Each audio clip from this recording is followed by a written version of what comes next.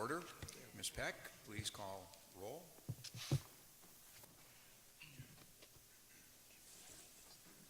John Kreischer. Here. Pat McKee. Here. Cody Nicolai. Here. Joanna Reyes. Corey Sillers. Here. Lance Trollope. Here. Karen Vandenberg. Lee Webster. Here. Jim Boucher. Here. Please join me in the stating of the Pledge of Allegiance. I believe the flag is to our right, your left. I pledge allegiance to the flag of the United States of America and to the republic for which it stands, one nation, under God, indivisible, with liberty and justice for all. It is the mission of the Wausau School District to advance student learning, achievement, and success. And to kick things off, I'm going to read a commendation, and this commendation is a great opportunity for us to say some real positive things about this teacher. So, Matthew Dulski. Matt is a math teacher at John Muir Middle School at Wausau Area Virtual Education and was nominated for the Resolution of Commendation by John Muir Middle School Principal Patrick Galligan for earning National Board certification through the National Board for Professional Teaching Standards. Mr. Galligan states, "This is a tremendous honor for Matt, but also signifies a significant commitment on Mr. Dulski's part to go through the process of achieving National Board certification.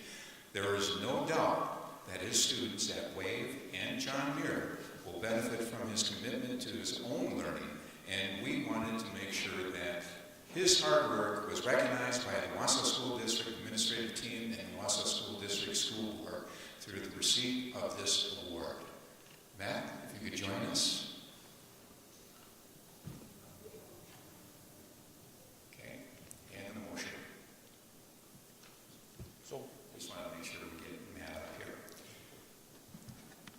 I'm seeking a motion to approve awarding Matt Dulski the Resolution of Commendation.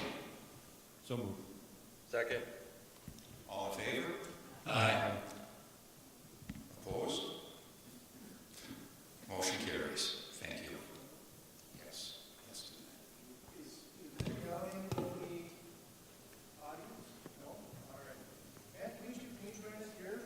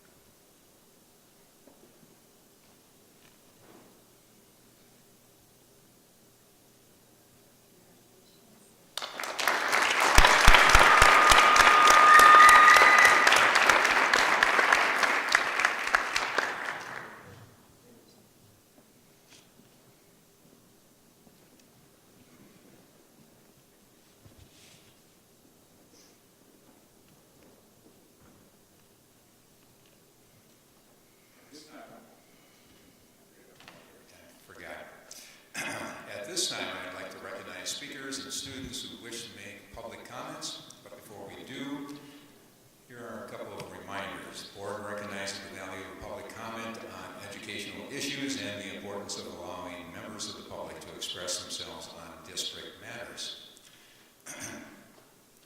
Please identify yourself by name and state your address. Each statement made by a participant shall be limited to 3 minutes in duration. Ms. Peck will identify time remaining. Speakers shall direct all comments to the board and not to staff or other participants. And with that, I'm going to get moving with our first comments. First person, Heidi Edwards. And we're all set up for you right here by the mic.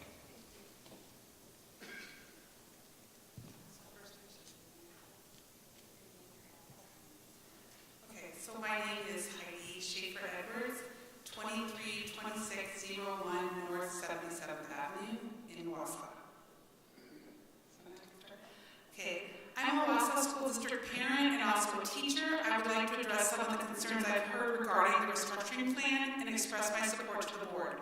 One concern that many have voiced is, it feels like this came out of nowhere, the administration and the board aren't giving us any time to give our input. The conversation that is occurring now has been going on at least since 2011. In 2011, I served as a parent on a Wausau School District Committee discussing restructuring. While I will not detail all the work that has been taking place since 2011, the district's webpage does a very nice job of doing that. I had a chance to take a peek at it, so thank you very much. I remember again during the 2015-2016 school year, there's talk again of restructuring. My daughters were for a short time slated to attend a different school for 5th grade. I told my daughters, you'll be fine if that happens. You'll meet new people, you'll be ready for middle school. Boundaries were redrawn, but it was just a Band-Aid approach. The conversation has been going on for at least 12 years. The community and parents have never been excluded from this conversation. The reality is that many parents, myself included, have not been part of the conversation on an ongoing basis because we're busy, we have complex lives. But I think it's important for people to notice we've never been excluded, meetings are always open to the public, they're also public record. Another barrier, the restructuring may take away the opportunity for my child or create a difficult emotional situation. I understand you are faced with a tension between individuals' wants, the needs of the whole. When decisions are made by the school district, sometimes we do have to put the needs of the whole over the needs of the individual. But let me assure you, the Wausau School District does address individual needs.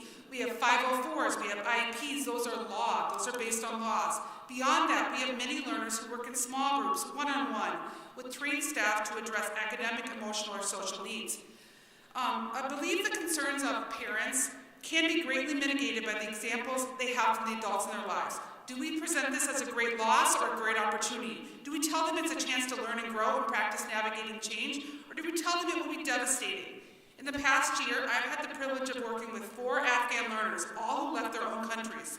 All these learners have adapted and grown, and I have never seen such grateful learners. They are testimony and an example of the adaptability and resilience of learners and their families. I wonder if we can all agree that our school district and our community has to make some changes. Thank you for putting forth the plan. I know it's not perfect, but I'm glad that you've been open to hearing input. If people are concerned, go to the website, follow the directions, give your input. That brings me to my final point. Many people say we can't take action until we know all the details. What about busing? What about sports? What about extracurriculars? I heard a nice quote from Mark Victor Hansen. Don't wait until everything is just right. It will never be perfect. There will always be challenges, obstacles, and less than perfect conditions. I leave you with a question that I have hung up in my bathroom, in my daughter's bathroom, and in my own classroom. Will you be a part of the solution or part of the problem? We can do this, Wausau. Don't worry so much about don't worry about stopping restructuring. Let's focus on answering the questions. Thank you. Thank you, Heidi. Our next speaker, Fred Teeley.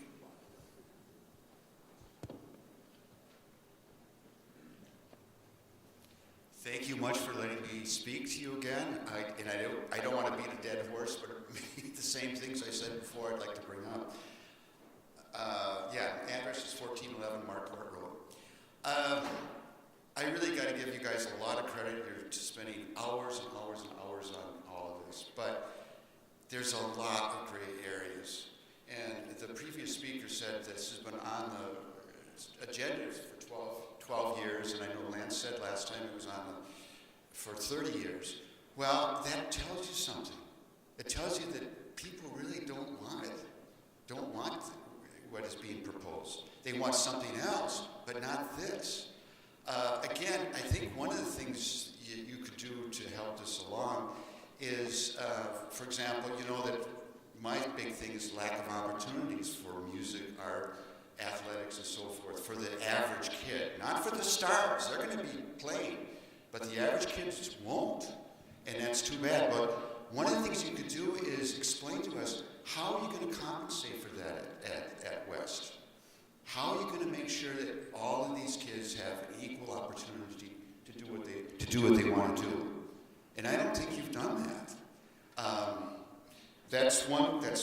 I got to get moving here. The busing thing. How many of you would like to have your child ride an hour on the bus every day to and fro? It's going to be worse. Bus time is wasted time. It's not good time. And I think you're kind of neglecting that whole thing, and I think that's very, very unfortunate. The other thing, balancing John Muir with Horace Mann. Now, the purpose of this is to have one high school, I know that. But you're not balancing Horace Mann and John Muir. After your plan, it's still going to be lopsided. Why can't we change the boundaries so that East and West would be more equal, and so would John Muir and Horace Mann? And I don't know why you're so hesitant to change the boundaries. You're going to be changing the boundaries for elementary schools all over the place. And I think you know that. Other important thing is the referendum, and it's very unethical to use that money where we didn't intend for it to go. It makes you feel as though, gosh, I don't think I'm ever going to vote for Wausau referendum, and I always do vote yes.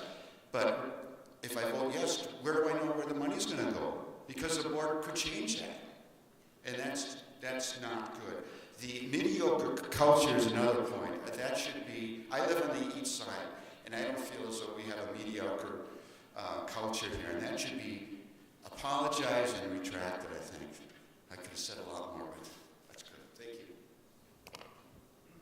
Thank you, Fred. Carol Lukens, next speaker.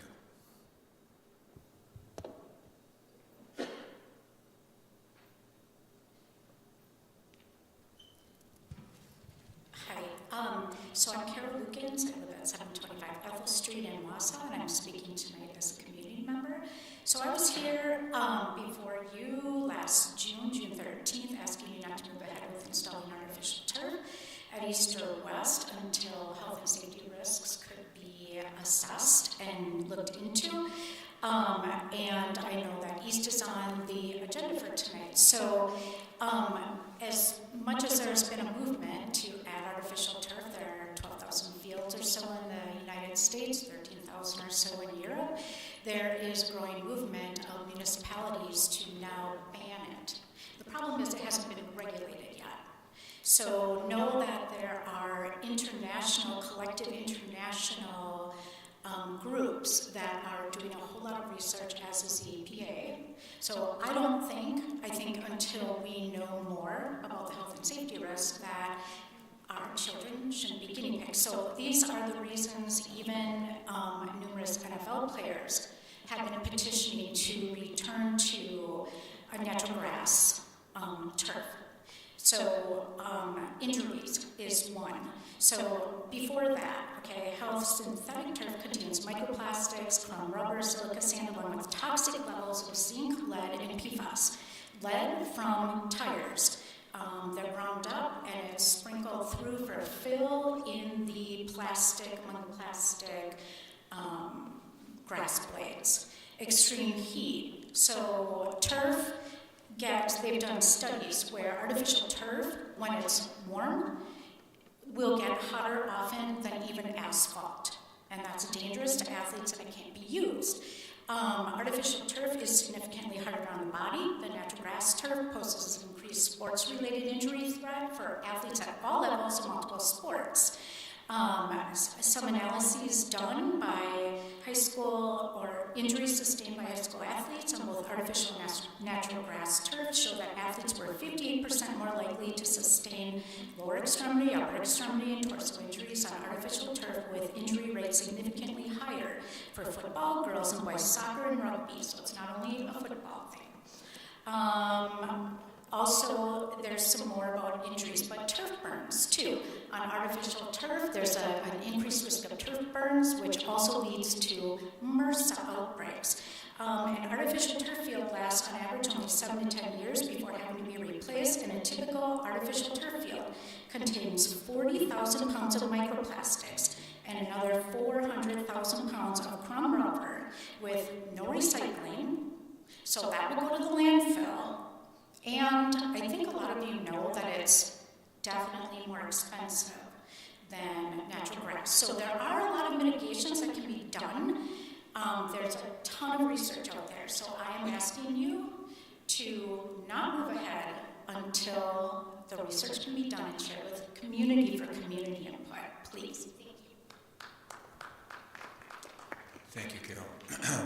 Next speaker, Susan English. Oh, okay.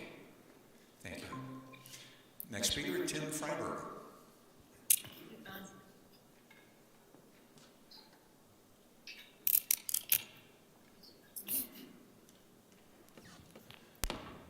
Good evening. Tim Freiberg, 150862 Juniper Lane. Graduate of Wausau West. I've been coaching at Wausau West in some capacity for 22 years. So needless to say, I bleed blue and gold. Right? I live in the South Mountain Elementary School District, almost the southernmost part of our school district, and pretty much furthest from this high school. With that being said, I'm standing here in front of you to get rid of my personal inconveniences, looking at the big picture, and coming in front of you to support the school consolidation in 2025. I went to the Osteteen School. It's no longer there. It was on Stewart Ave. I was sad to see it go. I've survived. It hasn't been a lasting scar on me. A lot of great memories there. First time I walked into that Osteteen building, I was pretty excited for those kids to be in a nice new modern school. Closing and consolidating some elementary schools makes sense to me from a fiscal standpoint. More even class sizes throughout the district and kids being in newer modern buildings, I think most of us can agree there is a need for 13 elementary schools. It's time to get rid of the east-west divide in our city and in our district, and it's time for us to come together, move in the same direction and try to do great things together. It's time for the river to be a sign of unity and not division. For a lot of many projects not getting done over the past years, because they have to do it for both schools. It's not fair to do it one and not the other, all right? Leaving our facilities to be good. We've got good facilities, but not great, okay? Compared to other large schools, they're good, they're not great, okay? We've heard many business owners splitting their donations between each school or not donating at all because they have customers on both sides of the river. They don't want to offend anybody, okay? Think of the great things that could be done if donations weren't split and they were pooled together. An indoor athletic complex renderings look awesome. They look amazing. All right. Look what's going on at DC Everest right now. One community going in the same direction, getting things done. We've listened to members from our admin team at East and West, teachers in both high schools, currently working in the buildings with their boots on the ground in support of this. I went to John Muir when the entire district was there in 7th or 8th grade. Made lifelong friends I still talk to today. It was sad towards the end of 8th grade that we had to split, knowing that our friends wouldn't be going to school together anymore. Okay.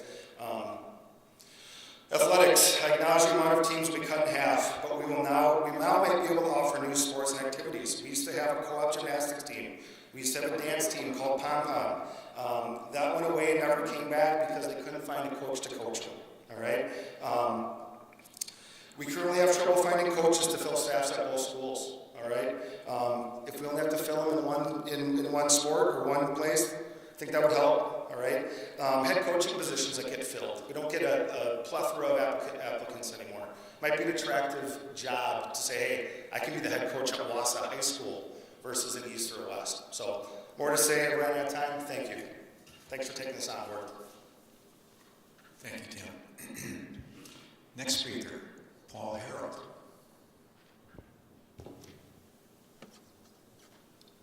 Good evening, Paul Harold, 153070 Morning Glory Lane.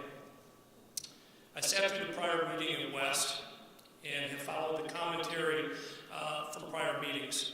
Unfortunately, while some have been in opposition to the proposal that will be in front of you tonight, few have offered viable alternatives.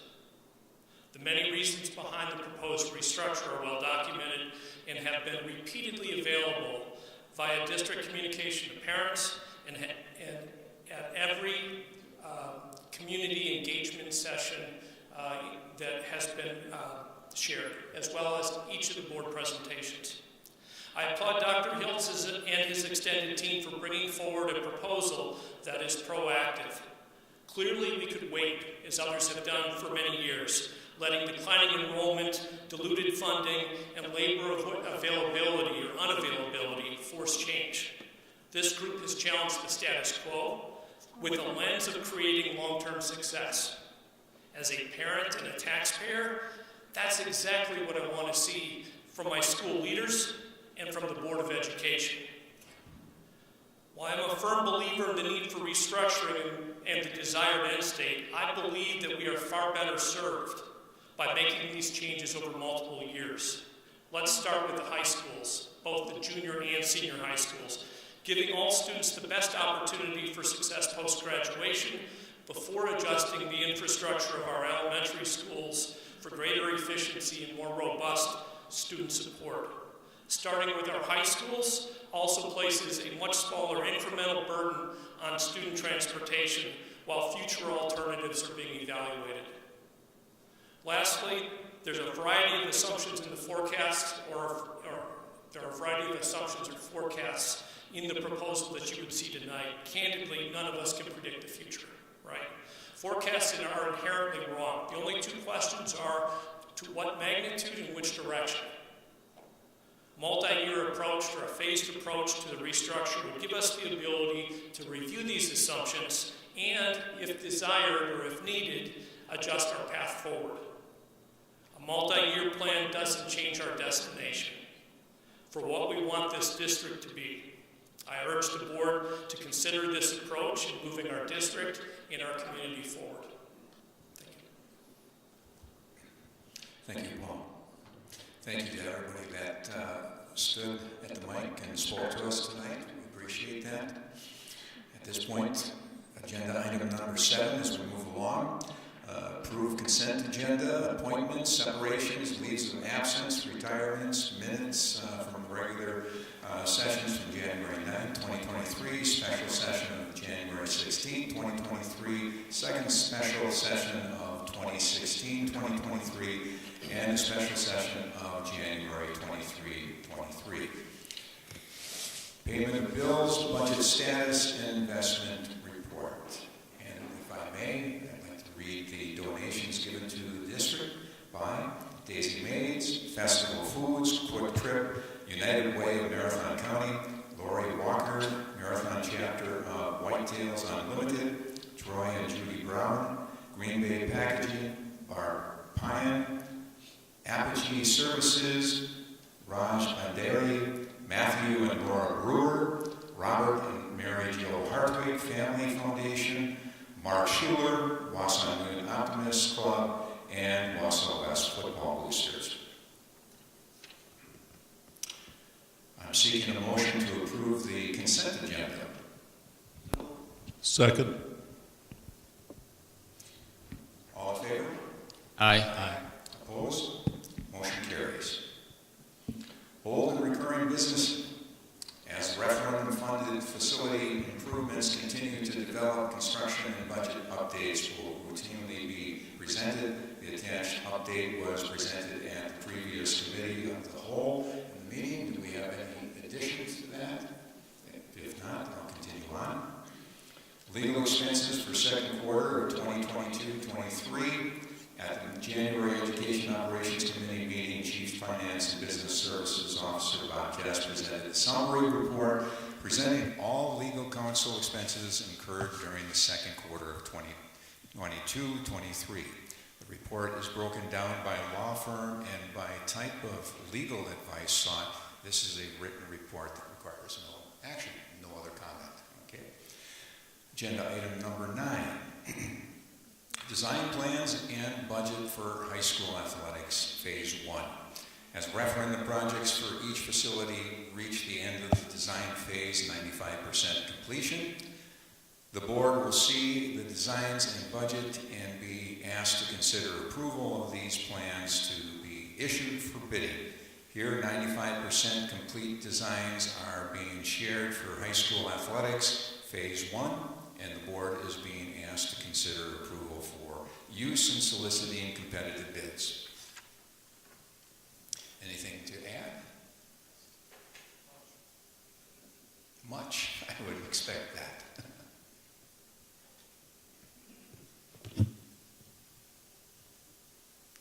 Good evening.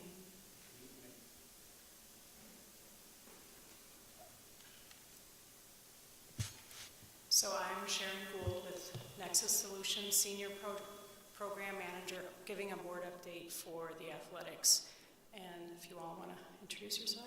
Kurt Vandenhoevel, Activities Director at Wausau East. Jason Foster, Activities Director, Wausau West. Next slide. Next. Excellent. So this is a summary of the referendum project that we have on the board here. We have the measures that were approved on through the referendum, looking at athletic field lighting for the football, baseball, softball. We have athletic field turf going in at, this is all for East High School. And then we have baseball and softball field safety netting. So some things that have come out during the design phase is there is some shifts with the athletic field lighting for tennis, where we're looking at moving it from east to west based on the conference matches. And then we are looking at the athletic field turf, where we're not looking at any design logos at this time. We're, high school and buildings and grounds staff did give us feedback on how the drainage needs to improve, so we have added that to the scope of work. Next slide. So at West High School, we have a base referendum scope identified here as well. We're looking at tennis court recoding, athletic field lighting at the west tennis courts base referendum scope. We do have the athletic field turf for football and soccer, baseball and softball, and then we also had baseball and softball safety netting. So based on during the course of design as well, we have moved the West High School tennis lighting to east, and the other areas is the multi-purpose field is on hold right now based on other district activities. We're looking at feedback from the high school and buildings and grounds staff for drainage, and so we did add the outfield drainage again to this scope of work. Next slide. So with that, we've had 7 design meetings with the district team, the district leadership team, the building design committee, which included athletic directors, principals, other staff, to be able to provide the feedback that we needed as a team to have the best scope of work. Next. So with that, I just want to point out some of the big picture items that we're looking at. So you can see on this graphic, the areas that are colored in are the turf infields that we're proposing. The lines on the outfields are the site drainage for the fields. We are adding a netting for over the concessions and bleachers for safety. And then we do have lighting that's coming, field lighting that's coming in for each field. So this would be at East. So Kurt, if you have anything you want to add? Yeah, I would say one thing that we're kind of discussing over is the netting and the cost that's associated with that. Just discussions around how cost effective could it be if we did solar panels, like the solar paneling netting, as opposed to actual nets that cover the whole entire, because if we talk about where certain balls have been landing during different events, and if you have multiple games going on, that's a huge cost up front to create that. And then you have, with weather-related incidences or wind, it's such a high risk for damaging those nets, and then the replacement cost is substantial. So we're finding different creative ways to at least have opportunities where there's protection, and then we have those designated areas assigned, so people that have infants or elderly have areas where they can be protected, and then have signage that helps guide them, because that would be better than what we currently have right now, which is nothing. We have a high backstop. So that was the second option, is can we save costs with that type of netting and then increase our backstop to help alleviate those types of fly balls. All of these options are included as alternates to make sure that we're tracking on our budget and have a workable project on bid day. Next. So here is at East High School, here's a multi-purpose field. So we are doing turf out inside the track for various sports. We were looking at football, soccer, and lacrosse, male and female. Shock pads and drainage is included in this scope as well. We did include a south practice area, so if you just kind of turn your head a little bit, this is rotated 90 degrees. So the south practice area is to the right, and then we're also looking at having lighting to serve the field as well. So, and I think in this case, we are looking at a logo, but as an alternate bid, just because with all this conversation going on, we want to be very forward-thinking with how this would proceed. So Kurt, any? To tie in with that logo, it would be creating the end zones into a red that just says Wausau on each end zone, along with the logo in the middle, so that if a replacement had to be had, depending on the decisions that are made, that would be a lesser cost than branding it as a whole, Wausau East or Lumberjacks. So it was just an alternate bid depending on the direction that's the board decides. And again, that gives flexibility for multiple options while we can still move forward. Next. So here's Wausau West High School. We have a similar scope to Wausau East. You can see the colored areas are the infield turf for both baseball and softball. And you can see the striping around the outfield would be for the site drainage. So Jason, do you have any questions or comments? Yeah, the only things that are a little unique to Wausau West, we're holding off on our multi-use sheet of turf, as Sharon had said earlier. When we talk about netting at Wausau West, it's a little bit different than it is at Wausau East, as all 4 diamonds are kind of together in one space. At West, we would look at putting netting between the 2 softball diamonds only at this point, with kind of exploring some other options. The netting by the baseball field had more to do with when we had a track meet and a baseball game going on at the same time.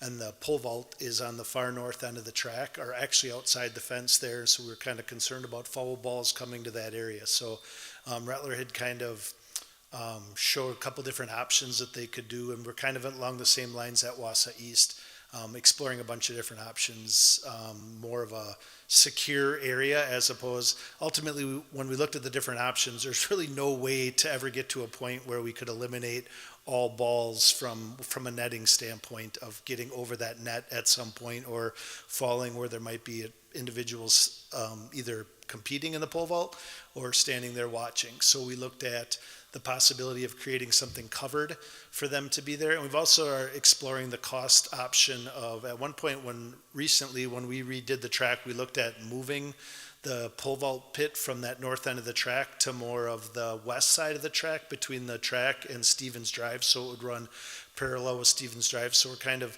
looking at different options to replace the netting, or also the option of potentially moving or the pole vault from where it is now over to the west side of the track. Next. So with that, the fun slide is we just wanted to present tonight Oh, yeah, Bob. the budgets that we put together. Sure. A couple of things of interest here, based on what Sharon already shared. Some of the tennis lighting budget has been moved from west to east. So you'll see how the east budget went up and the west budget went down. Also noteworthy is in that West High School budget, because we are talking about a phase 1 tonight, that would suggest there is a phase 2. That phase 2 project would be that multi-use facility, multi-use field at West High School. That is included in that $4.3 million budget. So if you take it in aggregate, the original budget that we saw during the referendum and the 95% budget, which you're considering tonight, is only differs by 28,500. So percentage-wise, very minuscule difference. Also, this is the first time we're giving you this budget information while you consider and take action on the 95% design. Technically, you're probably not taking action on the budget, but you're at least aware of the budget when you're approving that 95% design, and your action would tell us to go forward with putting this out for bid. Does that make sense? Am I missing anything on that? No.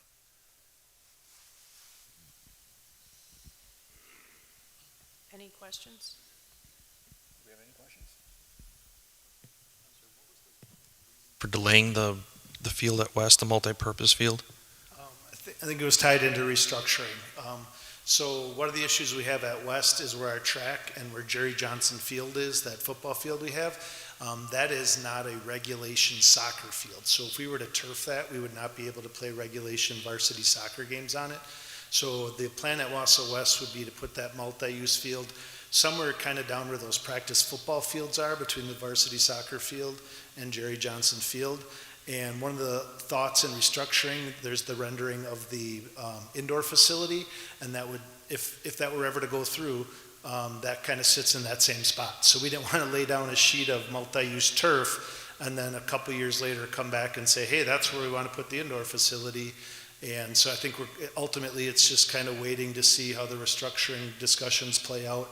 And if we're at this point next year or down the road and restructuring is either going through, we kind of look at those other options. If restructuring is decided it's not going to happen, we would start those conversations about putting that multi-use sheet at West at that time. Thanks, Jason. I have a question. Gordon? Yeah. So my question was, the last time we talked about the athletics, and you guys mentioned about moving the lighting from west over to east. Us as a group I made the comment, and one other board member made the comment about with restructuring, why are we going to move the lights? Maybe the lights aren't needed, but I think maybe the question now would be 8th and 9th graders probably could be in need of those lights just the same to help out with scheduling and things. What would you guys say about that? Two points. Number one is that's kind of a fixed place, so we know that with restructuring and all of that, that's a pretty solid, firm area where we're not going to be going through and having to remodel or restructure anything in that area. Secondly, it has the most amount of courts currently in Wausau. So when you just look at, one thing I saw in the news is the Badger State games and how big the pickleball phenomenon is coming out. So offering that space as not only just for high school athletics, but that could be a communal pickleball area as well. And if you have the lighting opportunity, we can use that. Along with currently, that's where we are hosting all our conference tournament play for tennis. So when we have tournaments that West is hosting, we are housing half of those teams.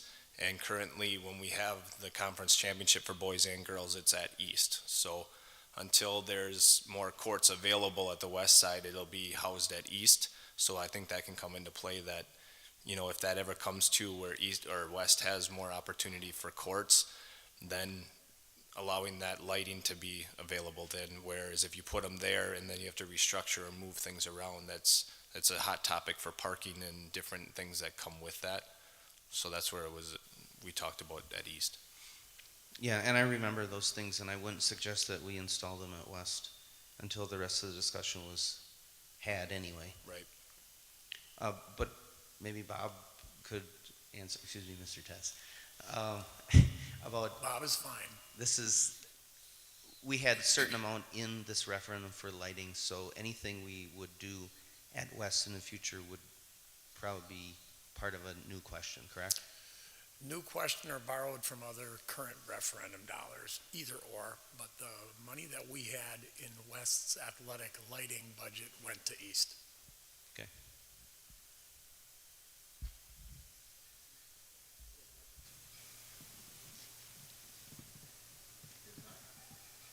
There we go. I knew it was coming around. I have a lot of questions from athletics from my background, but those are questions that are down the road. They don't have to be asked here in front of a school board and all of that. But I do have one question, and because of the fact we've had a lot of questions about synthetic turf on the multi-purpose fields, if we had grass on the fields right now, how many contests can be played without tearing it up to a point where it can't be used? I think that goes That's on, a hypothetical, yeah, I understand. And a lot of it depends on what type of sport is being played, because if you're using football is more of a stagnant in the center of the field, where that'll get, if you're doing multiple games of that sport, that center area tends to get worn out more, as if you have a soccer team who's running pretty much the whole diameter and width and length of the surface. The other thing that comes into play is providing opportunities for our band to go and march, and to have areas where there's designated lines and areas where they can do some pretty cool formations and things like that don't offer an opportunity, because if they're consistently walking in those lines, it's going to wear that out as well. And then the other thing comes into play is weather, is depending on how much rain or snow or frost will depend on the wear and tear as well. So I'm sure both of you deal with this all the time. At the beginning of the season, by mid-season, the end of the season, whether you're going to play a game on the field or not, because it may not be able to take it, especially with rain. So if I were to ask you the question to follow up on that then, how many contests could be played on synthetic turf without having problems? Countless. I would say the other piece of that puzzle, and you kind of mentioned it in your question, is as we're entering into spring right now, that plays a huge role, not only in when we get that spring weather, how damaged it is and how many we can play on it, but it really feeds into when we can start getting out on it. We met with our coaches, spring coaches last week, and trying to come up with a schedule of our field house use in the month of March and in past years well into April as well. And ultimately, those time slots go until 9 o'clock or after 9 o'clock at night, and that does not include every one of our spring sports having access on a daily basis, even when you are going to 9 o'clock at night. So what it really comes down to for me, I mean, I don't disagree with some of the things that were said about turf. There's some facts, but that's certainly not all the facts. And from our standpoint, is it has way more to do with giving our student athletes more access earlier and more often in the springtime. And then once we're on it, barring some crazy weather event that would keep everybody off of everything, once we're on it, then we're kind of rolling from that point forward. And it really makes the spring go that much more smoothly. So multiple activities can be played and into the evening. Question probably goes to you versus putting them on the spot. PFAS, what have the studies been showing lately? Because a lot of studies have come out over the last 20 years, and I know that there are a lot more new studies that have come out. What have you found with that specific problem? So I have to admit that I'm not the expert for the PFAS. As far as the turf goes, we can respond to your question and get you more information. I don't personally have that available. Okay. Well, I think that all of these questions need to be answered, and it's a good thing. So with that, my questions are answered because I could talk with you guys for a long time. I'm seeking a motion to approve plan designs for high school athletics Phase 1 as presented to be issued for bidding. I wanted to ask a quick question. Oh, I'm sorry. Well, let's get the motion and then you can ask that question. Now, questions? Yes. So my question was, is there any other realistic alternatives to the artificial turf that would stay within our budget? And I know you would have to come back at that. Also, our surrounding districts, what is the trend that they're going? The other districts that we're looking to compete. I know that DC Everest has artificial turf. So DC Everest just put in their second sheet of artificial turf. So they had it for many years and just put their second. Spash is the same way. Marshfield recently, within the last few years, put in turf in all those areas. Wisconsin Rapids Lincoln just did the turf football field as well as full turf baseball and softball fields. So at this point, the Wausau School District is the only one in our conference that does no longer have it. And as far as the one other comparison is, and we have an incredible maintenance department, buildings and grounds in the Wausau School District, but just like everything else we have, the resources are limited. So when we compare turf to natural grass, like when we talk about the NFL, if you watched the Super Bowl last night, you heard them talk about the fact that they put $800,000 into that sheet of natural grass. And they built a dome where the grass slides outside of the dome during the day to get sunlight and then slides back in. We don't have those resources. So our grounds crew does an incredible job with what we have, but our resources are very limited. So when you say Lambeau Field still is mostly grass, it's kind of a hybrid or a blend. They spend millions of dollars a year maintaining those facilities, options that we just don't necessarily have. So when you look at our practice facilities and our game facilities, it's just kind of not the same comparison. So really for us, it's a matter of more durability, more access, and more opportunity.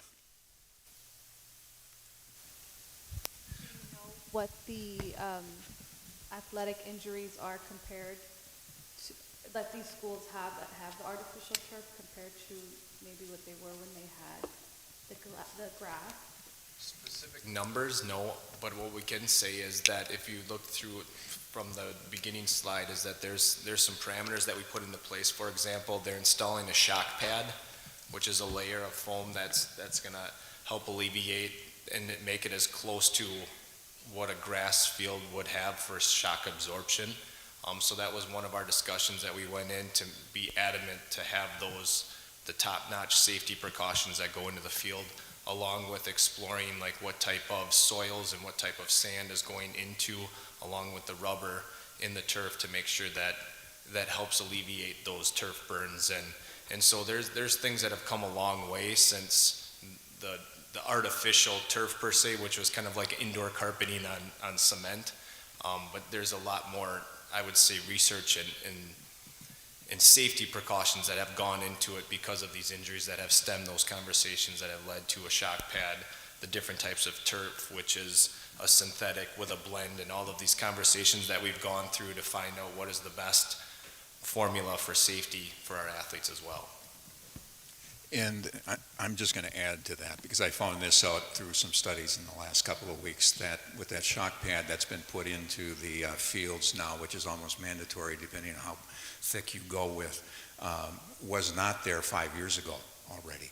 And so these are already things that are coming around that are also being studied, and now the studies will come out and show that that is going to help prevent injuries. I'm more concerned about concussions than anything else, and ACLs, and I've seen enough of that, and you have too.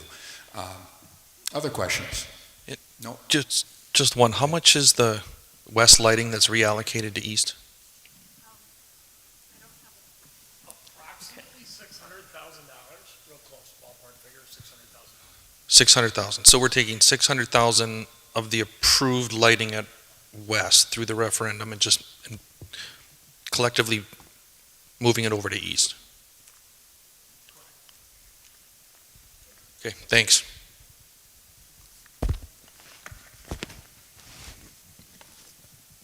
Okay, if there are no other questions, I'd like to take this to a vote. All in favor? Aye. Aye. Opposed? No. Okay. I believe Ms. Vandenberg, you are with us as well. Yes, I am. And voting yay or nay? Aye. I didn't hear. I'm sorry, I didn't hear. Yay. I believe that is an 8-1. Okay. Motion carries. Thank you. Agenda item 10, design plans and budget for John Muir. As referendum projects for each facility reach the end of the design phase, 95% completion, the board will see the designs and budget and be asked to consider approval of these plans to be issued for bidding. Here, 95% complete designs are being shared for John Muir Middle School, and the board is being asked to consider approval for use in soliciting competitive bids.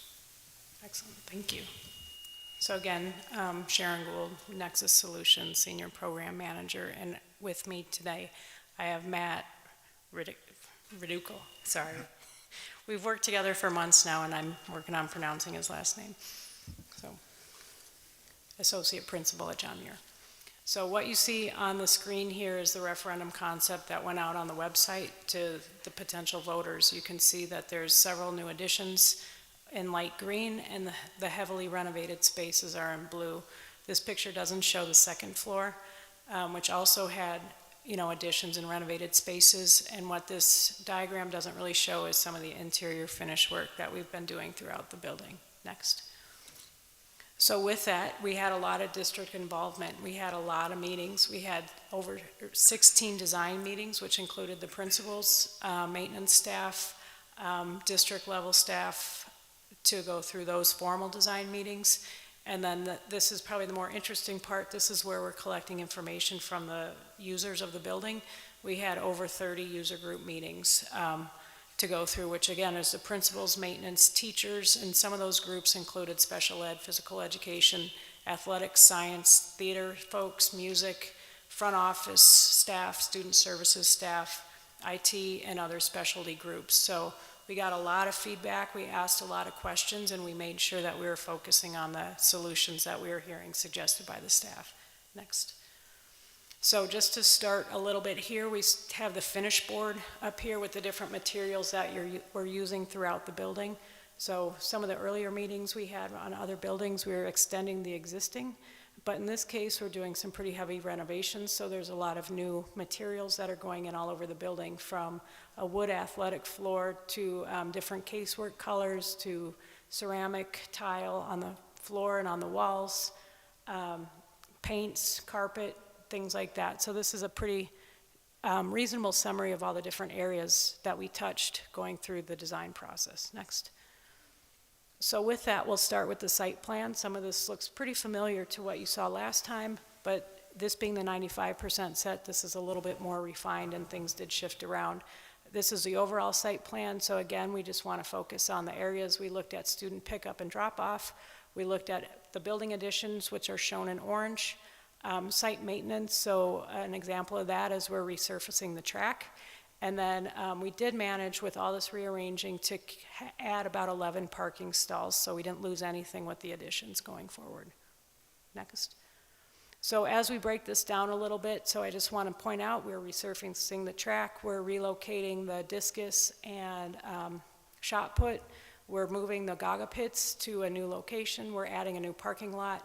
We are adding street access to 17th for the bus egress, for the student pick, as the buses pick up the students and leave the site. We did remove the old tennis courts. We added a manual gate on 17th just to limit, public access to the back drives. And again, like I said, we did improve with the track maintenance. Next. So here's the southwest corner of the building. So you can see in orange, we have a new pool locker room addition, which will serve the varsity swim teams and the local folks who need access to the pool. It could be an overflow locker room for some of the other sports uses on site. With that, we were able to update the front office and have ADA parking close to that back door. Next. So with that, we do have a new pickup and drop off and receiving area that goes around the new additions. Again, the two orange additions show areas that we're working on. We have right next to Callan Street, we have the 6th grade addition, and then the other one is receiving and some tech ed additions. So with updated parking layout, you can see that some of that area changed. And Matt, if you want to just give a quick update on how the layout works for you all. Yeah, I think the first thing to mention to the board and to the community is the parent and student drop off and pickup. We know that if you're a current parent and a former parent, that's somewhat of a nightmare. So we've really taken the opportunity to really look at what we're currently doing. We changed some of our procedures this year to manage the traffic flow a little bit better this year, and in working with Nexus and the contractors, really trying to take that look and do this a little bit better. So as you can see in this design here, our parents pick up students at the end of the day on the north side of the building on the Callan Street entrance and exit. And we added some parking spots there. Currently, parents are only allowed to pull over to the right to pick up students, and then they leave from there. So these parking spots are there for parents to pick up kids, and we can get a lot more parents into those spots than what we currently are able to do. Here's the, we're calling the music edition. We did, like the earlier presentation, we did move it to the front of the building, so the front of the building is going to have a new look. We were able to accommodate the new addition this way. Part of this area of the building is we have that front parking lot maintenance, so we're going to clean that up a little bit. We did preserve, and this is something that we focus on, like to the level of detail, there's a memorial tree in the front of the building. So we did make a concerted effort to make sure that that memorial tree was protected. It's important to do that. It's so with different parts, you can just see the site impact. There's a little bit of rework on the drives coming into the front of the building to better support access. Next. So here's the preliminary rendering of that front entrance of what it will look like from the street. You know, it looks pretty cool. It's a different feel. The accordion roof is still back there, but it's just not as obvious from the street going by. If you want to see it, you can see it from the Callan Street. Just an updated look to help bring people, really give that front entrance a pop. Next. So this is the overall floor plan, and I tried to identify areas of different parts of work that matter. So we have 5 groups that we put together. We have the renovation, which is in purple, the ADA modifications, which is light purple. We have finishes and casework in green, light renovation space in light blue, and then the new additions. The new additions are the tan color. So you can see this is a lot of area on the first floor that we're doing work. So just to point out the additions again, we have the main entry music addition going in the front. We have the 6th grade addition, it's on the 2nd floor in the back. On the north side of the building, we have technical education and receiving on the center north. We were able to add some athletic locker rooms to the southwest corner of the building. We have the fitness room that was included in there. So again, we were able to tighten up some of the footprints of the additions. And then we have the multi-purpose gym in the northwest corner of the site. So you can just see that we're everywhere in this building, and we try to make clear, is, you know, concise and clear to show you what spaces we're into. Go ahead, Matt. Sorry, one of the things that we wanted to highlight too is that this is really a building optimization plan for what we're using it for and what we plan to use it for. As you can see the floor plan here, if you can zoom into it, it's you can see some of the more labels, and that one of our plans early on is to maintain the middle school model. In middle school, having 3 small teams. Currently, we're a 2 large team middle school at each grade level. So there's 2 teams at 6th, 7th, and 8th grade. So in this plan, when we went through it, one of our objectives was to try to get to even smaller teams and have even more of an intimate connection with our students. So this plan really helps us to optimize the building and its usage. Excellent. Next. So we'll walk around the first floor a little bit. You can see some of the names of the different rooms. So the area I want to highlight here is we have the new secure front entry, the new offices in the tan, which is the new addition. You have a vestibule coming in where the students meet in this, you know, in the north upper right-hand corner of the drawing up above. We were able to remodel the old office into student services, and some of the other purple areas that are behind. We have a bridge room that we added, some food and clothing, laundry support, a community room was added, and we were able to upgrade the finishes and some of the casework in the health area of the building. And one thing I do want to point out too is we didn't forget the little things. We have the ADA stair handrails. We added grab bars to some of the different toilet rooms. The green, we refinished the toilet rooms to update the finishes so they're inviting and welcoming for, well, people who need to use the bathroom. So with that, if you want to go to the next slide. So moving around the building counterclockwise, we have the music auditorium addition. So you can see again, this is a pretty large addition. We tried to complement the existing building structure. It was fairly complicated. You know, we did go through with the mechanical design and other areas to get it to work. We did open up that back corridor, so if you see the green kind of partnering in the middle with that little purple between the new addition and the existing music wing, we were able to open it up for better flow in the space. And we did get a lot of feedback from the teachers to make sure that this music wing is pretty fantastic. One or two other things I want to point out too, the green, again, we're upgrading some of the finishes, the ceilings. It might vary on what's in there. We are replacing the theater curtain. So that's what's shown up on the stage.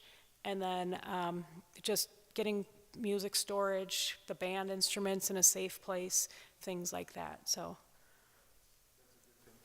Acknowledge Currently, our music storage is in that hallway, so that's the semicircular green and purple and green hallway that's on the east side of the building. A lot of our large instrument storage is in that hallway, so taking up approximately 3 feet of that hallway. So with this design, all of that is opened up now, and all of that storage is now moved into the classrooms for band and orchestra. One other area I just want to note real quick too is part of our job was if we displace some areas, we had to find a new home for that. So we have some modifications into the 2 offices in the LMC. I believe those are actually like distance learning labs and things like that, but that was displaced from other work that we did. So we were very conscientious to make sure that we didn't lose function as we shifted around the building. So, next. So here's the first floor. As Matt was saying, this is modeled off the house model for 8th grade, 7th grade, and 6th grade. So this is the 8th grade, one of the house wings. We added a new science room, and you can see all the green space is where we did a lot of interior renovations, replaced the casework, updated it. We did add a small chemical storage room to the science room, which would be the chemical storage room for the building. One of the things that I just kind of want to say as you look at this slide here, we consider a team to be math, social studies, ELA, math, along with a special education teacher. So those 4 core areas supported by a special education teacher, in addition to having English language learners supported on one of those teams as well. So currently, we have a special education, at least one special education case manager on every team. So in these plans, you'll always see that there is a special education room assigned to that team wing. The other thing too, that in this particular plan, this obviously was developed in our current mode of having 6th, 7th, and 8th graders. So in this current plan, our 8th graders remain on the first floor to kind of minimize their travel up and down stairs and lessen that interaction with maybe 6th and 7th graders to try to maintain that house model as best as we can. Next. So this is the tech ed edition and receiving. The tan area up top, we have 2 new classrooms. We have a prototype lab and the Woods machining lab. And the purple down below, we were able to renovate existing space to get a second prototype lab. So we've worked closely with that team to make sure that the equipment and the functionality was met. With that, some of the other areas shown are more just renovations, but we did pick up a couple offices that were needed for various classrooms, and you can see some of those are in blue. And then receiving, we did get a lot of feedback from the building maintenance staff to make sure that we are focusing on the functionality and the smoothness. Kitchen, other materials being dropped off as well. Okay. Next. So as I should point out a little bit too, is we are showing the renderings as we move through the building, so you can see those on the slide. So that's from our architect who uses Revit, and they just do a shot on how that building looks and designed from the actual CAD or Revit files. So this slide covers the new special education. I've been calling it the education special ed wing, just to help keep my mind focused. And I'll have Matt talk about this in a little bit, but we did move a lot of the high need special ed kids into this area. And one thing I just wanted to point out is we are redoing or refinishing the cafeteria bathrooms as well. So Matt, if you want to just talk through the special ed wing. Yeah, so this blue portion of the building is an existing part of the building. It's just been remodeled to the needs that our students present. So one of our ID program, our intellectual disability program, does a lot of daily living skills and development. So on the left side of that blue, you can see that there's a full kitchen, there's an alternate classroom, a sensory room, an ADA restroom. So this particular space has been completely redesigned for all of those student needs, and giving them an opportunity, because currently they're in one classroom, and in that classroom they have a full kitchen, And then that's supposed to also be their learning space with their classroom and things of that nature. So there's a lot going on in that one classroom, whereas this design gives them a lot more options and a lot more opportunities to divide students out and to have activities going on all at the same time rather than one at a time. And two additional things I'd like to point out is it's really important for us to make sure that all kids have access to natural light. So when the gym addition went in right next to the special ed room, we made sure that we added some windows to make sure those kids still had access to natural light. And then the other thing, I have lockers listed here. And so part of the challenge of this project was to get the locker count to work out with the new addition and changes and things like that. So part of what we did is, as we're remodeling these spaces, we moved the lockers to where they belonged to be the most serviceable for the students throughout the building. So this area did have a locker renovation where most of those moved into the new 6th grade wing and a few other spots around the building to make sure all students had easy access to their lockers. Next. So this is the new multi-purpose room, gym, and cafeteria. So this one's interesting. You can see the gym. The square footage actually was fairly close to what the original referendum called for. We did set it up for the following sports of archery, wrestling, basketball, volleyball. So we took a lot of time to really dig in and make sure that it was well suited for all those events. One thing that came to light during the conversation, so this is some of the horse trading that goes on during the design process, is as we did our toilet room counts, we have to count up fixtures to make sure that everybody has toilets within reasonable distance. It came to our attention that this is a really good location with the gym to move these toilet rooms from a different part of an addition that we didn't need to have them there for. So we were able to get those toilet rooms to supply both the cafeteria and the multi-purpose room. And some of the areas that are shown in green are either finishes or restoring an old fitness room back to cafeteria space. So, and other things that are shown, I just highlighted some windows that we're doing some maintenance work on, just to show that that's going on as well.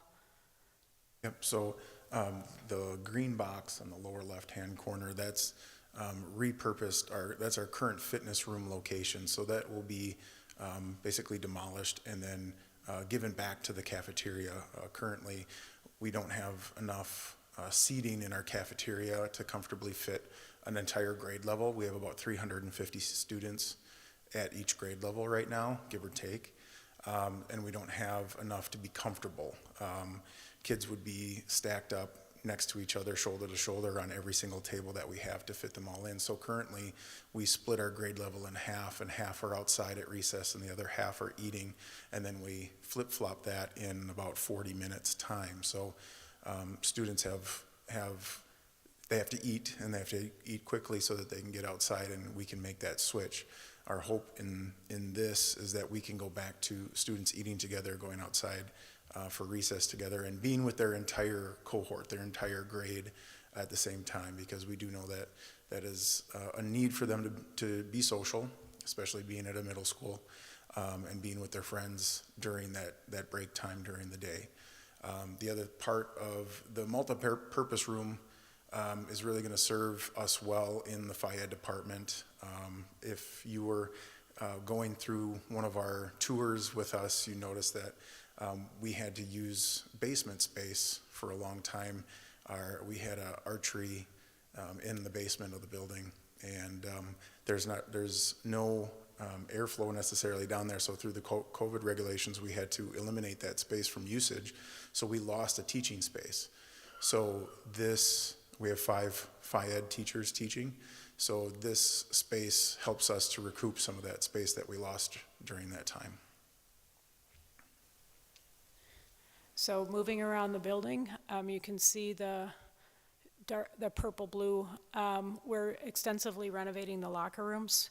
So, bringing them up to current standards. We are doing light maintenance on the pool. And you could see on the bottom, you have the new construction, the new addition for the fitness addition and the pool locker rooms. Pretty straightforward. The fitness area is new.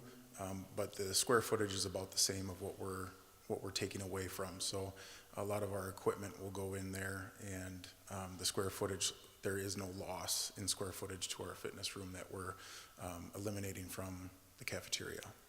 And this is another addition that we were able to combine different areas into one addition to just help be more efficient in a lot of different ways. Next. So this is the first floor, the 8th grade house existing. There's not a heavy amount of work going on here. We're adding a special ed room that has a sensory room attached to it. And then the other main thing that we're doing here is just adding some ADA accessible science casework, science lab stations. Next. So this is the second floor. We're getting through this pretty quick, so there's a lot going on here. You can see the new addition, the 6th grade wing on the top, and then you can see a lot of just the finishes, casework in all the different classrooms, and then some of the areas that get a moderate renovation. So next. So with that, this is the 6th grade wing. I guess, Matt, if you want to just talk about the 6th grade wing.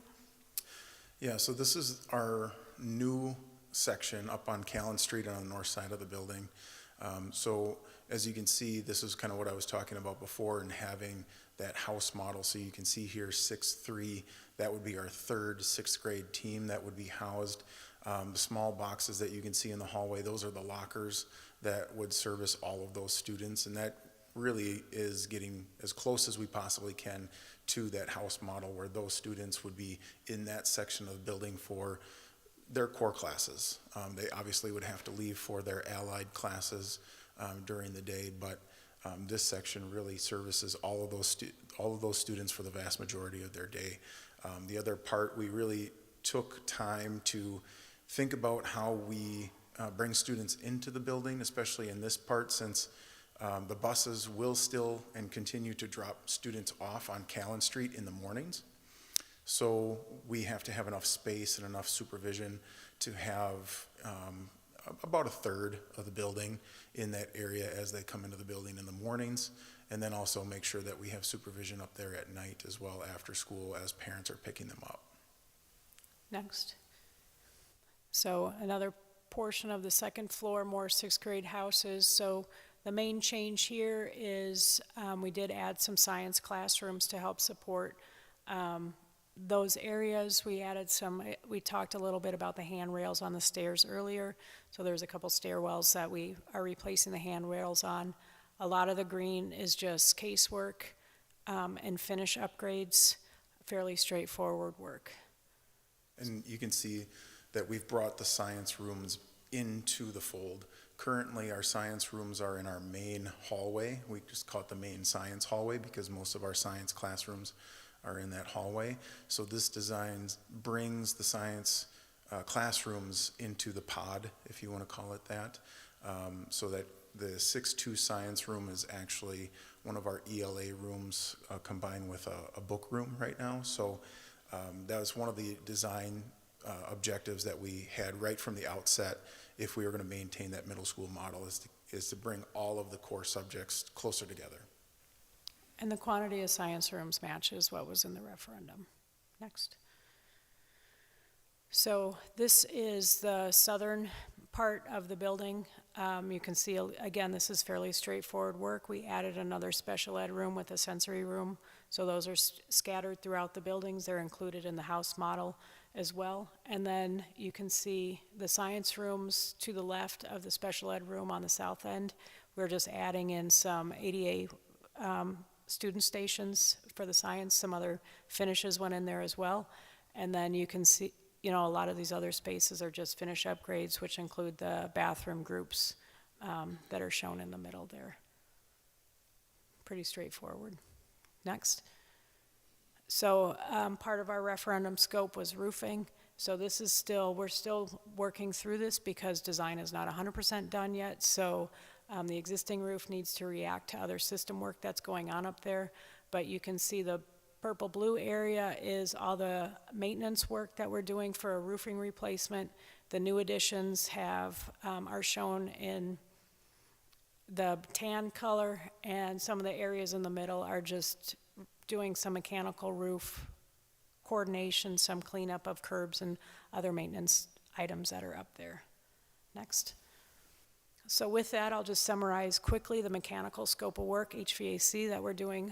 We're looking at adding and upsizing a new chiller pumps to serve the cooling for the existing building and for the new. We're building on the existing ice system in coordination with the other chiller that's there. We're actually removing the steam boiler plant and adding a new heating hot water boilers into that boiler room, including the pumps and all the accessories that go along with the new heating plant. I noted that we already are demoing the steam boilers that will come out. We are adding a new air handling equipment for the existing spaces as we move forward and modifying any ductwork piping and things like that to help support the HVAC system that we're installing. Next. So this is just pointing out where the boiler work is going down in the basement. So, we're moving things around, and that boiler room is going to get some pretty good remodeling going on. Next. So for plumbing systems, we're adding additional domestic hot water heaters to expand the domestic water system serving the new additions. We are adding a whole lot of showers, so we want to make sure that we have the capacity to serve all that. We're updating the sanitary, storm, and domestic water systems for the entire building. We're modifying sanitary and domestic water for the remodeled areas as needed. We're replacing one of the older domestic water heaters to help expand the capacity so you have enough solid equipment moving forward. We are adding in new plumbing fixtures where needed in the additions and in the existing renovated areas, like for example the faucets in the science rooms or like I mentioned, the showers before. And then we are replacing the faucets in the renovated toilet rooms just to bring that whole level of the room up equally. Next. Electrically, we got a whole lot going on electrically in this building as well. So we're updating the power distribution, we're expanding lighting, we're updating the telecom systems, communication, clocks, security, cameras for the new and existing portions of the building. We're extending the site lighting to account for the new additions, improve some dark areas that are currently on site based on code issues, or not issues, but just code requirements and changes. We are updating the fire alarm system in its entirety. We are updating the electrical service into the building. None of the other services were affected as much as power, so we're working on that. We're replacing the generator so we can pick up the expanded loads, electrical loads, so the building maintains heat in the winter. So we have the critical components of the HVAC system also on the generator. And then we're doing electrical maintenance by replacing some of the old panels and switchgear. Next. So with that, that's the fastest we could go through the scope of work in a way that I think is quantifiable. So with that, we have a budget. We did a budget check based on the 75% design set. So I don't know. Okay. So we have two numbers. We have the original referendum budget at $34,794,000. And our budget check came in at $34,307,800. So we worked hard as a whole team to be really thoughtful, knowing the inflation and things like that, to be able to get this one solid. And so, the whole team was engaged to do the right thing. And I think these numbers show that we're tracking in the right direction. So I guess I have one more slide which says questions. Any questions? Questions from the board? Yeah, I just have a couple, and I may have missed it along the way, so my apologies, but where is the new dedicated gifted and talented space? So if you look at, actually Sharon mentioned it, but we didn't get a chance to dive into it, so thank you for asking the question. Currently, our current GT coordinator shares an office with several other people, and he's actually one of the people that has to share multiple rooms throughout the school day. So in the main hallway on the eastern side, there are two classrooms that are currently science classrooms. We've created an RTI space and a GT location for both of those for the ELA RTI specialist, math RTI specialist, and GT coordinator. So they have rooms and offices now in those spaces. Okay, good. So GT has its own room going forward. Great, thank you. And the only other clarification I wanted to make was, again, the unisex restrooms. I just wanted to clarify that those are open and have open access for everybody to use. They truly are unisex, inclusive. Anybody at any student at any time can access those regardless of what their particular need may be. That's correct. Okay, so there's no key fob, lock, anything like that that they would have to get permission for? I think if there's certain situations that we need to know, because there's a hallway, we had to create a new hallway that gets into the locker rooms, into the pool area, so they may be locked and not just open all the time, but if we know of situations where they need to be open, I know that we had to create special education locker rooms as well, because they're using an unintended space right now for that as well. So in that new hallway, that's where those rooms are, so we can unlock those at any time. But, okay, so I think that's exactly my point. If a student wants to get in there, if he's just shy about, or she's shy about undressing in front of their friends, they have to go make a special request to get into that hallway? No, I think the hallway is open. If we looked at it, the specific room may be locked from the hallway side. So I'm confused. Can kids go in there whenever they feel the need or not? I believe so. Yeah, and I just wanted to add to it too, part of it is just to make sure that it's just not a hidden corridor where kids can get in trouble or things like that. So it's not limited access. It has the supervision and things like that. The intent is not to hide it away. It's just to make sure that those spaces are used with the appropriate, I don't want to say the appropriate level of supervision, so that, like, if the locker rooms are open, those rooms will be open, just like the locker rooms would be locked. I mean, it was part of the locker room design, and so if it's open to the entire building, we can talk through on how to do that. But the intent, again, was to make sure that the locker room spaces had equity and they were accessible to anybody who needs a locker room at that time. Was the amount of single stall or single like shower and changing locations has increased in the locker rooms as well. Currently it's kind of old school and it's all kind of wide open, where the showers are all, the individual showers are basically just curtains right now. So within this plan, there's a lot more individual stalls, maybe a little bit closer to what you might find in dorm rooms and things of that nature, where there's a closing and locking door from inside so that students can go in and change privately. Okay, so any student at any time can go in and access these new single dedicated unisex restrooms, regardless of their reason. I think the disconnect there is whenever you say anytime, so it makes them pause, because it's connected to the locker room use. So when the locker rooms are in use, these are in use as well, but not just, I think that's the disconnect, right? Okay. Yep. Sorry. All right, thank you. Other questions? I'll just throw one out there.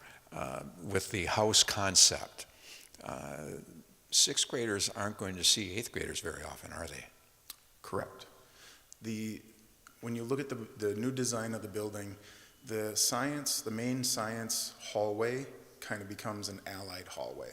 So and obviously this design is based on our current schedule, our current model, current grade levels, all of those types of things. So in our current schedule, sixth graders have allieds in the morning during periods 1 and 2.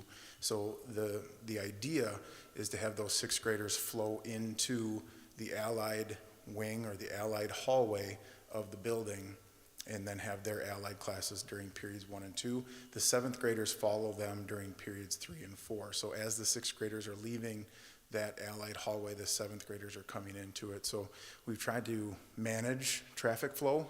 If you've been in our building during passing time, having 1,000 kids in the hallways is daunting. So we've really tried to think about how this building's going to function as far as getting students to and from their classes. Well, that seems to be always a very big concern for parents to have sixth graders. Are they going to be mingling with eighth graders and so on?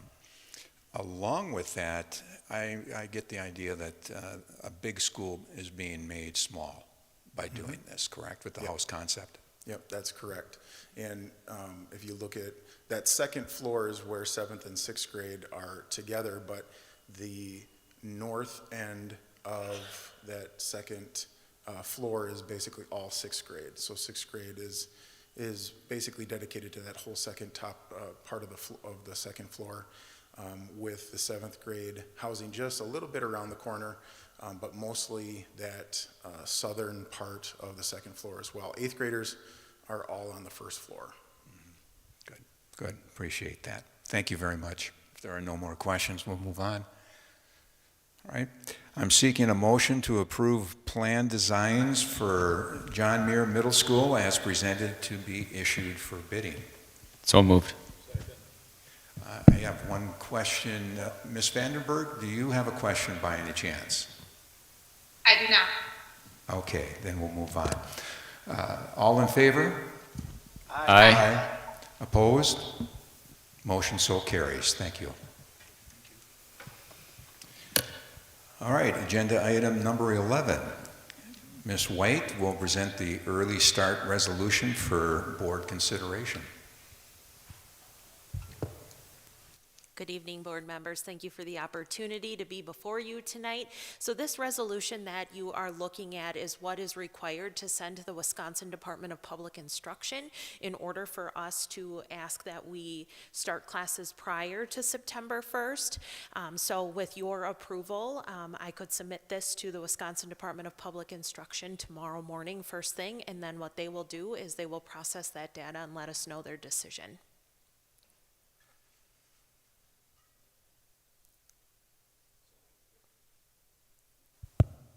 That, are there any questions? If not, I'm seeking approval to early start resolution as presented. So moved. Second. Any questions? If not, all in favor? Aye. Aye. Opposed? Motion so carries. Thank you. Agenda item 12. We will review the timelines for the design and construction of West High School based on when we continue designing the Southwest Addition. And let me see if I'm following up here. And who has this? Who has this? I should ask the question. Yeah. Go ahead, Sharon. Go ahead. I'm back. Hello. All right, so we wanted to just talk about the different impacts of different decisions based on the schedule for West High School. So we ran 3 scenarios to help people wrap their brains about what different decisions and impacts that might have to design and the construction timeline. So the 3 that I have shown up here, the Gantt charts that are included, is the top one is our current design on where we are today. So we are running through design. We're looking at having it go out to bid late May, early June, and those are in the dark blue. The bidding and contractual negotiation phase is in the orange, and that usually lasts for about 8 weeks or so, and then you can see the different major construction phases attached to each line item. So we did quantify based on the major groupings. And so we have office and auditorium addition, remodeling in different phases.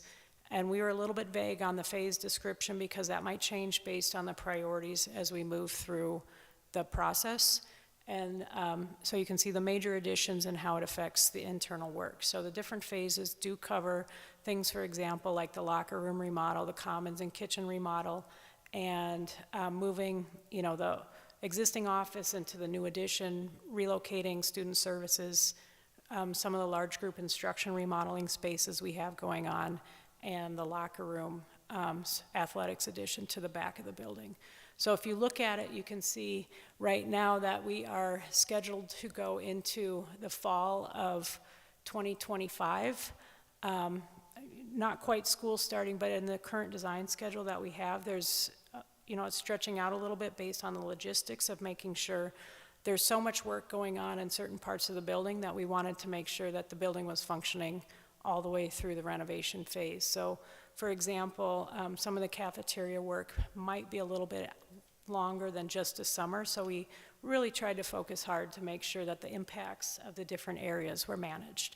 So with that, you can see that, and again, we're a little bit vague because we're pretty early in design. Things change as design changes, so we don't, negatively affect anything. And you can see that phase 3 does want to finish in the fall of 2025, a little bit later than school start. So some of the other questions that have come to our attention was if we're designing a 3-story building starting, the front addition starting, I'll say today. So we have done a little bit of investigative work on the 3-story addition. We had to make sure that the first story could receive 2 floors above it, like elevators, stairwells, things like that, structural. So that analysis has been complete. And then you can see that if we were to continue the 3-story design as it is right now, we're projecting to run it into the middle, late summer, like June, July, as far as getting that design wrapped up and going out for bid, which would do a construction start in the fall of 2023. And then we wanted to make sure the needs of the building were being met. So the biggest change between the top grouping and the middle grouping is that we're focusing on the front office classroom addition. It takes the longest to build. It's the most complicated piece of this. And to be able to turn it over back to the district by fall of 2025, that took the priority over some of the other areas within the space. And so we had to make sure, again, the dominoes have to fall in the correct order. So we have to have a front office for the existing office to move into, et cetera. We need to have locker rooms for the common area kitchen to work based on the current design. So you can see phase 3, again, is pushing that back out into the winter of 2025, early spring of 2026. So we do have probably like a semester delay coming in with us moving forward today to finish off the design of the other 2, the 2nd and 3rd floor. So if we wait for a couple months, the simple way to look at this is as the design delays, the construction will delay along with it. And so to treat each space fairly and to get the design complete, if we wait until April, until the full decisions are made, which is acceptable, it pushes that design back into probably like September, late September. So again, we're dealing with winter construction, things like that. So you can see everything starts to shift around a bit because we're limited based on what we can and can't do. So the order of these different subgroups change a little bit just to make sure, again, that we're meeting the need to be able to get that 3-story front addition done, and then the other pieces and parts of the building shift around a little bit to make that happen.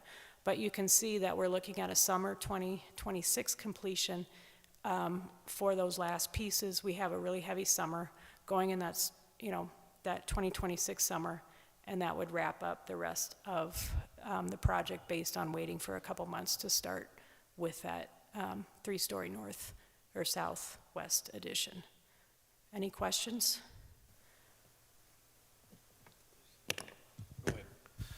Just one. So as we sit today, the only option that is currently approved and funded is A. Correct. Okay, thank you.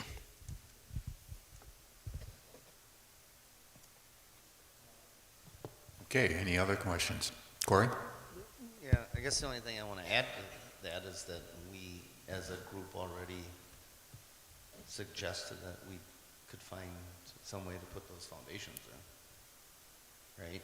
And we have also talked about the additional nearly 1,600 feet on the back end by receiving and to move the locker rooms to make the commons more accommodating and create that community room, right? So, and that's approximately 450. We talked about like 6 weeks ago or something, right? So those 2 things we have talked about. Not that Bob and his team has specified where that is going to come from, but right. Yeah, I mean, I recall the discussion on the foundation was, yes, we're going to tentatively approve it depending on where the final bids came in. We had the discussion, I remember Lance commented that, we don't want to use up our money right away on the first school and shortchange something down the road. So I think we kind of gave it directionally a thumbs up for the foundations, but there was nothing else committed to. I would agree. Doesn't really happen until we see what we just did with the 95%. Like, that's when we actually literally approve it. But we give head nods along the way so that hopefully we don't get to 95% and then say no. Obviously, they would want to hear about that before 95% because then there's a cost to go back and redo it. But that's when we actually approve it to go out to bid. So, like, there's a few benefits to moving forward with the second and third floor design phases now. One is they're working on it. It's easy for them to make that adjustment now. And they'll get us to a point, if they don't have a very good idea on cost right now, right? We get to 75%-ish, they're gonna have a lot better idea on the cost. So we're not guessing on how much extra funding it's gonna take for those 2 floors, right? So unless Sharon and the team can give us something a little more concrete, ahead of time, then I think we need to let them do a little bit more before we would say no. So we need to firm that up. We do have a rough number of about 10 million, correct? So we do have a rough number for the second and third story. And that would be our working number until something in the design would tell us otherwise. Is that accurate? That's correct, but as we set those budgets, it's the same budgeting process that we've done for all the work so far. So we have a 10,000 foot budget with a 10,000 foot scope, and then as we go in further, the budget tightens down as the details are fleshed out. So the best, like as we're presenting the 95% budget, that was actually run off the 75% drawings. And so as those drawings are tightened down, there's an art to it to be able to get to that point. And the better the number, I don't want to say better the number, the tighter the number is probably more correct. It just requires that more effort to get the designs correct. So there's a balancing act between moving forward and waiting because, you need a little bit of both to be able to move forward on a project of this size. Where would the head nodded 500,000 come in? Is that going to be within the 10 million estimate at this point? I think that's in addition to the 10 million. 10.5.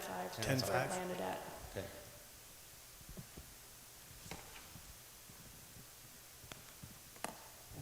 Okay, anything else? If not, we'll move to agenda item 13. Thank you. Thank you. That was a long time at that podium there. Need some water. In the continuing exploration of the possible restructuring of the Wausau School District, administration will offer answers to several recent questions proposed by the school board. I will turn it over to you. Thank you. Good evening, everybody. Excuse me. Let's see where we're at. Okay, could you advance to the next one, Cassie? So there's a few slides here that just try to kind of reset the conversation. And I'll just kind of speak openly, and Cassie just kind of go through these three. Number one, there's been a lot of conversation about people kind of being surprised. And one of the things we really wanted to address tonight was the length of time that this conversation has occurred and in the number of venues that it's occurred. But we certainly respect, as was mentioned earlier, people are very busy, so it's real easy for this to be missed. So we're glad if people are just joining us now, we're glad to have you, and we certainly welcome your input. Second point is there's a lot of, I would just call them, distractions, whether it be about, communication or the planning process or whatnot. Really, when we get right down to it, what we want is what's best for students. And if we can stay focused on that, we'll come up with the best results. And lastly, see what the last one was. I was going to make another point here. Oh, sure. And this was mentioned earlier too. Transparency. You know, this board created the subcommittees purposely because subcommittees have to abide by open meetings laws. And so that means that the public knew about the subcommittee meetings. They were able to attend the subcommittee meetings. We know we made one mistake that was pointed out by one of our media partners. But really, you know, this has been a very transparent process, and we've welcomed the feedback. So we're glad, if you're just joining us, we're glad you're here. And so let's go ahead and get started with the conversation tonight, and again, stay focused on the kids. So we'll take a step back, and I think at this point, I'm going to invite Diana White up to talk about the number of events and the variety of events and opportunities that people have had, as well as the communications efforts, which I hope you are as impressed as I was when Diana shared all this with me. So Diana, thank you. Thank you, Dr. Hiltz, and good evening again, board members. Cassie, you can go to the next slide. So as Dr. Hiltz mentioned, what we really want to do at this moment is just take a step back, take a look at all of the things we've done over the last year and more to engage the community. So our work together so far, you heard it tonight. Did you know that restructuring in the Wausau School District has been a conversation for the better part of a decade?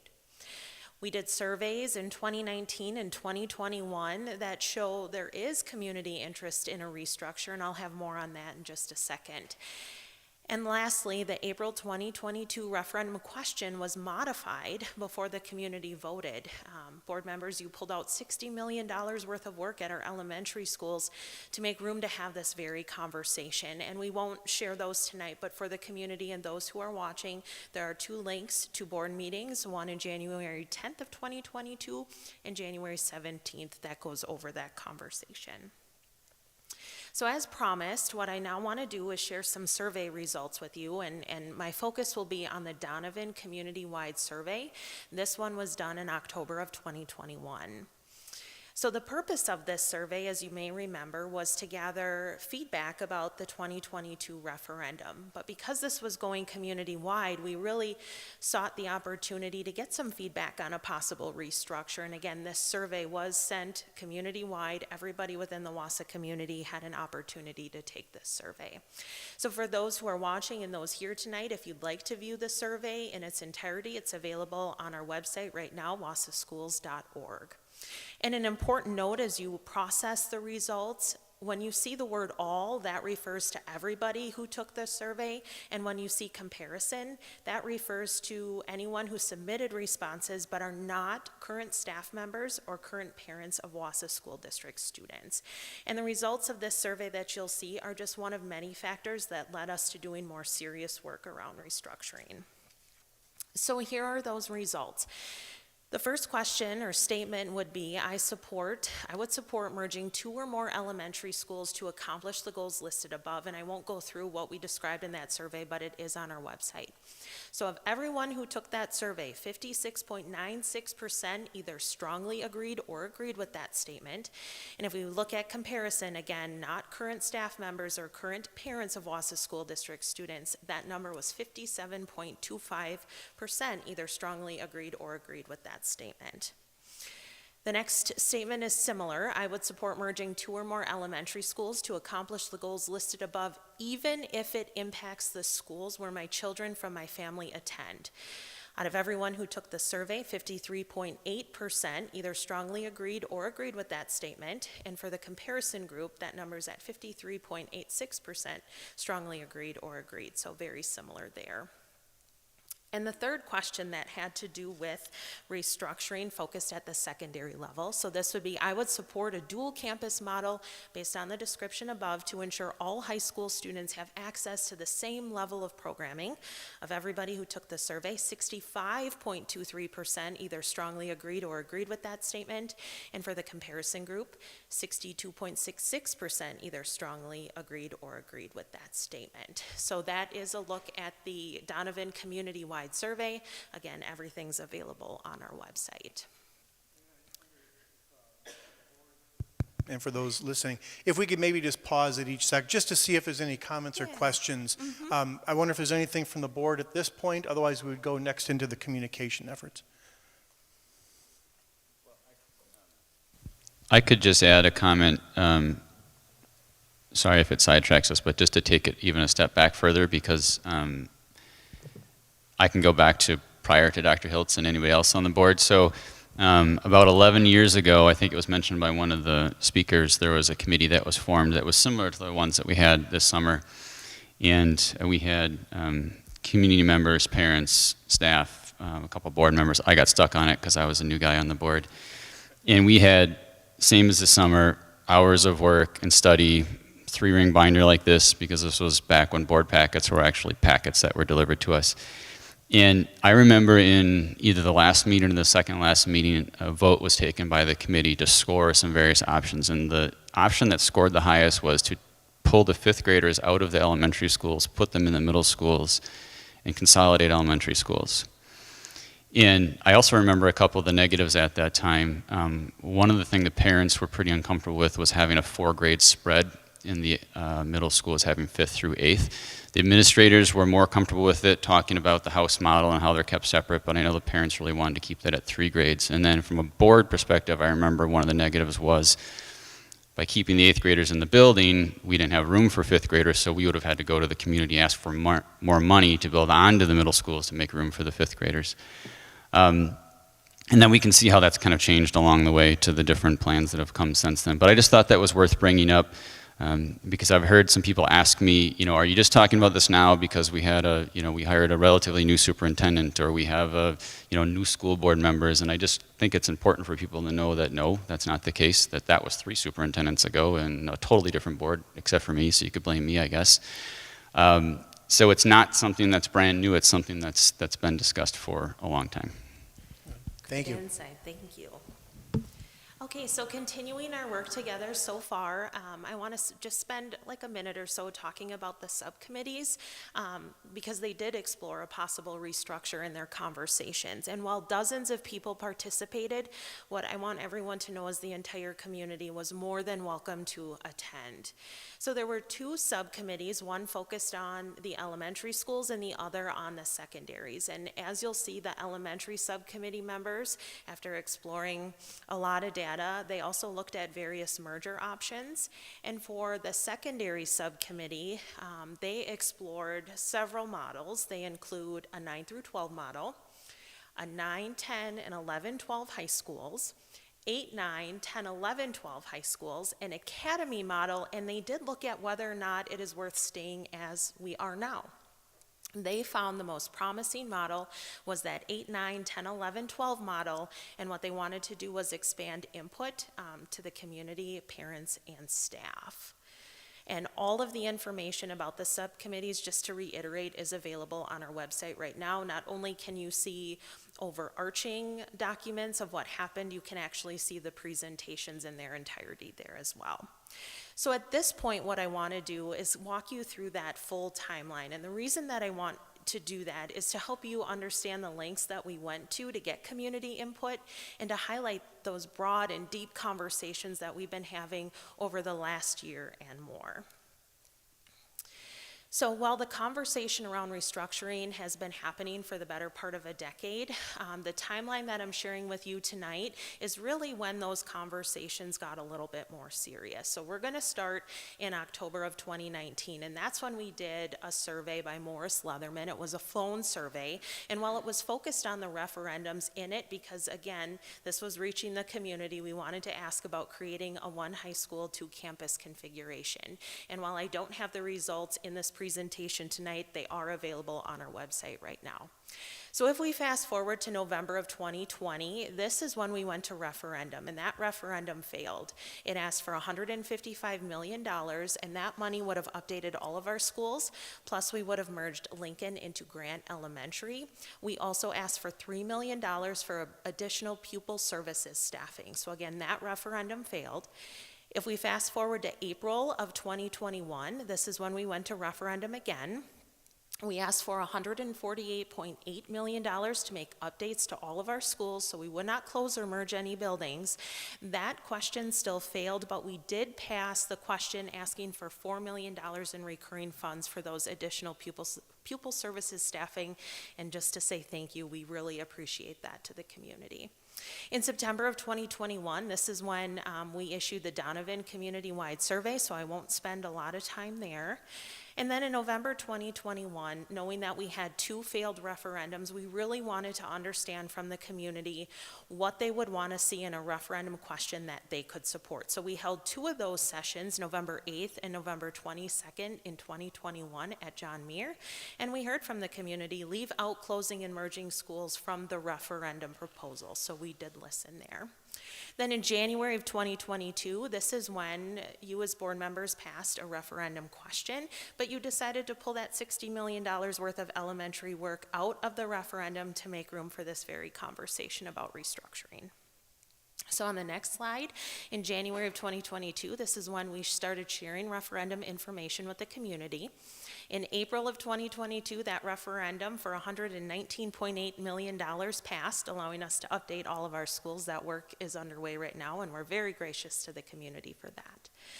In May of 2022 is when conversations started about forming 2 subcommittees to look at the challenges the district was facing and look at potential solutions as well, and whether or not restructuring is even an avenue worth looking at. So in June and July and August of 2022, those subcommittees were busy working, and we're so grateful they spent their summer with us. In August of 2022, though, this is when they felt as though restructuring may potentially be a solution, especially an 8, 9, 10, 11, 12 model at the secondary level that they felt as though was worth exploring. And at that point, they asked to expand input. So here's where we started reaching out to staff and families. In September of 2022, we sent our very first restructuring survey to staff. In October, they got the 2nd and 3rd surveys, and then that same month, we also sent our first restructuring survey to families. And we're so grateful for everyone who gave their feedback. In October of 2022, our subcommittees met again. And then if we look at November 2022, this is when you as board members voted to have us as administration draft up restructuring plans for conversation and consideration. That same month, families received their 2nd survey, and our very first restructuring community input session was held. And on the next slide, in November, our subcommittees met again. In December, we held our 2nd community listening session right here at Wausau East. And then in December and January, we were focused on meeting with our parent-teacher organizations, our families, and our staff. And then that same month of January, families received a 3rd survey. And then on January 23rd, as you remember, we brought that formal restructuring proposal to you as the board. And then this month, those conversations are continuing with you as board members and certainly with the community. So at this point, what I'd like to do is just walk through some of the communication efforts that we've taken over the last several months, and there's really 2 parts to this, approaching it from those who have access to technology and those who do not, recognizing that not everybody has internet. So on the next slide, what I'm going to start is with those who do have access to technology. So first and foremost, what we wanted to do was create a website called The Future of the Wausau School District. And the goal of this was really to make it a hub of information where any question that anybody had could be answered. So there's a link to view it. It's there for the community if they have not looked at it yet. And it continues to evolve. We just did a refresh of that page a couple of weeks ago and added more content last week and even today. So please continue to look at that. It's a great resource. And certainly if there's something missing that people want to know, reach out to us. We'd be happy to get any answers to questions that people have. District and school newsletters, that is, have been filled with restructuring information as well. Those are also linked to our website right now, so anybody in the community who maybe doesn't get those newsletters to their email, they can view them there. We've had social media content and continuous communications to families and staff via email. Those are just 2 examples of many there.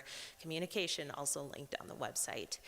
So part two, this is for those who maybe don't have access to technology. One of the first things we did was place multiple advertisements in the city pages, and that was a strategic move for a couple of reasons. One, not only is that newspaper free, it's still available on newsstands, and they have a very high readership. So that's where we advertised our community listening sessions and any public meetings that we have. So we continue to do that as things come up. We place ads in that paper as well.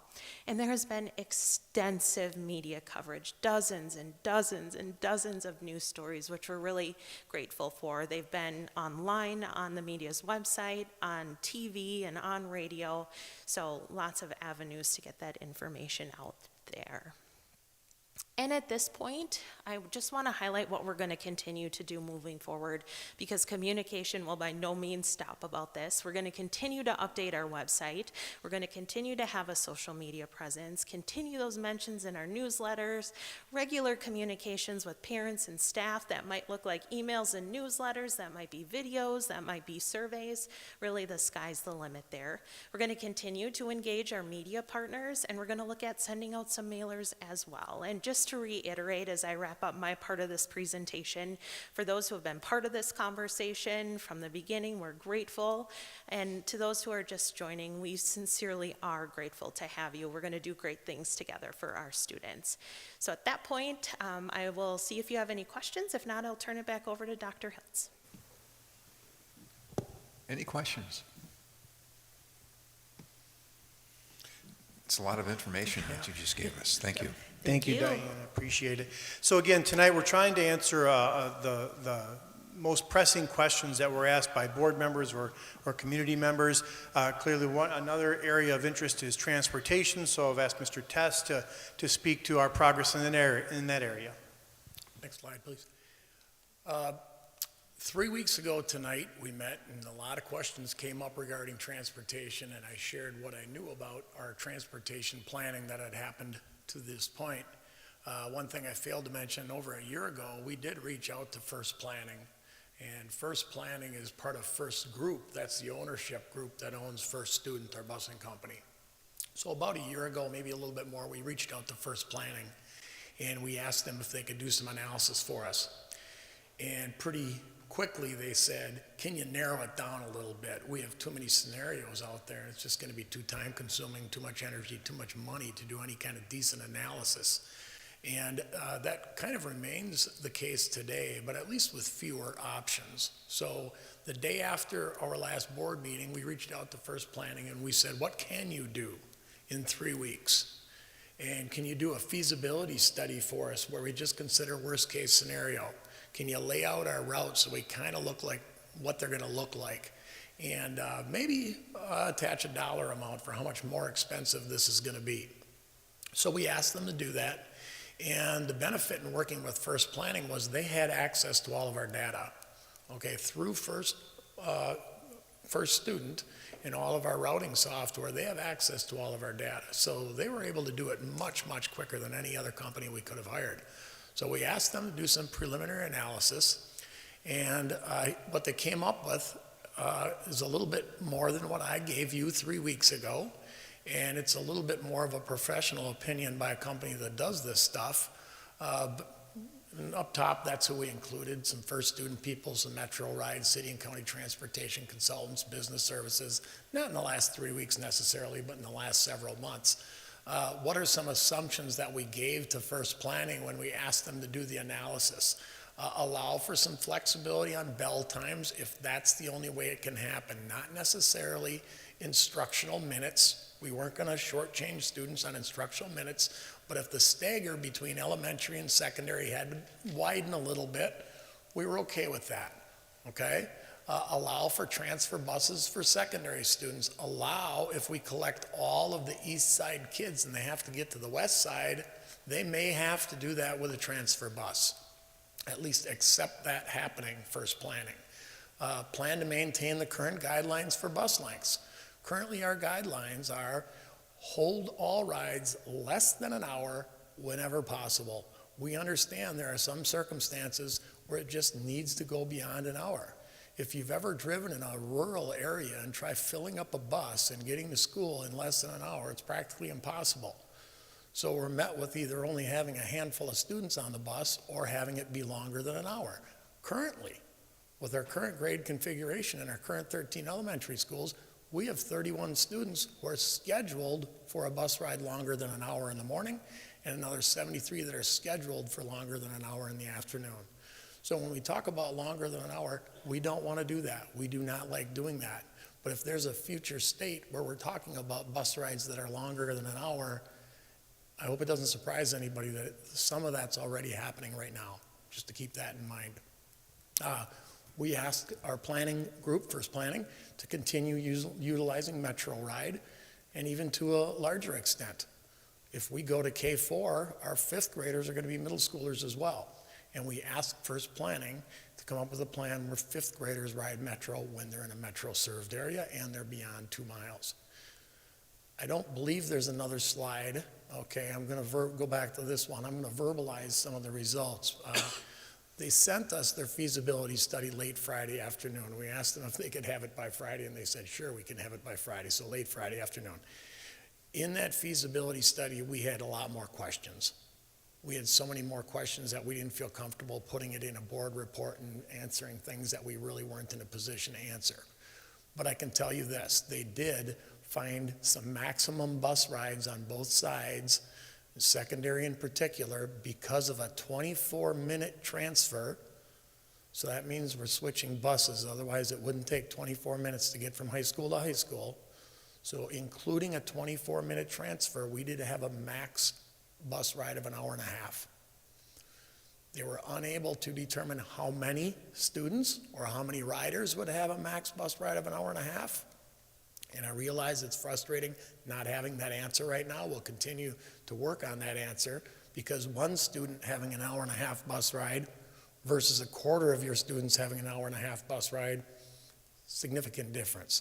But that transfer, and anybody that's gathering on the east side to go to the west high school or gathering on the west side to go to the east high school, that's going to add 24 minutes alone. And they also talked about the addition of 7 to 10 buses. And if you add 7 to 10 buses, you can slice that up a lot of different ways. That could mean single routes becoming double routes. They could be brand new double routes. They could be brand new single routes. We're still asking some of those questions. But if you consider 7 to 10 buses and you have a blended rate of some of them being singles and some of them being doubles over 175 school days, it's probably around $400,000. Do we get aid on busing? We do get aid on busing. So that takes the sting out of it a little bit. But our aid on transportation is about 5%.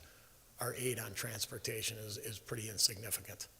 So that's what we learned with our initial feasibility study. I don't think anything really surprised me out of the feasibility study. Maybe the 7 to 10 buses was a little bit higher than I was anticipating, but that's a professional opinion. So for now, that's what we're going to have to go with. I mean, you understand our transportation, better than anybody. So in addition to the additional buses and the additional cost to go with it, if I remember correctly, they estimated there were 2 routes, one from the east, one from the west, high school routes, that would be that hour and a half. Do we currently have routes that go an hour and a half? I think we had a couple, didn't we?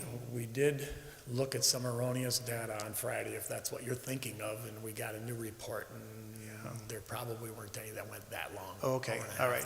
I thought there was some that were longer. 20 maybe. Yeah. Like I say, we haven't got a chance to get back with First Planning to talk to them about some of the details. Anyway, I should pause and let the board ask questions. Thank you for that. Go ahead.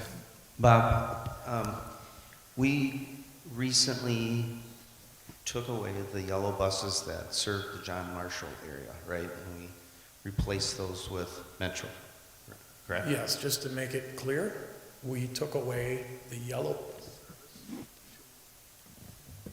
Are we back?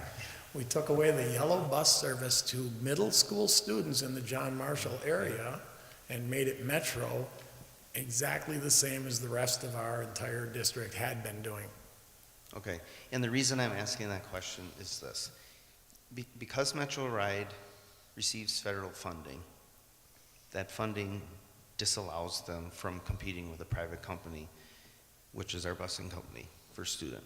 But if First Student is willing to give up that route, that amount of business, in order to solve problems, you know, with that idea in mind, is there other areas, excuse me, that the First Student is servicing for us now that is within Metro Ride, that if they're willing to give up that business, that Metro Ride is able to help us and then gain maybe some of those buses for the other routes? Sure. Statutorily, there's something that the DPI in their interpretation of statutes calls the city option. And if a city has a bus system, and some districts do this in the state, but if a city has a bus system, the school district, with their yellow buses, can take a pass on transporting anybody in the city and make it the city bus company's obligation. So there is more flexibility in statute than you might think in how Metro can take business away from yellow buses. As a matter of fact, in a couple of districts in the state, that's exactly what they do. They draw a border around the city proper and they say the Metro obligation is for all of these students and we'll yellow bus all the students outside of that area. We do that to a certain degree where we do it with just secondary students.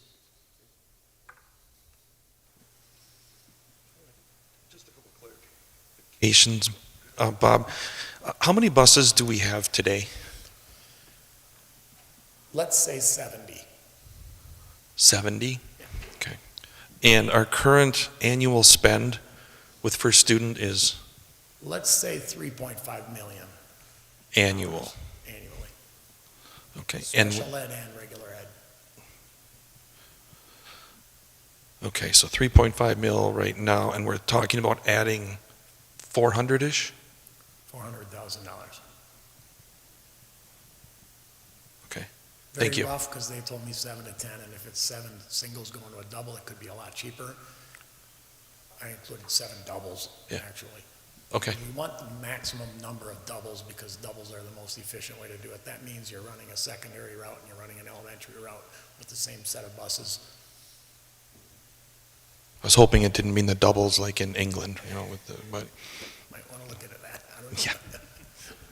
Yeah. Is there any benefit possibly?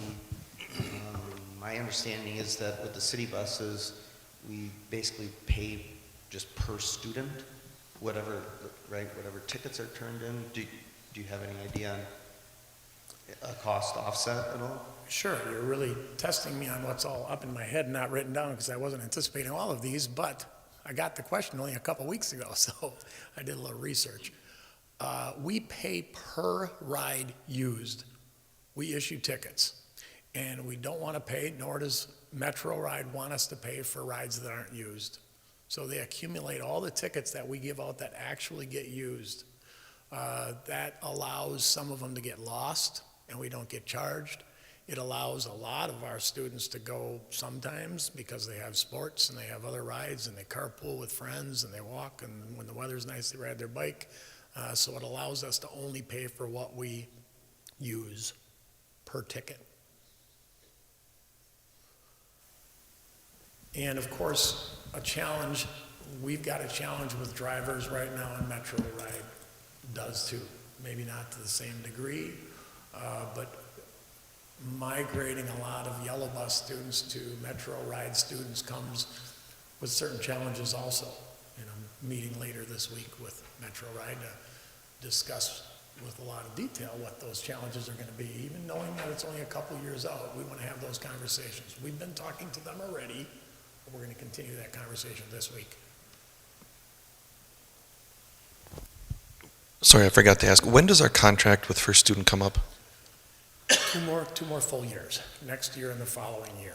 So in terms of either renegotiating a contract with an incumbent or bidding out, that's something that should be started probably during next school year. You start that during next school year, you start gathering all the data that you need. As you can imagine, if a bus company is going to bid on something, they're going to need a lot of data to be given to them. And that decision is usually made in the first semester of the last year of the contract. So in like November of the last year of the contract, or maybe December, you make your decision at the board level, of course, and you tell the incumbent they got the contract for another 5 years, or you tell them, we chose someone else. Okay. And last question, I promise. Do you have any insight? I've seen articles and projections that transportation costs, given everything that's been going on, are going to be going up. We should assume at least low double digits, if not middle. Have you seen or heard anything in your circle that would give us an indication what to expect? Yes, I talked to actual bus companies and posed the question, what if we were to put this out to bid right now? And they quickly say, we wouldn't bid on it, just not enough time, things like that. And then I asked the same question that you're asking, what would happen if we put it out for bid next year for termination the following year and service the following year? And it doesn't surprise me when all of our bidders that came in last time, and if you were on the board, maybe you remember these numbers. First student came in at about 9.5%, and the next closest was around 20. So they were already seeing hints of this labor crisis even before COVID. They saw that that labor crisis was coming.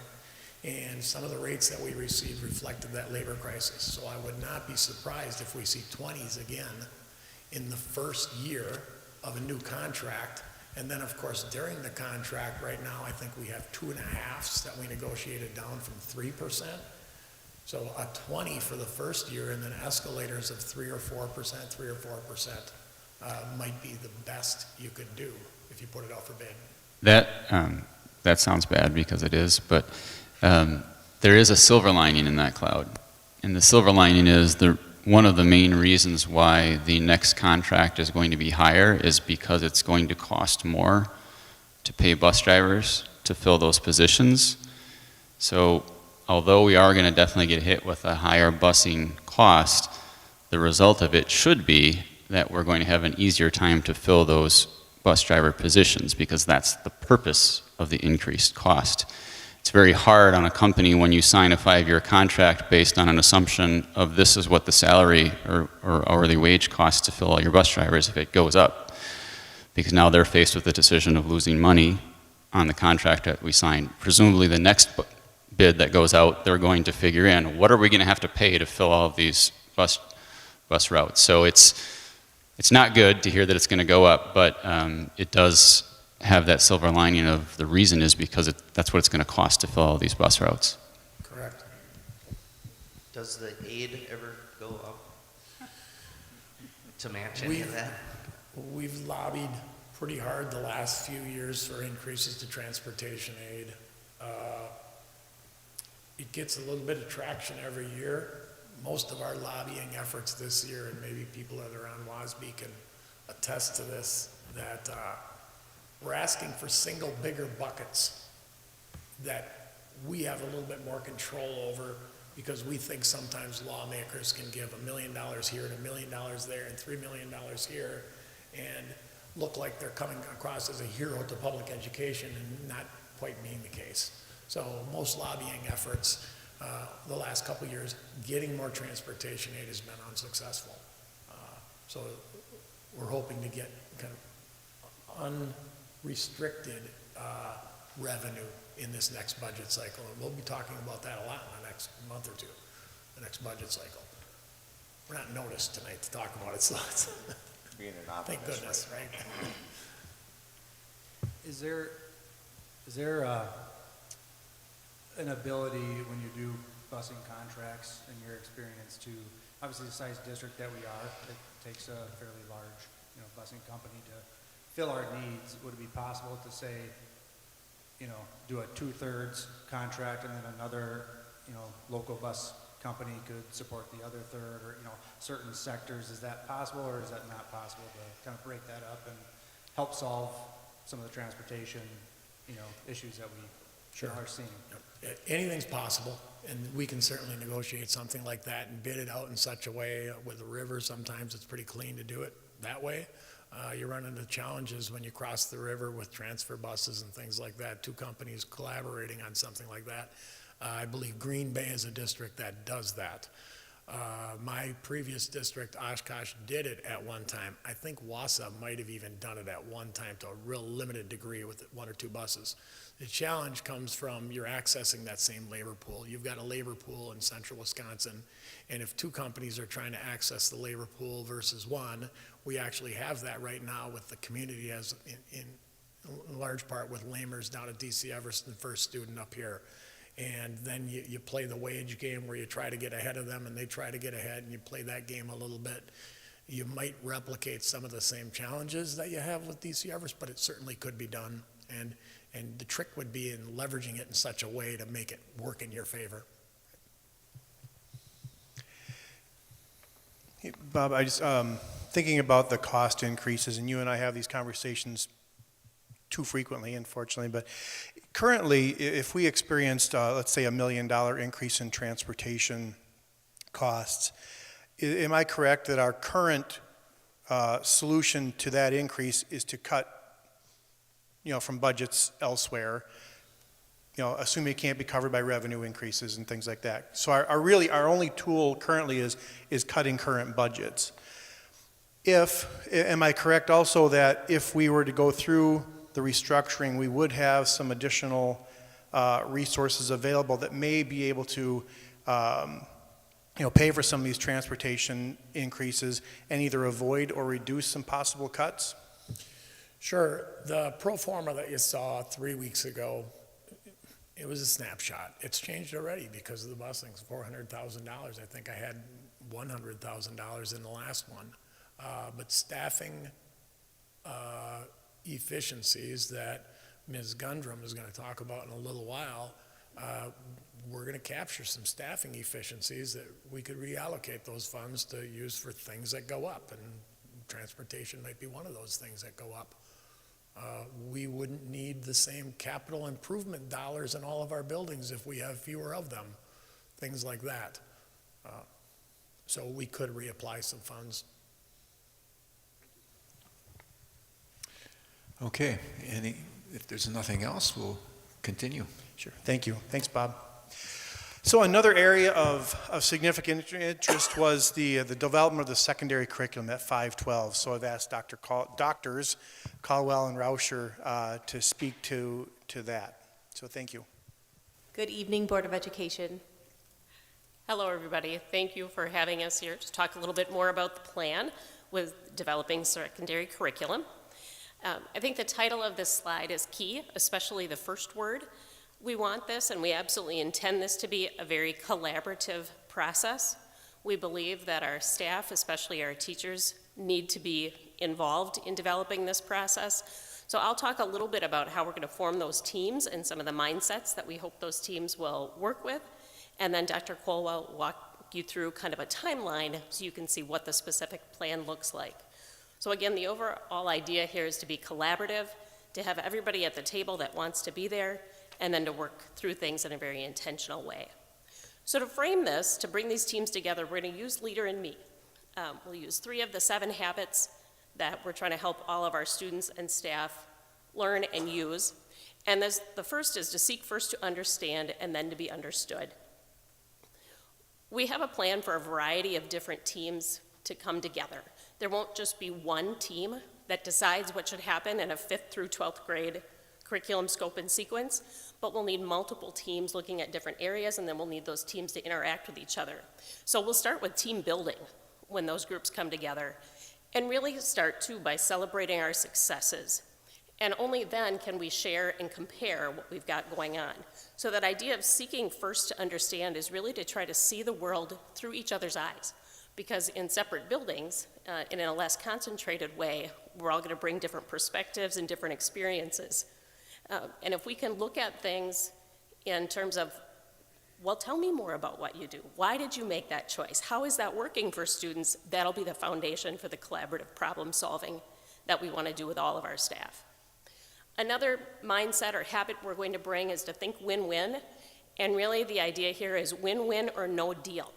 And what this means is we want to come at things with an abundance mindset, not in a competitive way, saying, ooh, I hope I get this for me, or, I want this for me, which means you can't have that for you, but looking at it with an abundance, meaning that there is plenty for all of us. And if we can really kind of come in with that idea, we can find a solution that feels good for everyone involved. The teachers coming together from different buildings, the families and students coming together from different experiences. We all want that win-win or no deal. And if we can get into that mindset, that's when we can really brainstorm about what could be possible, that'll help us to solve problems, that'll help us to get creative. And then finally, we really want to synergize and synthesize. And the idea behind synergy is that you use that seeking first to understand and that win-win approach to come up with something that hasn't existed before. So instead of saying we're going to pick this from the east side or that from the west side, we really want to combine the best ideas from both and create a third alternative, the Wausau alternative. And really, we're hoping that the collective intelligence of all our groups can be the guide for that brainstorming, that continued dialogue, that creative mindset, and will essentially write a new script that will be better for all of our students and our staff and our community overall than what we have right now. So with that, I'll let Dr. Colwell talk about the specific plan. So what this might look like in the secondary curriculum development, in the spring of 2023, we would form those 512 department and specialty teams where we'd have teachers, counselors, coordinators, and principals join together and do that collaborative work. First, look at where are we now and where we could be, which also could include proposals of new courses for our students. We would continue that work into the summer of 2023, that development of scope and sequence. Into the fall, we would definitely want to seek feedback because we know that not everyone can participate in that summer curriculum work. So we definitely bring those departments together and those cross departments together to look at the work that we did over the summer and just get feedback so teachers feel like they have ownership and they have a say in that curriculum development.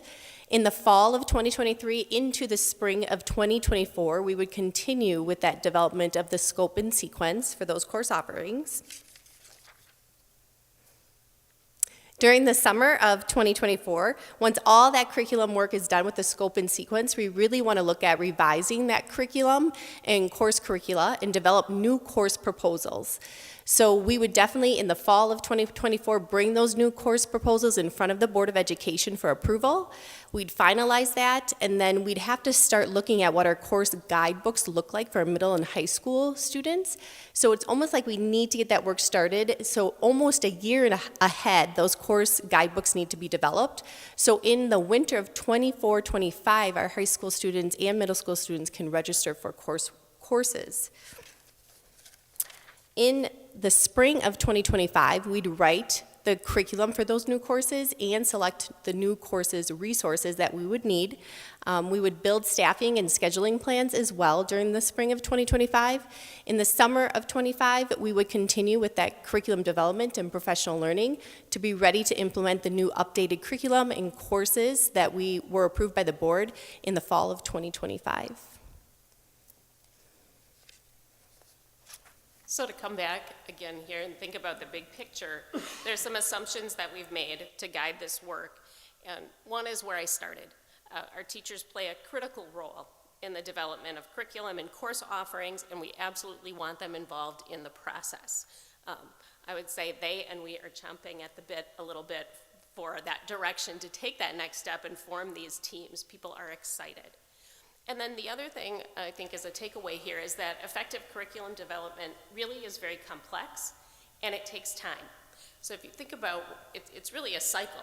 We'll do some exploration, we'll do some research, we'll develop some ideas, we'll seek feedback, we'll make revisions, we'll go back and explore and do more research. And if we look at the timeline that Dr. Colwell just shared, that'll give us the time to do that well and do that effectively and involve you in some of those things as well, like the decisions about approving new courses or approving varied sequences.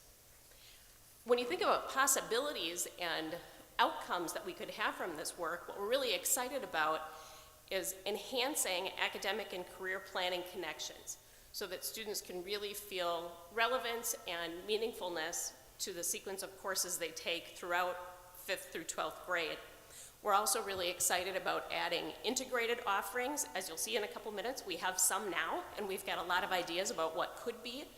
And part of this is really creating a very unique middle school experience in that 5th through 7th grade school, and then a very unique experience again in the junior high, the 8, 9, things that we haven't done before or haven't been able to do exactly as we could or might like to. So with that, I'd like to introduce John Winter, who's our coordinator of career and technical education coordinator.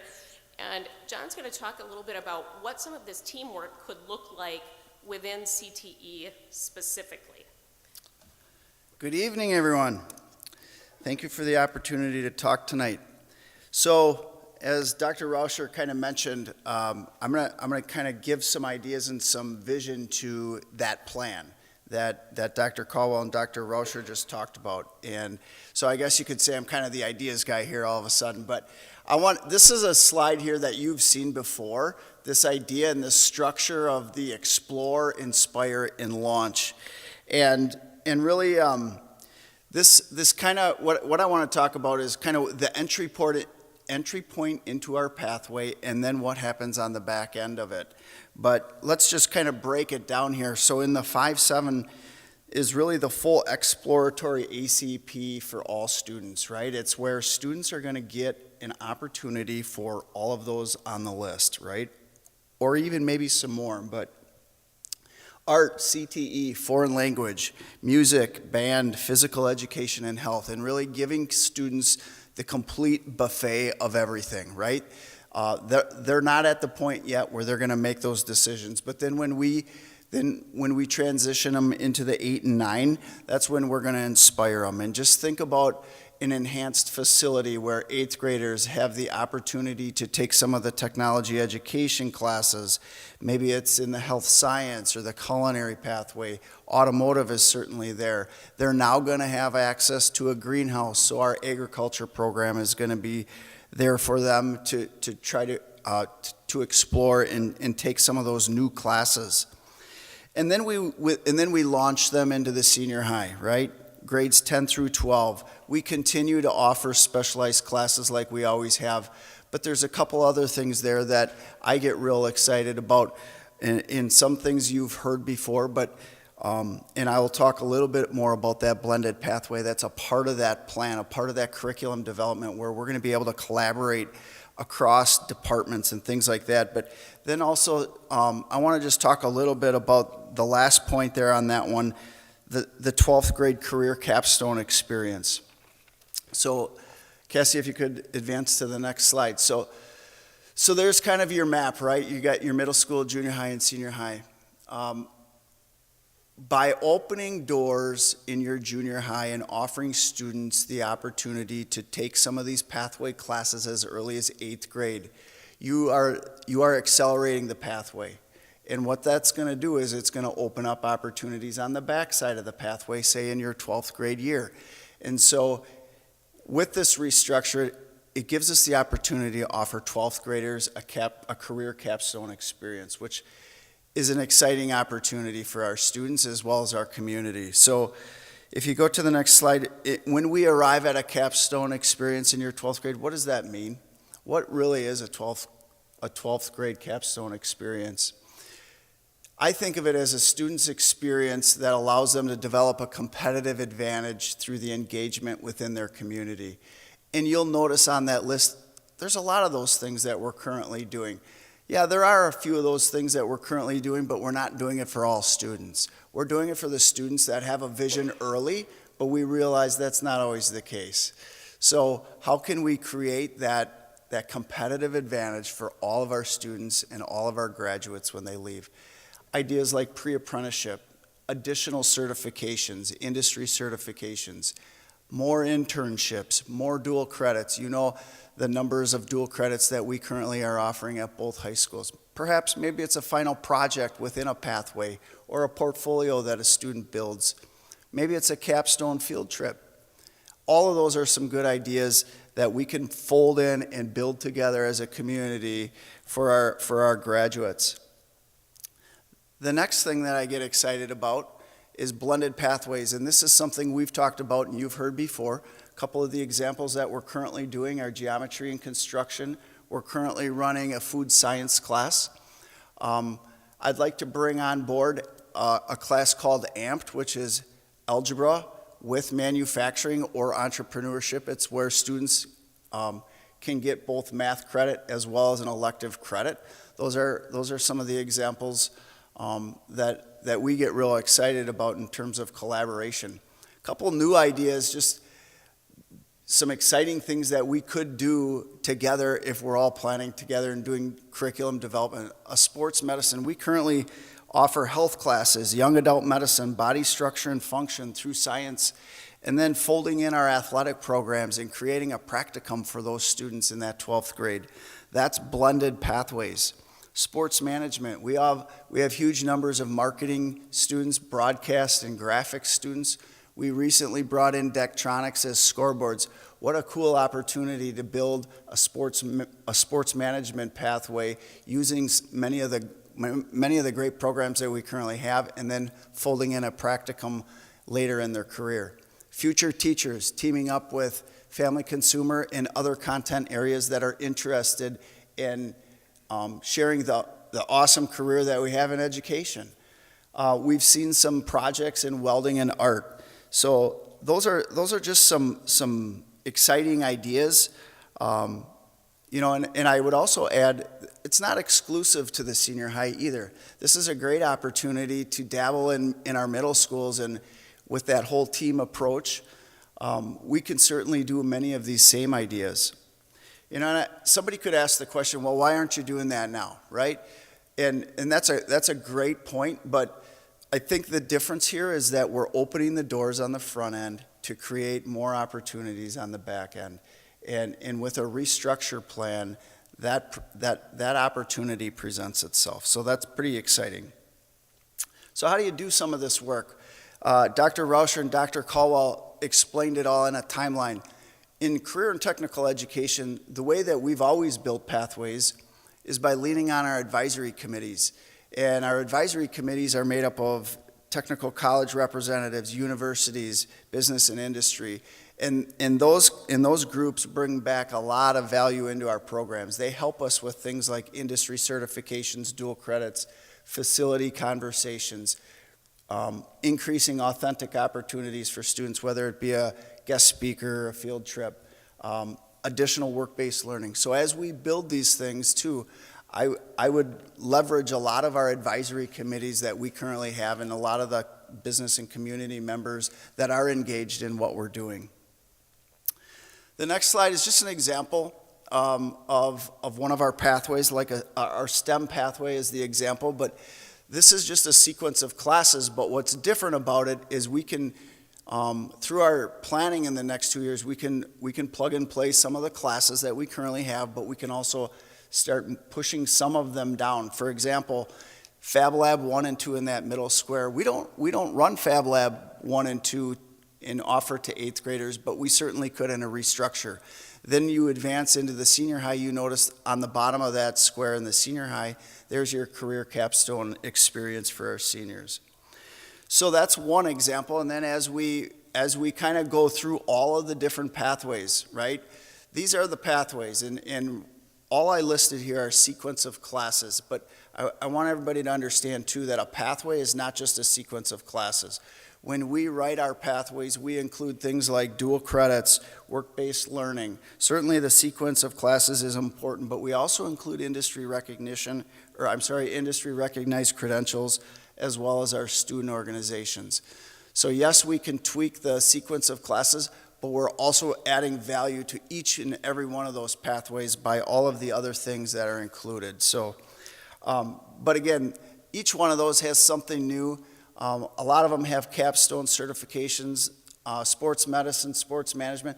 Those are just ideas. Those aren't things that we've got locked in or that are in the course book, but those are the things that we want. This is the direction we want to go, because we have a number of things in place, but boy, if we had those doors open at the back end and on the front end, we can do some pretty special things, which we're pretty excited about. So with that, I think I'll hand it back over to Dr. Rauscher. I guess I would just, maybe one additional thing is I really believe and feel that we have the administration, the department leaders and our teachers going in this direction, and I also would say our community members. And with a plan like this and your blessing, I think we can create some pretty outstanding opportunities for our students with innovative pathways. So with that, if you don't have any other questions, thank you for the opportunity. I'll just wrap this up, and then Okay, go ahead. all of us, thanks. So thank you, John, for giving us that CTE example. Just wanted to remind everybody that is an example of one of the teams we would form and how they might work. And I think it's also an example of some of the things that we started with. Seeking first to understand, not just within our own, but also looking at what's of value to our community.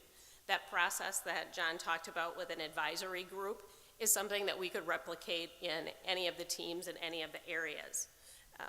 Also thinking about win-win, looking at that idea of abundance. How can we make these things available to all students, starting at that 5th through 7th grade level, where you get to try a little bit of everything so that you can make an informed decision then, starting as early as 8th grade, about how you want to specialize, or maybe there's a couple pathways you want to try as you go forward. Thinking about those capstone projects again, that could be that common goal or touchstone that we want to reach. And there's nothing that says we couldn't develop a capstone experience for someone who's very excited about English, for someone who just has a passion for psychology. And the capstone could be a research project, a student-directed research for the student who says, I'm excited about a lot of things and I have no idea how to narrow it down. I'm trying to figure that out. So it's really a win-win and an abundance mindset. And then obviously I think the synergy is clear there. As John said, we can build something beyond what we have now. Instead of having students choose, say, between IB and AP, we envision having a team that can figure out how do we do both? And then how do students make choices within there, or do they take some from the IB side, some from the AP side, to create their own unique path? We could talk about the same thing for students who struggle and are looking for different ways to learn. How can we help them build pathways? Pupil services might have a team. So really, there's just so many opportunities with this. And as John said, we absolutely have the staff who can come together and use their collective intelligence and passion to make some really amazing things for our kids and families. Now we're happy to take questions. Corey? Yeah. Are we going on? Go ahead. So, I hope I'm not hearing you correctly, that we can't do a bunch of this unless we do some level of restructure. We don't have the capabilities at this point. Is that what you're suggesting? We absolutely have the people capabilities, but where the restructuring would help is, as John pointed out, if we can make sure that in a 5th through 7th grade structure, where we can do that true exploratory model where everybody tries a little bit of everything, we could do things better. Agreed. We did that 30 years ago. I agree with that. My bigger question to you and John really is, and I'm going to use construction as the example, but I think it applies to any of your red arrows that you have in the slides. So right now I think we might have a woods class, and we have building trades 1, and I think you're trying to do building trades 2, right? In the fall of 2025, you're suggesting bang, we got all of this, right? You got the whole thing. So at that point, our seniors are the ones that might be the most disadvantaged if they haven't been able to take enough of the other things in our current setup to get to the capstone or even have a building trades 3. So how can we implement that in smaller chunks, so with that in mind, that those seniors and even some of the juniors, right, might be at a disadvantage? How can we fix that? I'll let John speak to the specifics, but just to give you the 30,000 foot view, I think what the restructuring does is it concentrates kids and staff in the right spot, and that makes it easier to do that collaborative brainstorming. It makes it easier to make sure that courses can run. So I'll give you an example that's been making me a little bit nervous, and I have half of the information at this point, but geometry and construction is an amazing opportunity. I have been worried as we go through the process of registration that what happens if we don't have enough students in the two separate high schools to be able to run separate courses. So if you put all the students in one place, it's more likely you'll have enough students to run a course. It's likely you'll have enough teachers to be able to collaborate around it and make it effective. So that's what I mean when I talk about concentrating, and I think that's where restructuring could help us. It'll also, but the other question, or the other, I guess, thing I've posed to our teams as we've just started to kind of preview this work is start thinking about what we can do now, what pieces can we implement now, because you're right, we still have to teach students and give them opportunities for 2 years before we would be into a restructure. So if there are pieces of it we can start and then they come together completely when we're restructured, that would be great. I'll try to be specific to your question, and if I don't answer, ask a clarifying. But I think that the restructure allows us to, number one, explore, but also accelerate the pathway, right? So we could literally be offering additional classes in building trades to an 8th grader. So a Pt.1 called Building Trades 1, a student could complete that as an 8th grader, turn around and take Building Trades 2 as a 9th grader if we're offering both of them in the junior high. So then now there's sophomore and junior year where they're going to be able to take a geometry construction and then ladder that right into a Building Trades 3 class by their junior or perhaps their senior year. And so that's where that acceleration happens by starting them a little bit earlier. And then the idea of the exploration piece, that's kind of where, you know, we're allowing them to explore, but we're also inspiring them a little bit with the ability to reach all students. So currently, you know, the only way they're getting into that pathway is if they choose versus, hey, I tried this, and I remember that one project when I was in our tech ed class in the middle school, right? And so that's where I think this is beneficial for our students as well as our pathways. And I agree with you. The whole package is going to be a plus to the younger students, and it's going to help industry, whether it's construction or manufacturing, in the end. But I'm being pretty specific because I'm on board with that, and whatever changes we can make right now within the current structure, I would be very supportive of that, obviously, as I have been for years, just as a community member, okay? It's just the 2025 seniors and those juniors and making sure that they're getting as much benefit as they can because we're in that transition, right? That's my question. Sure. Are we capable of doing that? What do you need from us to make that happen? Other than this whole thing. Because either way, it should still be something that we're looking at as a district to enhance our students. So that's where I'm coming from on it. There's been different times where we haven't been able to run a certain class because we don't have, you know, maybe there's only 4 or 5, but we can still work individually with those students to get them that credit through a work study type offering too. So if, you know, depending on the situation, every situation's a little different, but that is a possibility too, where we can work through that, or even like the Start College Now credits and things like that. So there's some opportunities where we can still help deliver some of that in certain classes.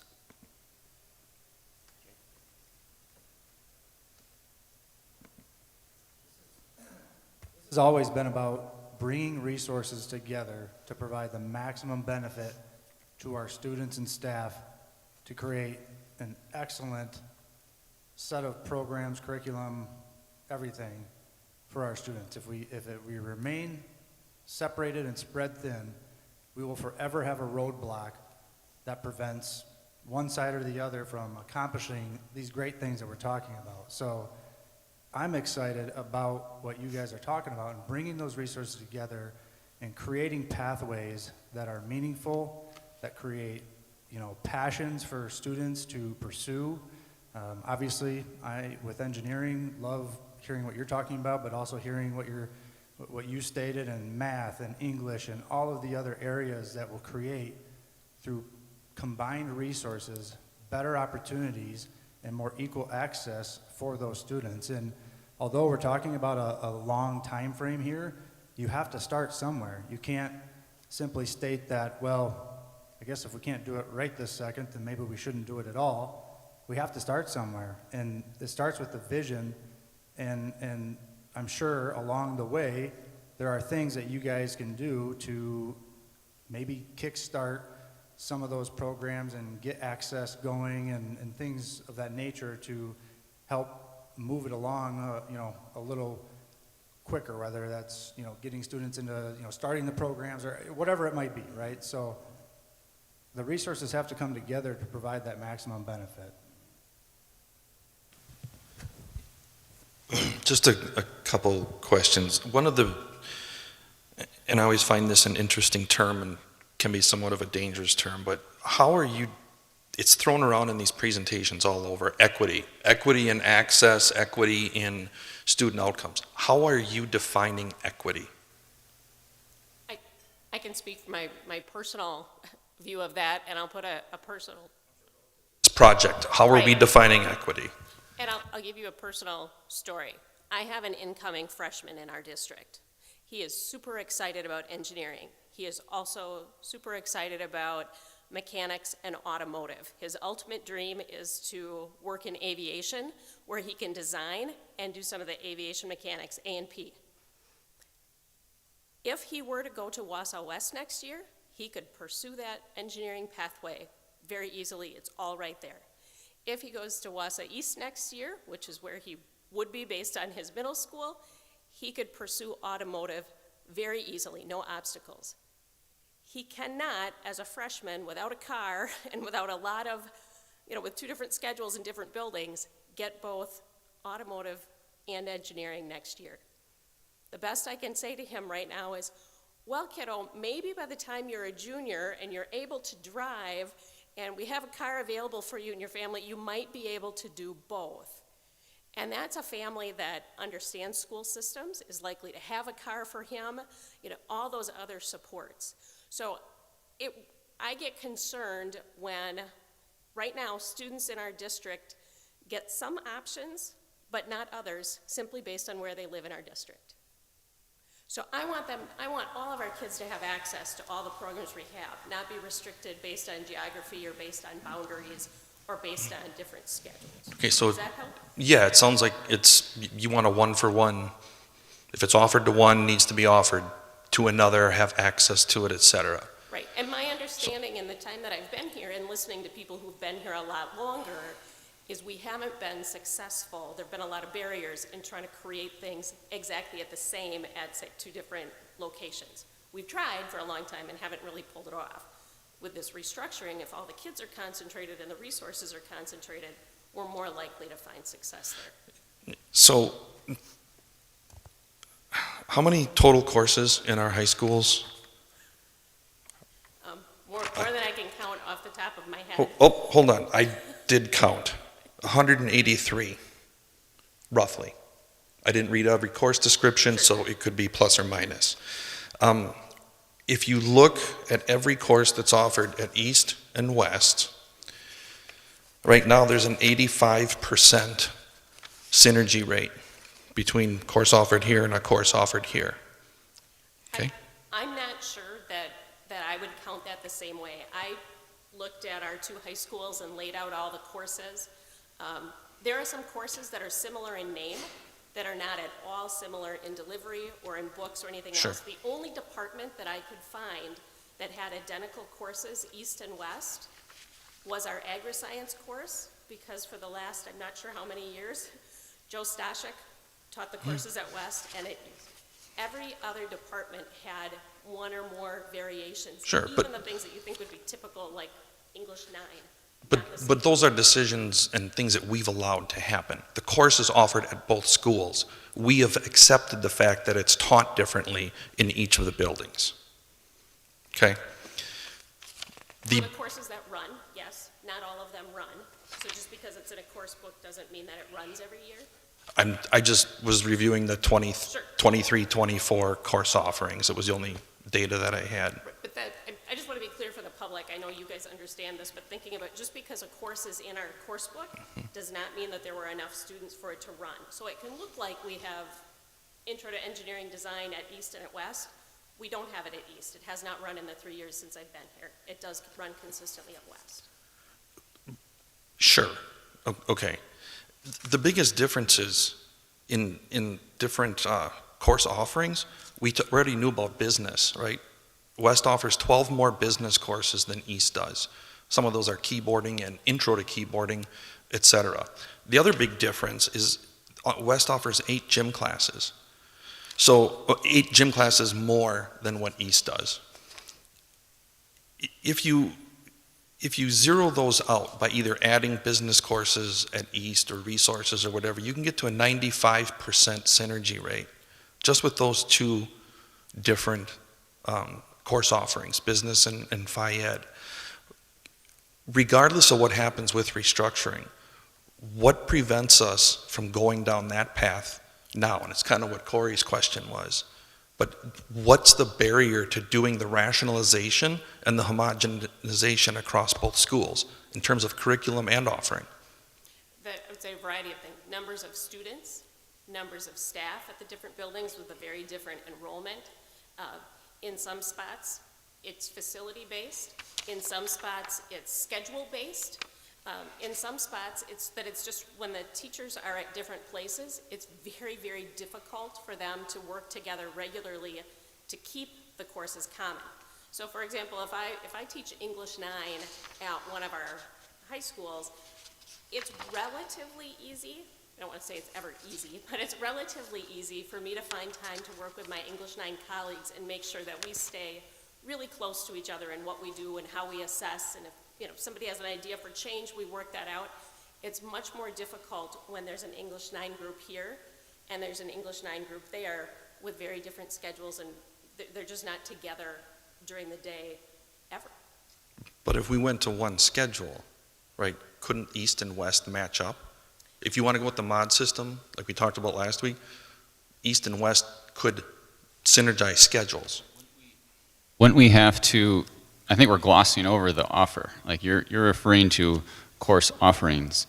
The important thing, that's one of the important things. So if a course isn't even offered at a school, that's important, but which school has the students to actually fill the course is the more important question to me. To make both schools, because this has been talked about in listening sessions, it's not like this is the first time we've talked about this. We had a listening session where somebody stood up and said, why don't you just make all of the courses equal at East and West? And the answer to it was, we'd have to take away opportunities. So the only way for us to make the courses all equal at East and West is if they don't have enough students to fill it at one school, we'd have to tell the other school, you can't do it either. Because if we offer the same course at 2 schools and one has 5 kids that want it and one has 25 kids that want it, we can't afford to hire a full-time teacher for 5 students. So we'd have to tell the 25 kids at the other school, you can't have it either because we got to keep East and West equal. Not only that, but you're going to have a really hard time finding the right certified teachers to be able to deliver the class. That's my biggest challenge. And part of the reason why we have such a discrepancy in business education is because we can't find a business ed teacher. Just like it's going to be real hard someday to find another automotive teacher or an engineering teacher or a computer science teacher. They're not out there because they're jobbing out. And so that's also why we have such a discrepancy in certain programs. It's simply because the supply of teachers with the certifications that you need to deliver the class. So it's not the only reason why, but that is a major reason why, is because when somebody retires or resigns, we've gone where we haven't been able to fill that because we couldn't find a certified teacher to do that. So that's just one more challenge. There was a couple of other challenges mentioned, but that's one of the frustrating pieces that I live and breathe, every year, is trying to find the certified teacher in a specialized area. It's just a challenge. Right, but if we combine this, right, and you have more kids wanting to get into those offerings, you still need to find more teachers to teach those kids. Well, we have a certified teacher in all those areas. So if we combine, we've got it, right? So if you have a senior high where all students in 10 through 12 are taken or have the opportunity to take it, we have the certified teacher, but we only have one of them in certain areas. Mm-hmm. Right, but I'm just saying, if you have a class at West that's 1 to 25, and you got 15 more kids coming over from East now, that's 1 to 40, are you going to keep it 1 to 40? Or are you going to split it up? Because class size is always the issue. So my point is that it's easy to say, oh, it's just going to be easier and we're going to take away our labor issue. It's not that clear. I don't think it's that clear.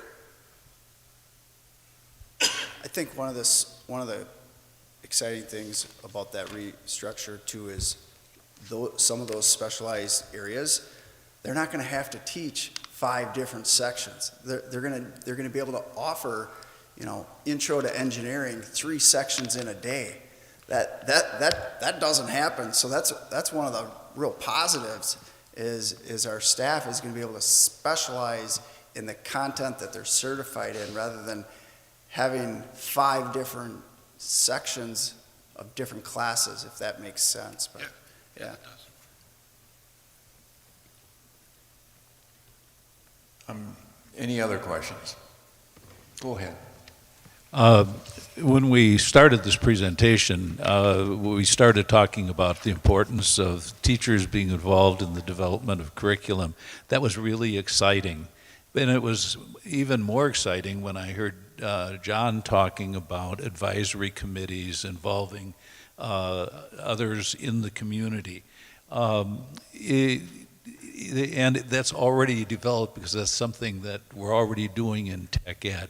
I'm wondering what kind of involvement you would see with advisory committees, parents and students and other community members in the curriculum.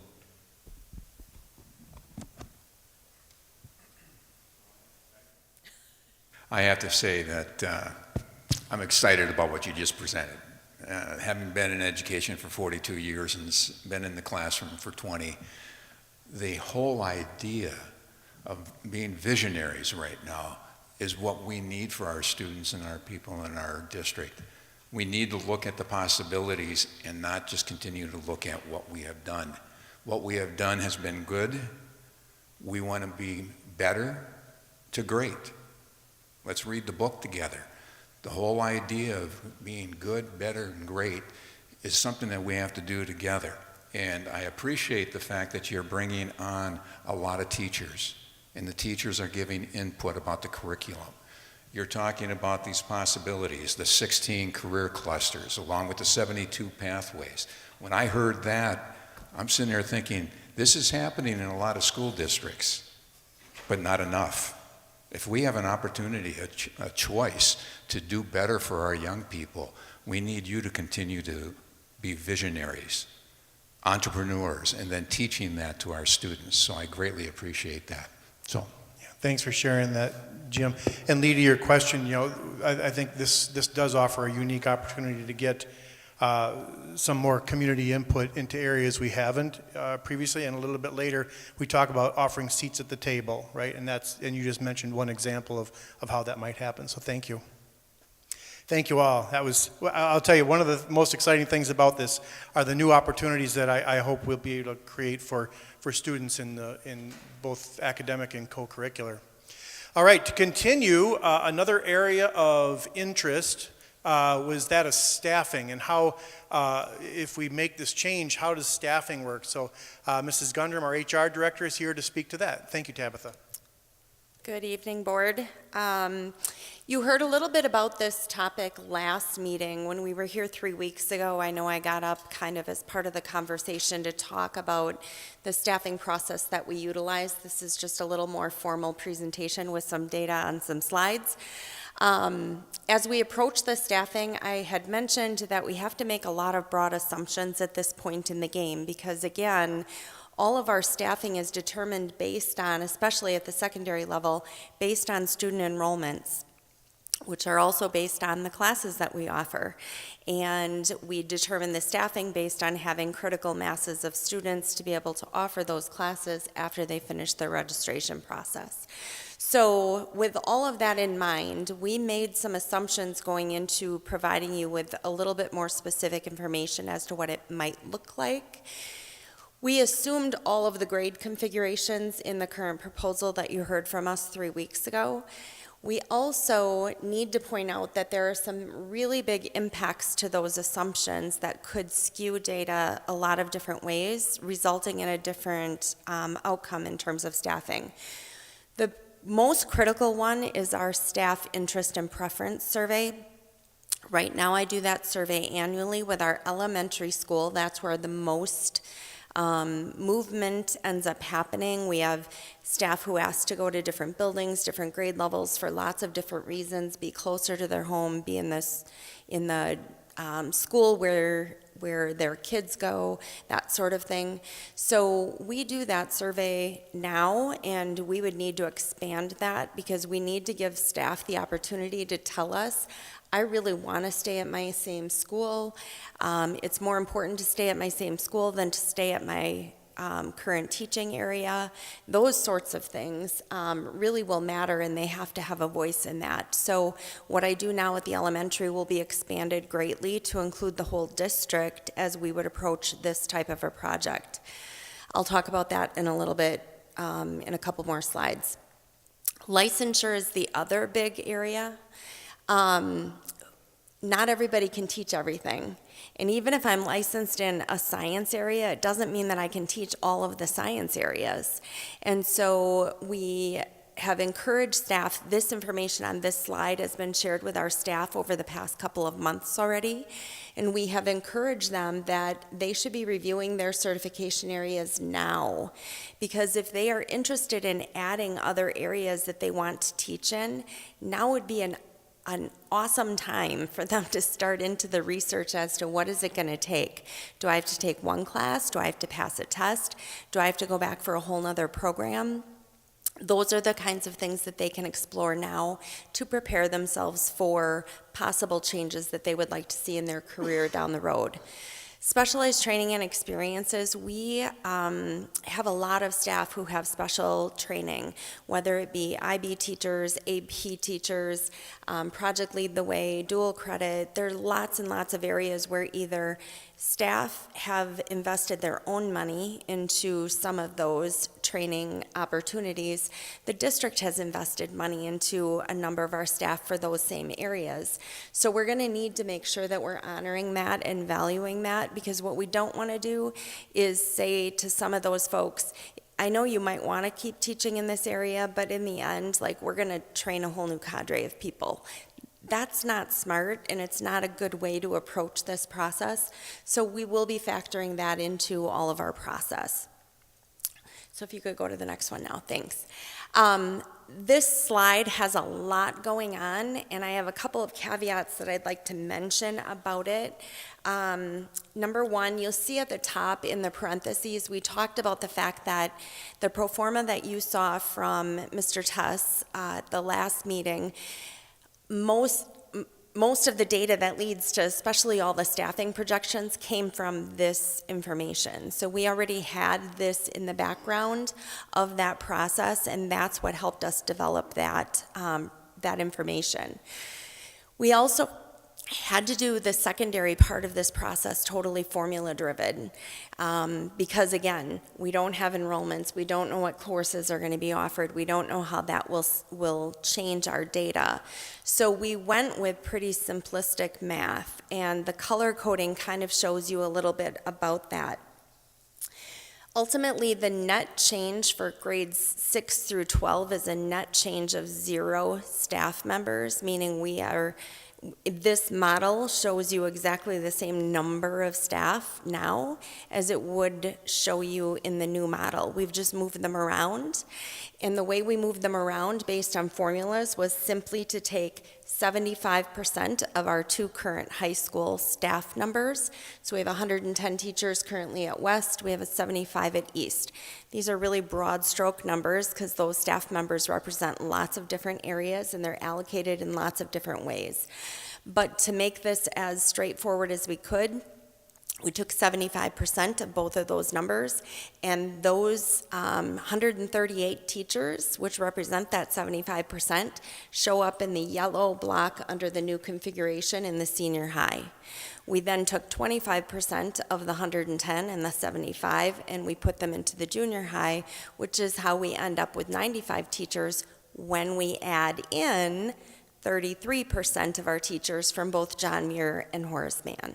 So just from a straight numbers perspective, I wanted you to understand how we put that together. But if everything were crystal clean and write down those even divides, the numbers that we show under the new configuration is what the resulting outcome would be. The biggest impact that results in the net change of minus 11 that you see at the bottom of this data is really in the K-5 area.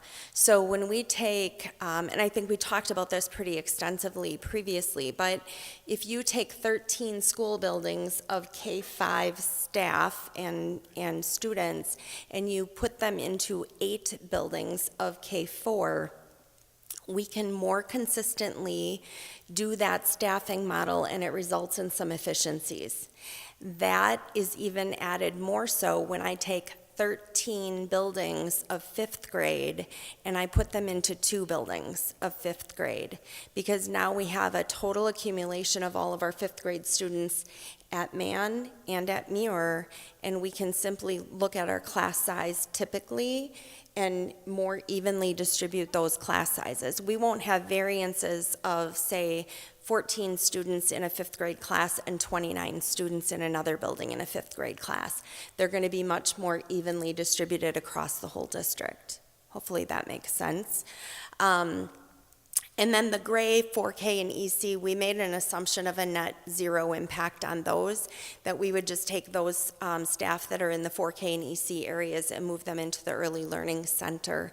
Many of those staff, although not all, because we have some itinerant services that also serve elementary, but many of the staff who are in the 4K EC already are divided out and separate. They're not shared with the elementary levels so much. So if you move to the next slide then, Cassie. I just want to touch again on timeline, and I think I mentioned a little bit about this when we met 3 weeks ago. The retirement deadline for our teaching staff specifically is in December of each year. They have to turn in their retirements by December 1st. So that's really the kickoff of our staffing plan. Whether we're doing restructuring or not, that kickoff timeline doesn't change for me and my department and all of the principals in what we do. So we're going to first start with getting those in. What will change is that staffing survey, because instead of just doing elementaries and sending that out sometime during the month of February, so that's coming out soon for our elementary staff, we'll be doing that staffing survey district-wide, and we'll be kicking it off in December, because we're going to need a lot more time to process it, because the data is going to be just a lot more to manage. We'll start reviewing that information in January at the same time that the student registrations are coming in. So we're going to get student registrations driving our course selections. We're going to get staff feedback in terms of what they want to teach and where they want to teach, and then we blend all that together. And so starting in February, we work with the buildings to find out which courses did students actually elect and where are those going to fall. How many staff are we going to need in each of those departments, and what spaces do we need to put them into? Same process we do every single year, and then we will start to make those assignments during the months of March and April. So March and April is when, for instance, at the high school level and the middle school level, they'll take the staffing numbers that we come up with in terms of kind of the overall FTE by department. They take those back to their department chairs. Their department chairs or their team leaders meet with their teams. They talk about actually dividing up those courses and that sort of thing. So that process is pretty involved, and it takes most of March and April for us to get that fully accomplished. And then in May, as you know, you see a contract list from me that I bring forward, and I ask you to approve that. Sometimes I try to get that in the end of April, and if we can get it done early enough, you'll see that at the end of April this year. Teachers then start getting their contracts in May. All while that's happening in March, April, and May, the support staff conversation in terms of staffing and ratios and numbers and all of that is also talked about. So during March and April, we do the bulk of that planning. In May, we're going to finalize that, and we start doing communication with staff who are impacted.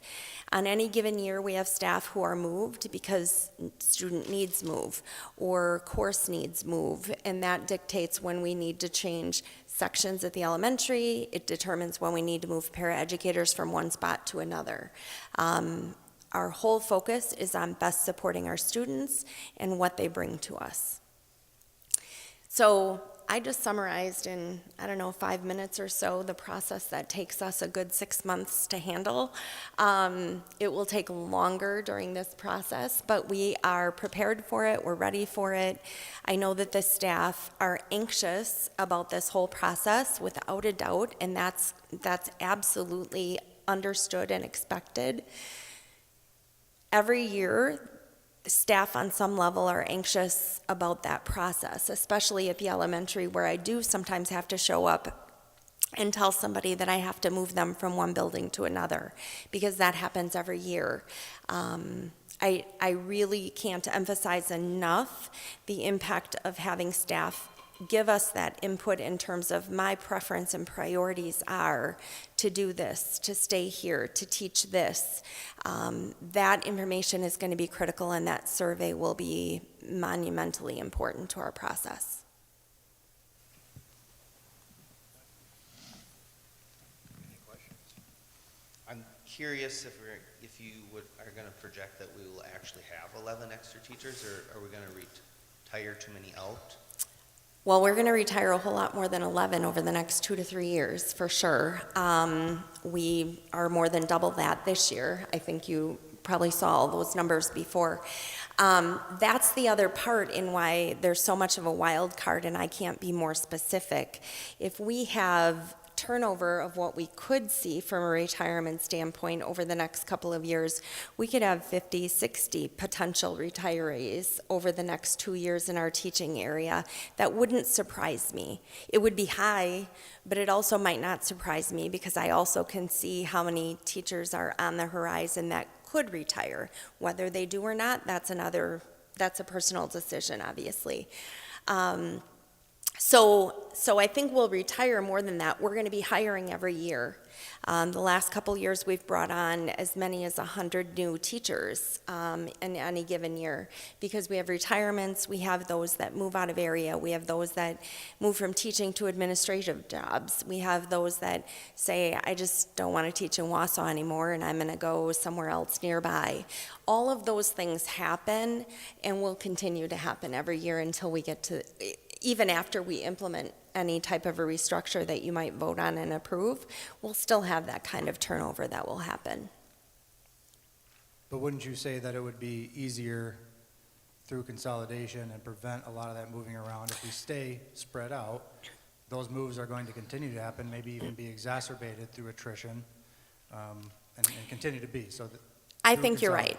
Yes, I think you're absolutely right. And I know you heard from Mr. Mossens, and at one point during that conversation, he talked about when you bring staff together in a critical mass, they might be able to get away. Instead of having maybe 5 preps, they might be able to have 3, which would be awesome, because they would have so much more time available to plan in a way that they might prefer to do that. When you have 5 preps, that's a heck of a load on a teacher, no matter how well trained you are and how much experience you are or you bring to your role. That is a big demand on a teacher to prep for 5 different things. Okay. So let me just summarize a little bit. Considering licensure in that, it's going to be a little bit easier to have people in one area with different licensure to be able to teach the classes that they will be able to teach. Instead of being split from one building to another building, they're going to be there, and they can share the load with their colleagues in their meetings, the breakdown meetings, and things of that fashion. Correct? That is correct. Yep. At the elementary, they'll have bigger pools of teachers in like grade levels, so they'll actually have more collaboration than they currently have now, which ultimately leads to better opportunities for kids, because kids can get to differentiation within a team of teachers a lot easier when there's more teachers to meet those needs. At the secondary level, a similar thing can happen. And I do think that we'll be in a place where we'll have less travel that's required for people to be able to continue to teach those areas that they're interested in. Well, I'm just looking at the staffing situation with the current staffing at the east-west mirror man, taking a look at the yellow bricks, the blue bricks that you have here. I'm just very much aware of the fact that if you have that many people that are splitting time between two buildings, and you can put them in one building where they can use their expertise, Project Lead the Way, you're going to have more people to be able to pull from for your different classes in Project Lead the Way. This is why we would have the opportunity to go with an IB program and an AP program, because we already have the teachers that are teaching those. It's not like we have to go out and recertify them. A lot of districts would like to do that, but they can't because they put so much money into the preparation of the AP staff that they can't go out and do it again with the IB. They just can't afford that. We have all of these things. Now we bring them together and we're pooling it together. I'm not trying to preach to the choir. I'm just trying to get this all straight in my head about the opportunities that we would have, not for us, but for our students that are going to come through here. And I think that is what we have to continue to go back and focus on, the opportunities that we can give our students for their future in the 21st century, not the 20th century, but the 21st. Correct? That is absolutely correct. I didn't mean that to be a rhetorical question. No. I just wanted I wasn't make sure, but yes, Yeah. you are correct. I would love to be able to tell our students that, yes, we can run a French 1 class, for example, and by the way, you can all attend that in person because it's going to be held in the school that you're in, versus we either can't run French 1 at all, or half of you can attend in person and half of you have to be virtual, because the only way we can run French 1 is to try to do it in 2 different sites with 1 teacher. That's not ideal for learning for our students, and so that's another example where we could really do much better than we're currently doing for students in this type of a reconfiguration model. Right, and I have to just affirm that, because I just talked with a couple of students in a small school district, asked them some very specific questions. I try not to be leading in my questions or anything like that, but I was asking them about such programs as the Lincoln Douglas debates, getting involved with something like that. And the individual said, I would love to do that, but we only have 3 people that'd be interested, and I don't want to just sit and talk to the 3 people here. I'd rather be going out and competing against other schools and things of that fashion. I give that as an example because that's a small school, and I love small schools. I taught in small schools, and I taught in big schools. But the bottom line is both have advantages, and the advantage is when you're big, and you can make the big school into a small school by making the classes more manageable. Now you can offer more things because you have more students there to offer to. Absolutely. Am I correct? Or I'm just kind of... You are 100% correct. Yeah. I went to a very, very small school. I wish I would have had the opportunities that that we currently offer even, but even what could happen as we continue to move forward that would have been just an incredible experience. Well, I don't mean to keep on going on this, but I've heard a lot from a lot of people and a lot of people I've talked to, and I want to make sure I'm asking the questions and identifying, is this what we're planning on doing? In order for me to make a decision one way or another, I need to know that's what you're trying to do with staffing as well. So. Thank you. Thank you. So before we, one, I hope you're getting the sense of how complex each of these areas is, right?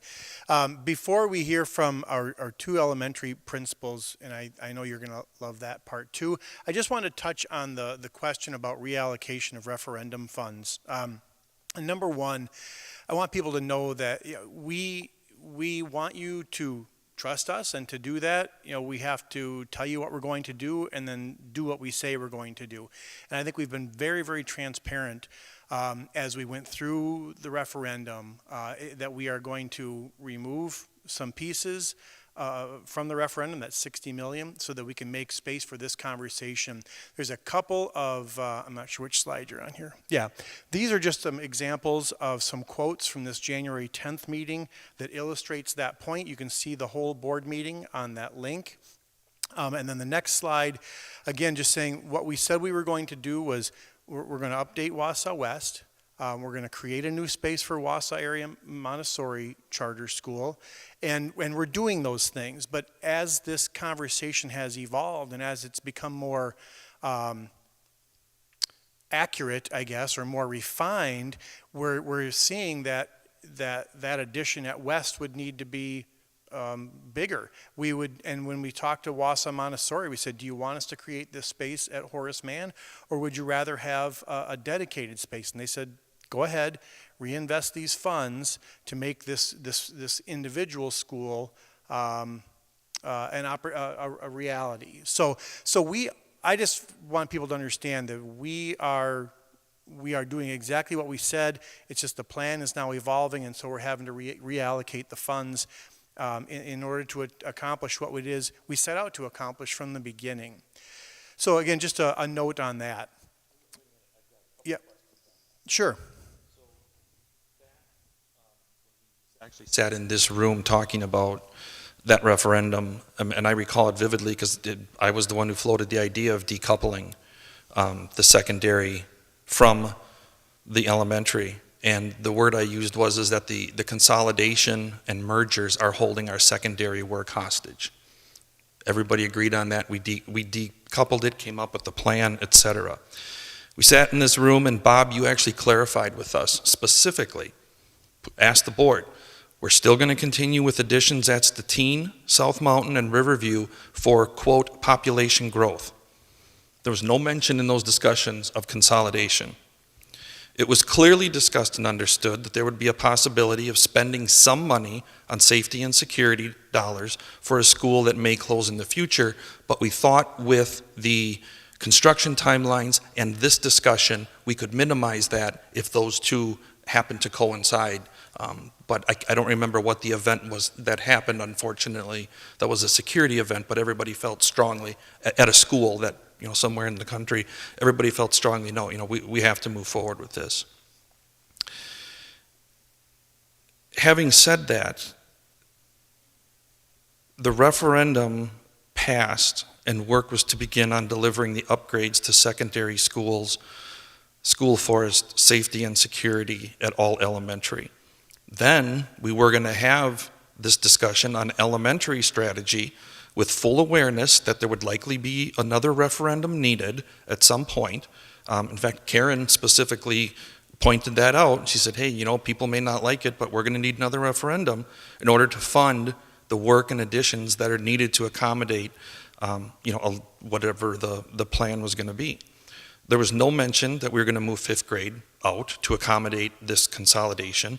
No mention of a multi-campus high school and needing to divert approved referendum money to fund part of this plan. This was the plan.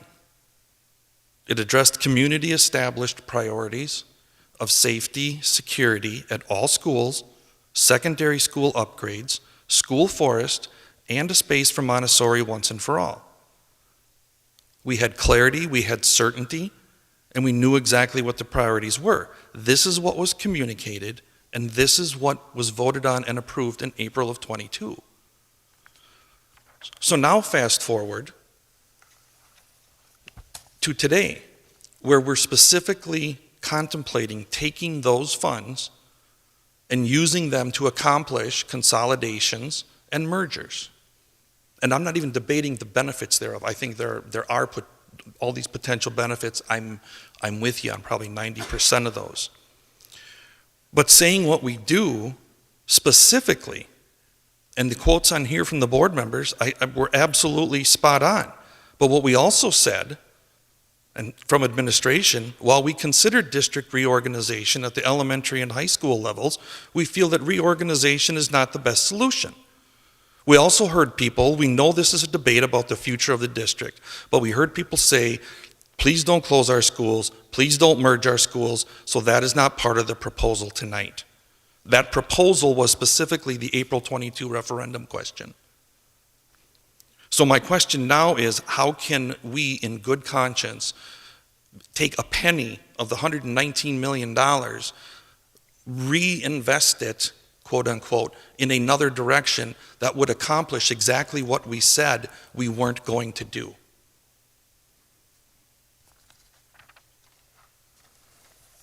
Thank you. So I guess I would answer that with one question. Should we continue with investing funds as the plan says, even if the plan doesn't meet our future needs? The public had said, yes, that those are our future needs. That's where we want the money to go. Okay. But, now, and I just wanted, there's an issue there that I agree with. You know, there's some mixed messaging there, without a doubt. But I think we've got to add some more detail to what you just summarized, because the funding that was approved for Montessori to get their own space, Montessori wants us to instead do this proposal so that they can have their own space at an elementary school instead. But they need money to build it out. They don't need us to spend however many millions of dollars to add space to Horace Mann, because that's not where they want to be anyway. Sure, but if they go to Lincoln, they may need $3 million, $5 million, $8 million. No, and they've said they don't. They want... I just talked to somebody today, Lance. We can debate this all day. I just talked to somebody today within Montessori that said we absolutely need money to build it out to meet our needs. Oh, yes. Similar to what was happening at Horace Mann.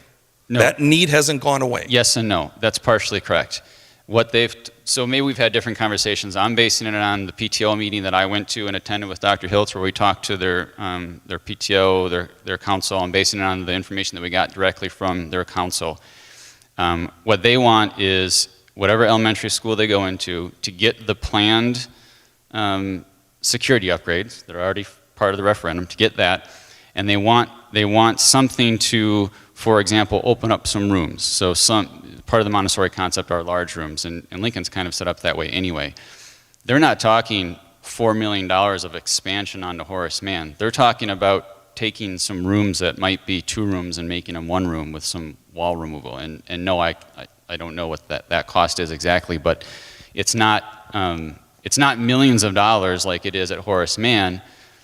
It wouldn't make sense from a taxpayer standpoint or from Montessori standpoint for us to spend all of that money at Horace Mann and then move them later. That of course, you wouldn't want to do that. I completely agree with that. So, and I also don't think that those who supported the referendum would want us to spend money, for example, how many millions is it at Grant, to make a secure entrance there, and it's much more expensive there because it's on a second level, right? And then sell Grant. Like, that also wouldn't be good either. So I'm not saying that your concerns aren't valid. They are. It's just there's also the other side of the coin. That if we go spend multiple millions of dollars at Grant and then sell it 3 years later, that isn't good either. Agree, but that was understood as a possibility when this was approved. We talked about it. We talked about the potential to spend money on buildings that we were going to close, potentially close, when an elementary discussion happened. Right, which is why we took out most of the big spends. We took out the extra cafeterias and the air conditioning. We took out the big spends, but that doesn't mean that a couple $1 million at Grant isn't a big spend. That's a big spend. Agree, but we're still talking about using the money to accomplish consolidation and merger when we specifically said that wasn't going to be part of the plan. I would disagree. We talked specifically in board meetings, in the two here and probably others. We didn't go through every board meeting we've had in the last 2 years, but we talked specifically about having a conversation about restructuring. We were very clear about a possible merger. You saw it in the surveys. You heard it in board meetings, the merging of the high schools, the restructure, the closing and merging of elementaries. We were very, very clear about that intentionally. So I guess I struggle with a plan that is emerging through the process that we put into place, the subcommittees and now this input, and saying, okay, we like this plan, but we're not going to fund it. We're going to use the funds as they were planned for, but now the plan has changed. Similar Right. to, the lighting for the tennis courts at West versus East. We have the courts at East that can serve the needs of the tournaments that can't be served at West. Why not move the lights there? These are evolutions of ideas, and then we use the resources we have to make that come true as best we can. The established process would be to come up with the plan, whatever the plan is going to be, because you acknowledge we're going to need another referendum in the near future for facilities needs. I don't know what that is going to be for or what it's intended to cover, but the established plan would be to design, come up with whatever this proposal is, then go to the public again with the referendum and say, here's the money we need to execute on this plan. That's the ultimate survey. Well, the needs that you're referencing are the needs that we took out. So the, what was it, $60 million? So the $60 million, those are the needs, because we've done the study, so we know that John Marshall needs this, and we know that this school needs that. And so now the dollars are going to be a lot higher now, because time has gone by. So those are the needs. We know those needs are there, and that's, I believe, what Karen referenced and what I've referenced in the past, is that we're going to need that referendum in the future. The question is it going to be on 13 buildings? Is it going to be on 8 buildings? Is it going to, I don't know what that's going to be. This decision is going to impact that greatly, but that's the future referendum that's needed, because we took a lot of elementary work out, and we took it out because, again, we didn't want to spend money on schools that then would be considered for closure. That would be a waste. I agree. And I'm not disagreeing with you that there weren't mixed messages, because you read some of them, and I agree. I agree with that. Sometimes I think that because we're in every single meeting, we assume everyone is. And so I remember multiple meetings where we talked specifically about pulling $60 million out because of this reason. I remember interviews with media asking, why did it get so much smaller? Well, because we're still considering merging elementary schools, and we don't want to put money into elementary schools that might close. But if you didn't watch all of that, if you didn't pay attention to all of that, and most people don't, and I don't blame them, because I went to before I was on the board either, if you only watch the one referendum presentation where it says we're not closing schools with this plan, that's a mixed message that I agree 100%. But there were all kinds of other meetings and times where we talked about how we are still considering closing schools. That's why we changed the referendum. I'm not disagreeing with that at all. All I'm saying is that the referendum itself and its intended use had nothing to do with closures and mergers. Yeah, I agree. Let's take a look at it a different way. You asked the voters for money for Montessori. They wrote us a letter, says that's cool. You don't have to do that for us right now. Okay? Now, I had a conversation in last week that said they're going to need the whole $9 million to remodel a school, whatever one we give them. Now you're going to take the $9 million that was already approved by the community, put it at West, which there's a bunch of people, whether they don't want it or they're in the middle and want to be cautious with things. Now you're going to move that money, and now you're going to come back in the next referendum and ask for another $9 million to give them Montessori when they already approved money for Montessori. And I can't comment based on an anonymous person that you say you talked to. I'm basing it on a meeting that I went to. It was a PTO meeting with, many people in the room talking about it, and I'm basing it on the specific letter that we got from their council saying that they support this plan. So that's what I'm basing on, because this gives them the pathway to actually be in an elementary building, which is what they want. So you know, that's what I'm basing my Montessori understanding on, is based on what they've officially told us. Not only in that letter, but that council, that governance council, the leadership there knows that those funds, although reappropriated in some way, shape, or form, benefit their students in the long run as well, because they will go through 9th and 10th and 11th and 12th grade. So they, although those funds would be reappropriated, they're still going to be used and benefit their students, you know, long term. So. I'm not quite sure where that ended. Yeah. I don't. I'll agree to disagree that we're doing what we said we were going to do. Okay. I have no more comment. Could I ask a question though? Because I would wonder, and Pat, I guess I'll direct this to you since you started the conversation, and I respect that. How would you recommend that we proceed? I would come up with your plan, whatever this proposal is going to be, nail down all of your specifics relative to all the things that you've covered, staffing, transportation, blah, blah, blah. Put that together in a package. If you need more money, package up a referendum and go to the public and say, here's what we need in order to accomplish these things. Will you pay for it? Okay, and then... If you don't need more money, then nobody can force, well, I guess we can, but collectively, none of us individually can say, go to a referendum, a non-binding referendum question. Ask for the input and the feedback on a specific plan. I'm not totally opposed to getting more information, but there are some troubling parts to that, and I'll give you a recent example. And it's happened multiple times. So I've been contacted by people who said, I don't support consolidating elementary schools because I favor individualized learning. And if you think I'm talking about you, it's not you, because it's multiple people have told me that. Because I support individualized learning. So I know that consolidating elementary schools actually gives us better opportunity to provide individualized learning. But the person voting no, their interest is to increase individualized learning, but they're voting no because they don't understand that elementary school consolidation actually offers better opportunity for individualized learning.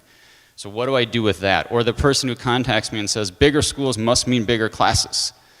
So they vote no, while we know that it means more consistent class sizes. I think the example we talked about for 5th grade, yeah, we won't have the 14 size classes anymore, but we also won't have the 29 size classes anymore. It'll be more consistent. But the person who votes, who says, I'm voting no because it means bigger class sizes, but it's because they didn't know. So I don't know what the answer to that is. Do we just continue to try to give more and more information? But these are things we've been answering for years. No, I understand that, but what about the person that voted yes under the assumption that we weren't going to consolidate and merge?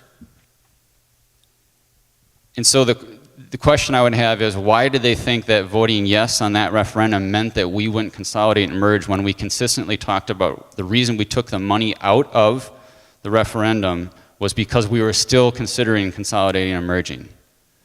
I think they think that because there was no mention of it in the referendum question. It's not what they were voting on.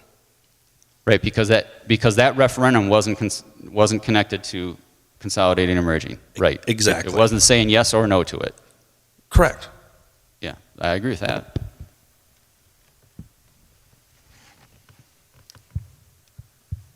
I'm kind of stumped. Yeah. Stumped Well, with tell you you what, guys. yeah, let's continue. Clearly we have some, it's a complex situation, and I think everybody's trying to do what they think is best. We've got about 30 more slides to go. So I wonder if we could continue, and we can arm wrestle this over a little bit later. I'm very pleased to have Mr. Brent Johnson and Mrs. Colleen Burkhan, principal at Jefferson and Grant respectively, to share with you their perspective on the value of a possible merger of their two elementary schools. Thanks for being with us tonight.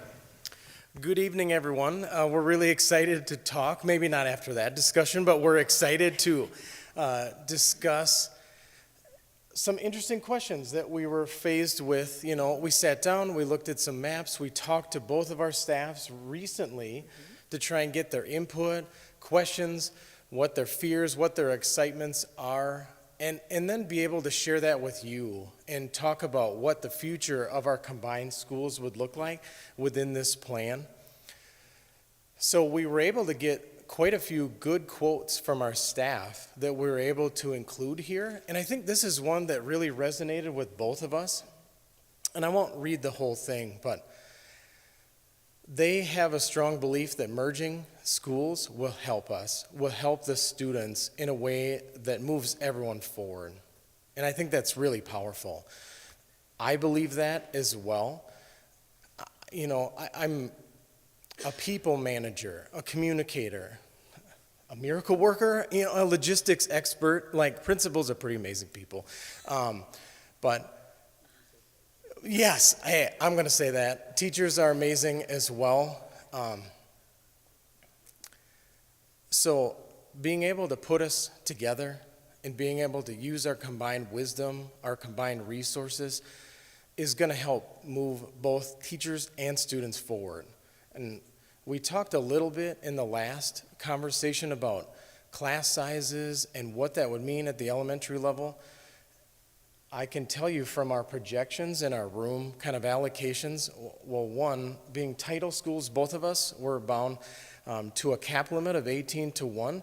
So merging our schools helps us to be more efficient within those limits, but it doesn't change class sizes.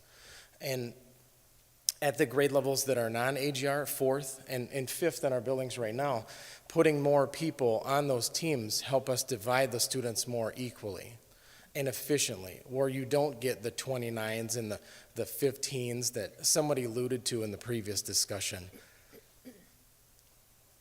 So those have tremendous impacts on both our staff and our students. The quality of the teacher teams, a direct quote from one of our teachers, and it was interesting, she stood up in the meeting that we were talking about, said, you know, this is my quote right here, everybody. Like, and I think helping them plan, helping them, many hands make a lighter lift, right? That helps the students. If the teachers are more a team effort and more prepared, they can help the students move forward. Just one little kind of window into what that might look like, our special education and interventionists, staffs would be part of a larger team. Right now, they're trying to get to 2, 3, 4, or more grade levels within our buildings. And that makes it really difficult for them to attend the intense data meetings and conversations that we have every week within our buildings that are critical for moving all students forward. We don't just talk about data, we live it. And to be able to get them to focus on a grade level or 2 using those efficiencies would be huge for us. In the case of special education, you could be more a part of that class and more a part of those children's daily educational lives instead of running between multiple rooms, grades, etc., allowing us to do some pretty neat things about being more specialized and being better trained to meet the needs of our students instead of like a jack of all trades kind of approach that sometimes we have to do at the elementary level. And I think as far as the building is concerned at Thomas Jefferson, we're perfectly aligned with the referendum planning that was passed to move us into the future with more safety, security, parking, and like a more safe pickup and drop-off area to meet the needs of this combined schools.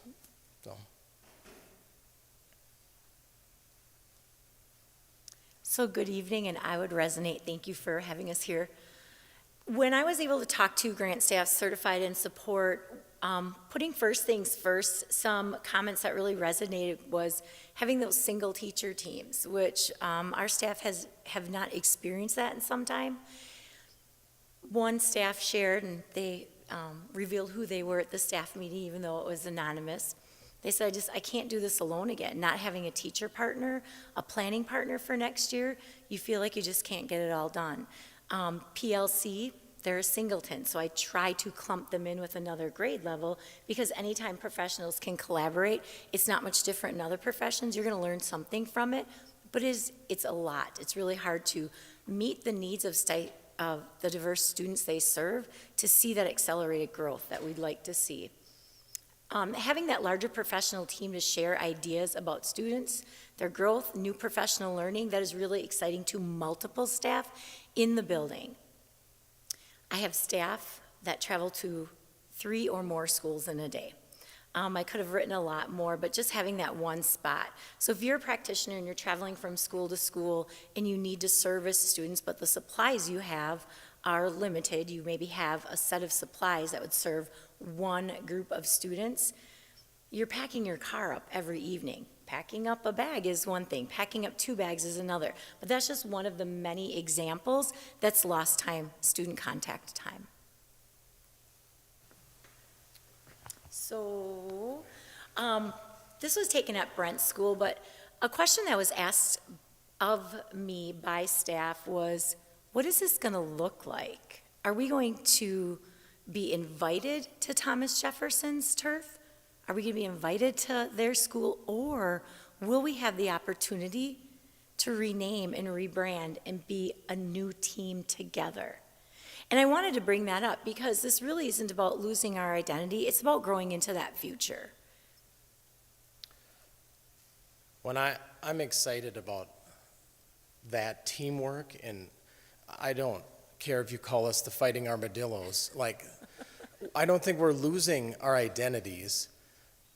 And sometimes I think we're focused on the wrong things. Like, we're not here to compete with each other. I want Grant to be the, of our 13 elementaries, I want me to be number 1 because I'm competitive, but I want us to be like number 2 through number 13 in the whole state together. And if there's 8 of us, that's the deal. Like, I want us to be succeeding as Wausau in total. And I think we are competing in a global marketplace. We don't have time to fight Grant or East-West or things like that. We have to pool our resources and work to compete in a global marketplace that does not care about our river, how deep it is, or how long we've done things the way that we've done them.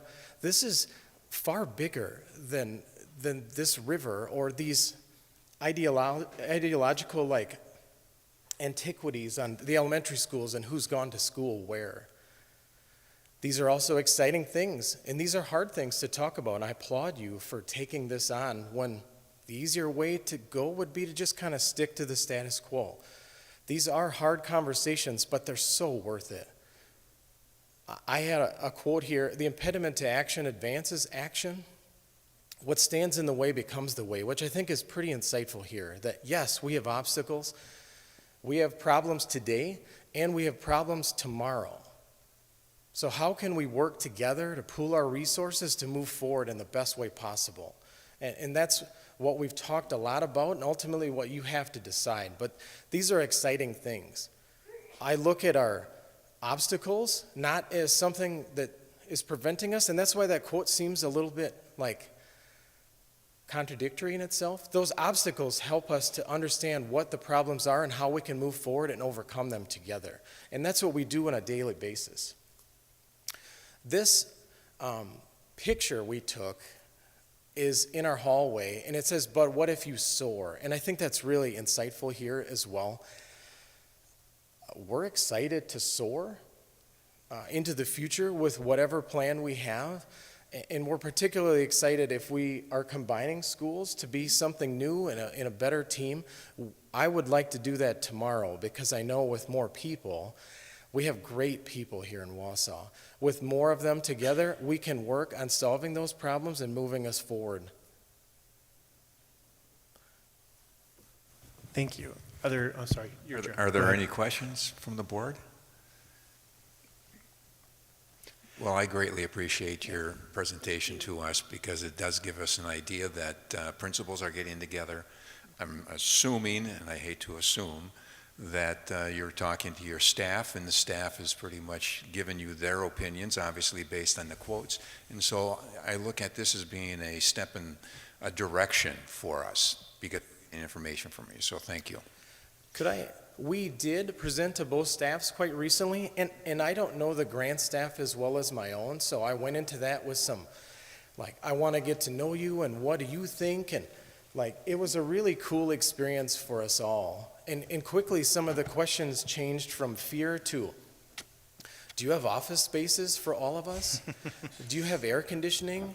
do you have places for us to park? And then it turned into like, oh, let's do this. Like, this could be really like beneficial to us. And it was invigorating to myself, and I know Ms. Burkhan as well. We came away with that. We went into it like, what are they going to say? What are they going to do? And we came away with like, okay, like, we have a significant amount of buy-in that maybe isn't reflected at every meeting that we have, but it's certainly out there. We have hardworking educators that are passionate about helping kids, and that's really exciting to us. So you've worked with the staff. May I ask this question? Have you been working with your parents and the families with the possibility of knowing what this would mean to them for combining the schools, putting the benefits together, things of that fashion? What have they said? Well, I think you get equal parts, and please chime in if you get equal parts of like, we are very family orientated, and there's a little bit of like, I don't know what's going on at Thomas Jefferson, or I don't know what's going on at Grant, and we have such an awesome culture. And I think we could quickly get down to like merging those things and really building that culture and making people feel welcome and understood. That's the comments that I get the most, is just what does it look like and what does that mean for me? And yes, my child may have to change schools or change schools throughout their K-12 program under this model. So I haven't gotten into many conversations, but the conversations really have stemmed from Title nights, Title I nights. Get to know your families a little bit better, and both schools have those.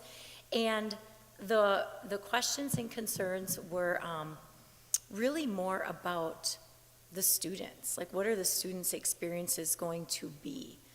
So those were more where my families were coming from, like what are the experiences going to be for students? And I did have the chance to, if I could have put some quotes from parents up there, I had one parent who does have children in different grade levels throughout the district share, something has to change because we see now the opportunities that could be, that what if we soar? We see the possibilities that could be that we didn't think about till we had a child that was in high school or middle school. So those were some of the questions that parents have, and comments they've shared with me. Thank you. Yeah. Thank you. Awesome. Thank you both. All right, let's see, who's next? Oh, me. All right. So a few more slides and then we'll wrap this up, unless you want to continue, of course. So one question that we've received is, what happens if we just keep doing what we're doing? What's wrong with what we're doing? And again, just trying to capture things in a digestible manner. We know our current path. We have declining enrollment. We know that declining enrollment leads to reduced revenues. Those revenues have to come from somewhere. They have to be cut somewhere. So that's staffing and programming.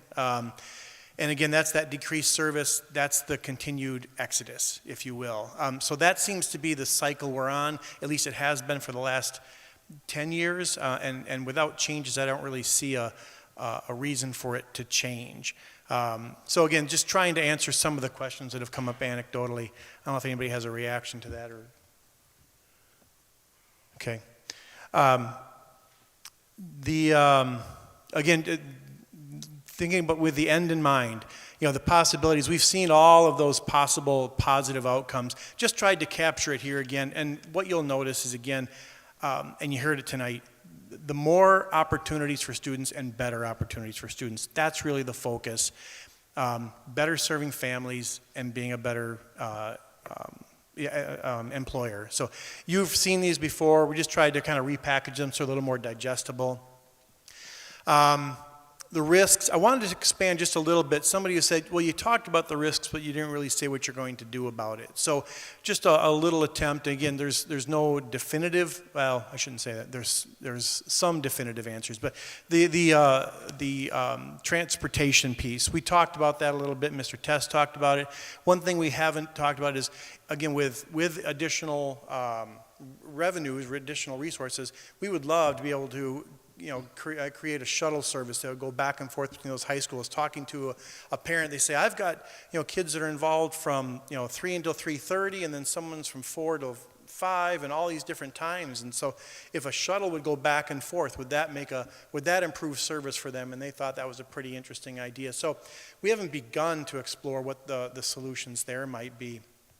We've heard the opportunity for varsity teams, and those elite athletes, but what about the average student? Again, we're going to create new WIA opportunities, but again, that intramural opportunity where students don't have to be dedicated to 5 or 6 days a week and since they were 5 years old. I just, again, that's some of the mitigation of, if you will, of going from 2 varsity teams to 1. Losing public support. Lee asked about it earlier, and you've heard there's lots of opportunities tonight. Whether it be, the conversations about restructuring the high school, the opportunities to engage with elementary families about what that elementary experience might look like, the opportunity to talk to parents about what will 5th grade and middle school look like. I think we bring people together, and just like you heard tonight, they're going to get excited when they learn what the opportunities might be. Traditions. We heard about some of this tonight. Again, our 2 elementary principals spoke a little bit about this. It's not necessarily what we're going to lose, but what we're going to recreate. And I think it would be really exciting to sit down with a team of community and staff members and board members and say, what traditions are really important to us? And what about them makes them special? And how do we take those qualities and replicate them in new traditions? I just, again, you can hear, I get excited about this when I think about the possibilities. So there's no definitive answers, but there's process and there's creativity, and we've seen some examples tonight of how that manifests itself. What slide are you on, Cassie? Sorry. Oh, we're not on a slide. I'm just talking. Okay, I'll just keep ignoring that. I can wrap this up fairly quickly. There was, my page is going to close. Somebody wants us to stop this meeting. The wireless went down. Oh, okay. Well, I'm still looking at mine, so yeah. All right. I'll talk. There's been an interest in a staggered implementation of this process. If you saw the presentation before it disappeared, we displayed one possible way that could be done. So, for instance, we could create an 8-9 junior high in 25-26. We could move 5th grade into the middle school the next year, and we could merge our elementaries in the 3rd year. Right? That would just be one example. We've also explored some examples where there are limited opportunities to merge elementaries sooner, more isolated from a large merge. So there are opportunities. And I guess my question tonight to the board would be, are you interested in exploring some of those staggered options? Now, before you answer that, let me say we explored a little bit of the benefits and some risks. So some benefits. We could spread that workload out, which you've heard tonight. It's extensive. We could spread that out over multiple years. That's a potential benefit. We could, as we take our first steps, we could learn from those, and if we did make some mistakes, because none of these processes are perfect, we could learn from those mistakes and not repeat them later. And we could reduce this perception that we're doing too much too fast. Those are 3 of the potential benefits that we saw. In terms of risks, obviously, we're excited about creating new opportunities for students. It would delay that. The improved working conditions, it would delay that. In addition to that, Tabitha talked about the staffing. The fewer options we move at one time, the fewer options we have for placement of staff. If I'm a middle school or an elementary that I might want to teach in the middle school, that opportunity may not be available at the right time. So there's some mismatch in terms of opportunities for staffing. Little worried about stranding efforts, right? As if we take some funds and reallocate to West, I'm worried about Montessori. I want to make sure that what we said we were going to do for Montessori happens, and you just don't know, as processes get protracted, if something could interrupt that. We heard earlier tonight, the whole idea here is we are becoming more efficient, taking those resources to improve opportunities for students. We don't do that. We don't reap the benefits of that if we don't do it at one time. The resources don't become available simultaneously. And then, of course, fiscal solutions, right? We've heard about transportation going up. We lose the richness of our fiscal opportunities to reinvest if we don't do this simultaneously. So I don't know if that makes sense without, oh, hey, I'm on slide, which one am I on? What's that? Yeah, I'm on 56? 66. I'm on 66, Cassie, if you can, no? Oh, Diana's doing, okay. It's the one that said risks to staggered implementation. I'm going to pause there for a second while we find that. Are there questions about staggered? Otherwise, I got just a couple more slides and then we can. Any questions from the board? Yep. If we stagger our implementation, where does Montessori fall into this plan? I know because they're a part of the elementary. So would they fall in the 2027 to 2028? In the Staggered example I put on here, which is slide 64 for those of you who are trying to follow along, yes, because that's the first time we'd have a space for them. Yeah. But again, this is just one example. There are other possibilities that we could explore. I don't know if it's the best way forward, but since people had interest, we wanted to at least offer that as a consideration. I'm going to keep moving, just in interest of time. Post-board action and accountability. I want you to know that when the board takes action, there are many more steps that have to be brought back to the board for review. Elementary school creation and repurposing, that has to come back to the board. Child care partnership agreements have to come back to the board. Curriculum changes, you heard about them tonight, those have to come back to the board. We talked about changing the name of our elementary schools, maybe if we merge them. That has to come back for the board for approval. Transportation plans have to come to the board. School schedules, staffing plans, those all have to come back to the board for approval. So this isn't a carte blanche kind of approval. This is a start here and then come back to the board with new work and new approvals. Questions on that? I have a question on not on that part, but this would be part of it on West, because Pat made a good point. I didn't agree with everything Pat said, but well, once a year I got to give you credit when it happens. I didn't agree with everything that you said, but I agree with part of it, and that's this perception that the referendum, which we said had nothing to do with consolidation, is being used to fund consolidation. And correct me if I'm wrong, but we don't need to build onto West to do this consolidation. The first time we looked at it, in fact, we looked at it without adding space on West, and we were at like 98%. And we said, well, it'll be tight for a few years until our enrollment drops. We were at, and I have the numbers, we were at 1664 students with a capacity of 1694. So we don't have to do that in order to do this consolidation. But then, so it didn't start with, how can we use money from the referendum and make this consolidation work? It started with, what would it look like to consolidate our high schools into a junior high, senior high model, and it was, well, West would be at about 98%, East would be at this. And then later it came up, well, if there is an open elementary building, then Montessori would want that. They wouldn't want us to spend money expanding Horace Mann. Making some modifications to an elementary building is going to cost much less, so there's this extra money, so we could also expand West. But,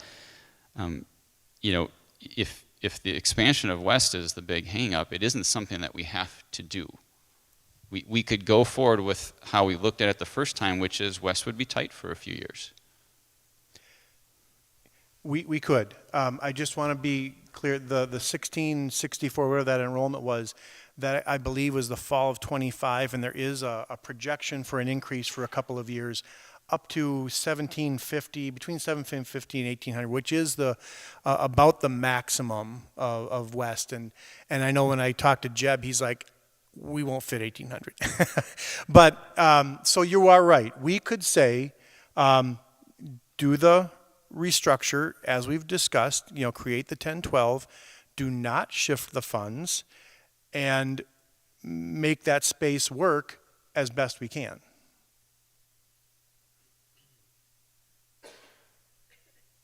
We could, and we would have money left over at the end that would probably go to general maintenance. It's what we usually do with the money left over in the referendum, is that unanswered part, which is general capital improvement and maintenance. Well, we would certainly modify the school into which we moved Montessori.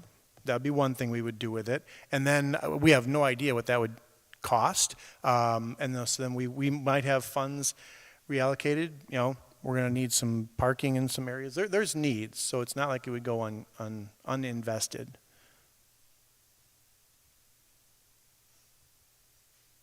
It's not a motion, is it?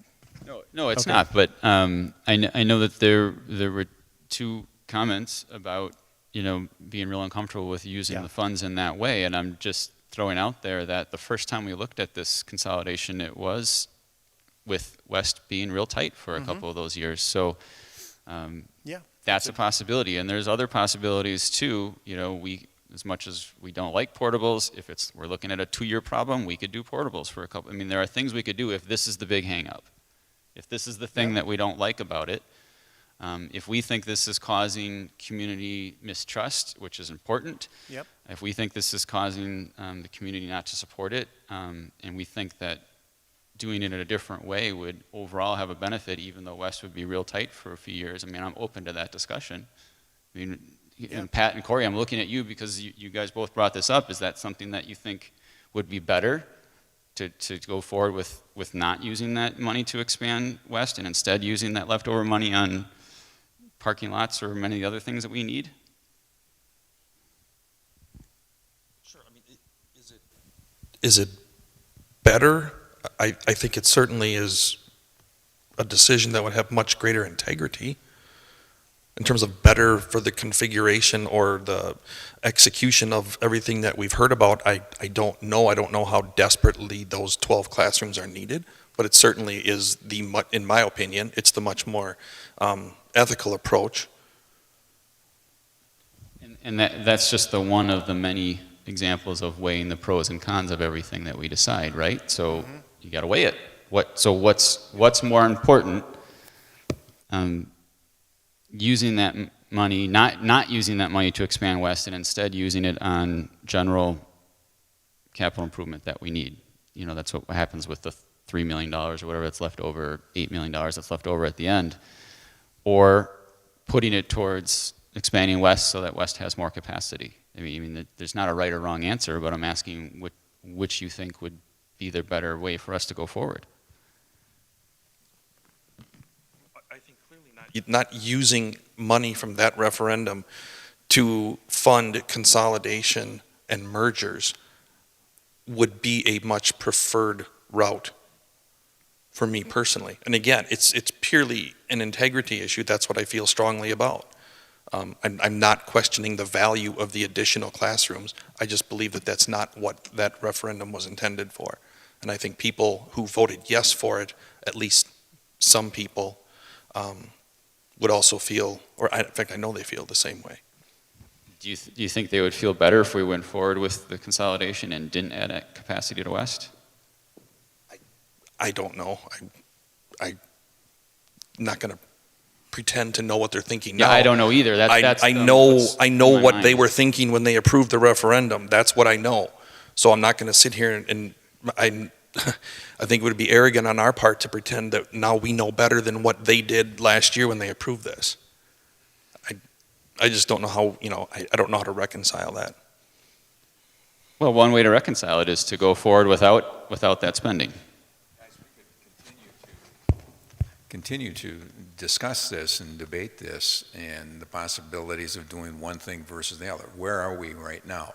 Do we want to maybe have the administrative team come back and give us a breakdown of maybe a step-by-step situation versus where do we want the administrative team to go right now?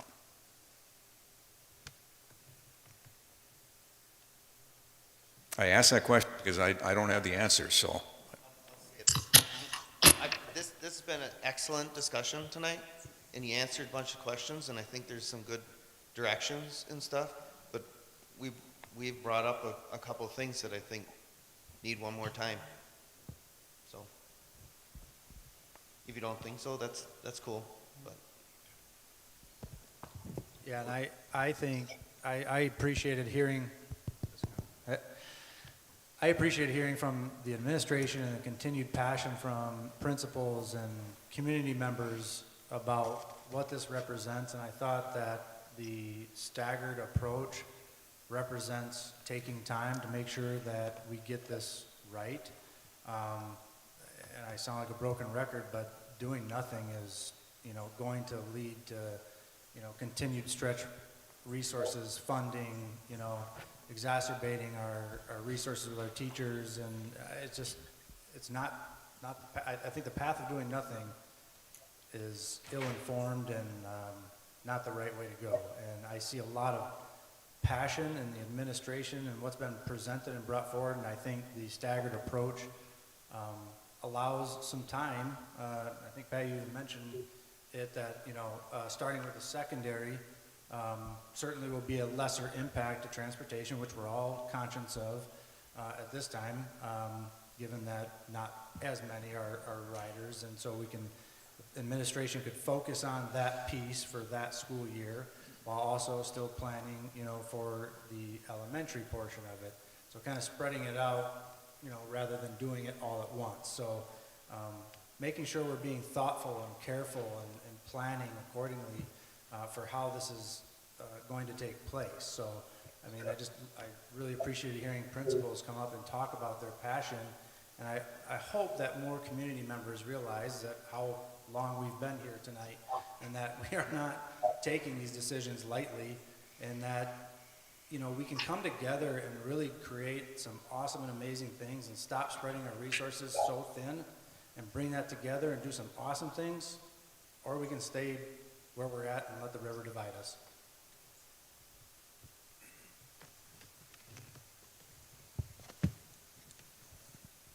Corey, do you have something? You had your mic up like you were ready. Yeah, I think I should just be clear. After the January 23rd meeting, I was informed that it sounded like I was against any of this, and I'm not against any of this.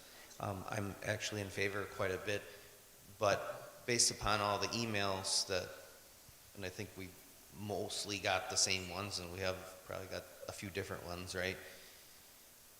There's three groups. There's some that are just going to be against it, period. They don't want any change. You got the group that's just step on the gas and go, and then there's cautious group that wants to make sure we get everything right and we talk about it, and everybody has the opportunity and knows what's going down. And I'm in the cautious group, okay? And I said was great. In 3 weeks, staff got us all kinds of extra answers. We heard some more feedback from principals, right? And there's probably, there's more people that probably do support it, they just don't speak up. I think there was a lot of emails this last week about the cautious group. They realize something has to happen, and at some point we will hit a financial cliff, and that is a reality, and we have to do something, okay? And I think it's more important to be methodical and go through the steps and make sure that we're doing it correctly. So, I would like to say something about the elementary plan, because the first time we looked at this plan, I think was October, November, I can't remember, and I was pretty critical of it. And it was for two reasons, really. One was some of the capacities, and then the other was I just had this vision in my mind of 8 or 9 kind of same-sized schools, boundary changes, like all these equal schools, and not equal because demographics shift, but if we have a 325 average, maybe we've got between 300 and 350 are the size of our schools. And then when we looked at it in January, I felt better about the capacities because we were able to see it with the 4K out, so that made it look a lot better. And then also we were reminded that it was a 90% capacity, so when the figure in the display, in the presentation says the school is at 100%, that means it's actually at our 90% goal, so that made me feel better about that. Still doesn't have, you know, the equal size schools, but as I've thought about that more, it's grown on me kind of each time. I think maybe that's natural when you're kind of a big change. The first time I saw it, I was kind of like, ugh. And that's coming from somebody who thinks that we need to consolidate elementary schools. So imagine the first time somebody sees it that doesn't like see the advantages in consolidation. But as I've looked at it more, I can see the sense in not trying to do a whole bunch of boundary changes at the same time and try to make all the schools the same size, only to have them change again after that. I think that's going to have to happen someday. That's just part of the natural process. Every 20 years or whatever, you're going to have boundary changes. But I can see the sense of that now that I've taken more time to think about it. So I think it creates a lot of advantages for us. Just one question I forgot to ask. Taking the fifth grade out and putting them in the middle school, is that being suggested purely for capacity purposes, or is there research behind that that says fifth graders will succeed more in a fifth, sixth, and seventh environment? You can find research that would suggest, support that. You could also find research that would oppose it. Sure. For us, it's really about creating some of those earlier opportunities and the feedback from our elementary educators who are saying that our 10, 11, whatever, 9, 10, 11-year-olds, our fifth graders, could benefit from expanded opportunities. Okay, but we don't need to do it purely for capacity purposes. That helps us with the mergers. We can't do many mergers with if we leave fifth grade in. So it's both. Thanks. First of all, I want to thank Corey. That was a very good summary in the fact that, I think this is where the community is. There are some people would like to just put the pedal to the metal and go and get it done. Don't waste any more time. There are those that don't like change. And there are a lot of us that don't like change. And there's the cautious ones right in the middle. I'm not sure where I stand on any of this because I'm listening to so many people. I flutter back and forth. And then hearing the two of you discuss right now about the different possibilities, I'm thinking that I'm not ready to decide how we're going to do this yet. And I'm sensing this from everybody. I hear slow down, take a look at that. What does that mean? I'm looking at this slide here, staggered implementation, year 1, year 2, year 3. Can we put a staggered tree like that together and give us a better view of what it would be like, that process down the road? I'm just throwing that out because I think we've talked about a lot of things here. And I think we need to give some direction to our administration. Because before I give the mic over to you, Lance, I just want to say thank you for putting the work together administratively. You guys put together an excellent presentation. It answered the questions that we had asked 3 weeks ago. You came up with answers for transportation, which I think we all had. Curriculum, the 5 through 12 curriculum process. I appreciate that greatly. The staffing that we asked for, you brought that together. I appreciate what you have done as a team. So I don't want that to be diminished here. But we are looking at making decisions for our community, and this is a very big decision that we're going to be making. So I put that in front of the board, and I ask, what do we want our administrative team to do right now?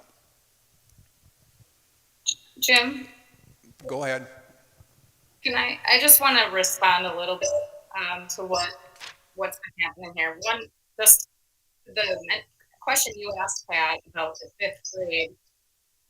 Additionally, my understanding was part of the reason the fifth grade was going to be also moved out was to allow for entire schools their families and students and their staffs to fit inside of other schools, which is another huge benefit, obviously, if we're going to be doing consolidation in order to maintain, the great working environments that these staffs have, built together, that we keep them together when they move collectively versus instead, we're going to keep boundary changes on top of the merging.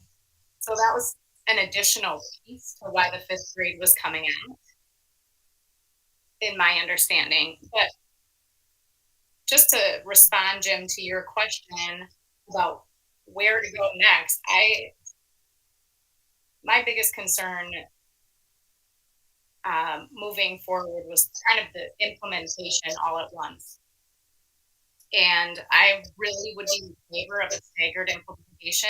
And if we need some increased information about that, then I'm in favor of that. But I think the administration has worked really hard to bring the answers to the questions that we have and given us all the other information that they can give in light of all the moving parts and variables.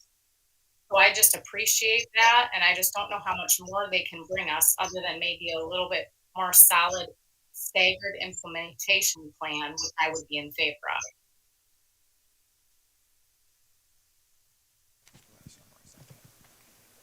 Yeah, I think the part of the question when you say what should administration bring to us is we need to decide, is this something that we support? And so we vote in favor of it because we support it, or we don't support it at all. Because if we don't support it, then it should stop now. If we support it, but there's still some more information and some more details that we need to know, that part of the plan is that's going to be happening over the course of the next 2 years as we're learning more about the staffing and the curriculum and, which school and 4K and childcare and that kind of thing. I don't necessarily need to know that right now. I mean, that to me sounds like it's going to take a year or more before we're going to know some of that information. So I don't think there's ever going to get to be a point where we know the answers to all of the questions unless we go through the entire thing and then make a decision in 2025. And I don't think anybody thinks that we should do that. Well, I was going to make the motion. So we need to make some action and move forward if we're going to move forward. So I will make the motion to approve the Wausau School District Restructuring Plan as presented for the fall of 2025 implementation. Can you move forward, please, to the next slide? And I will second. So let me just repeat the motion first before you second it, if you would, please. So you're putting in a motion to approve the Wausau School District's restructuring plan as presented for the fall of 2025 implementation. That would be what you're saying? Absolutely. Okay.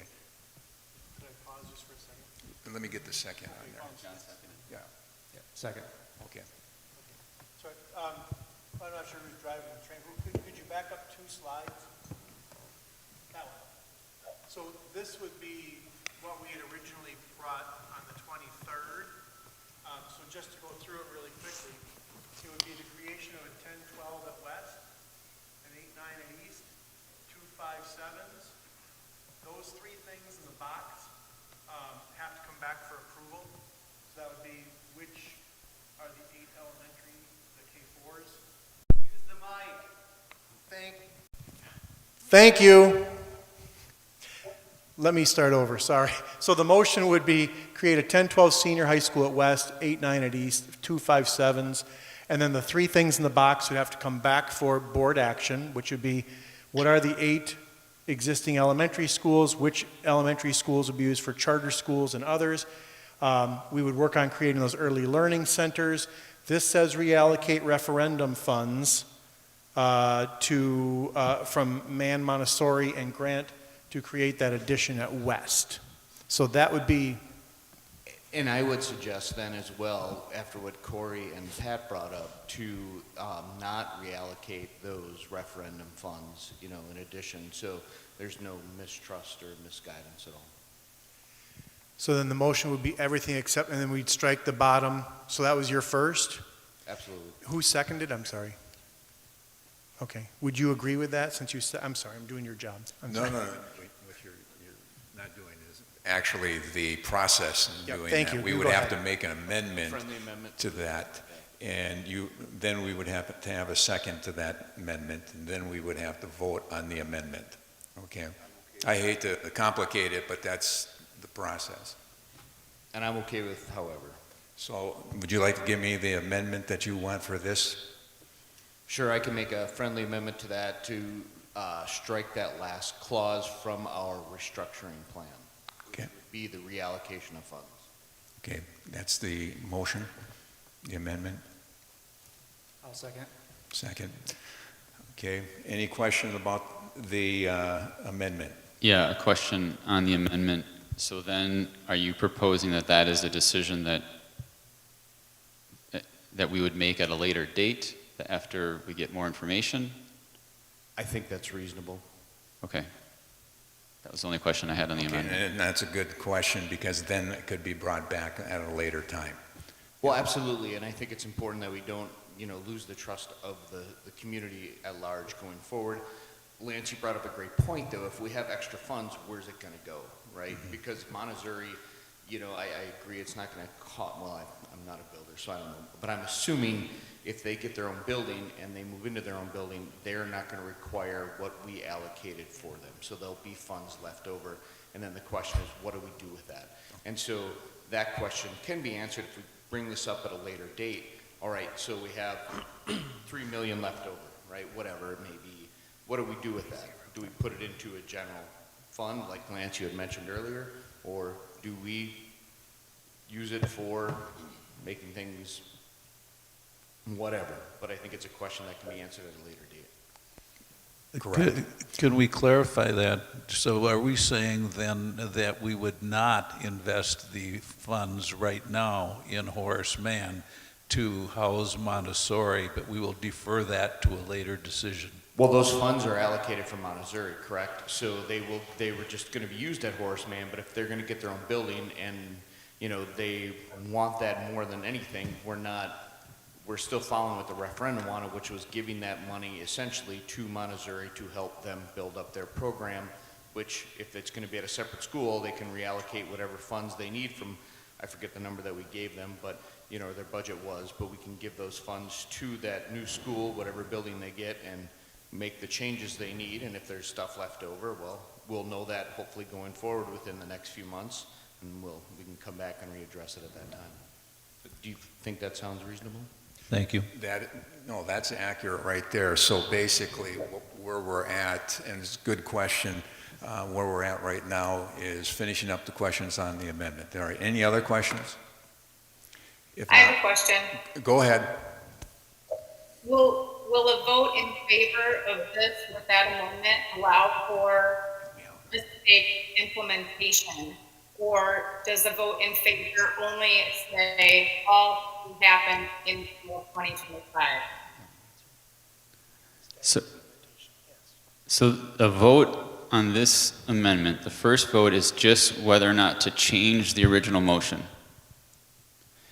And so if we vote in favor of this amendment, the original motion will then be changed to approve it as presented, except striking out that last star, which has the reallocate referendum funds from Horace Mann, Montessori, and Grant.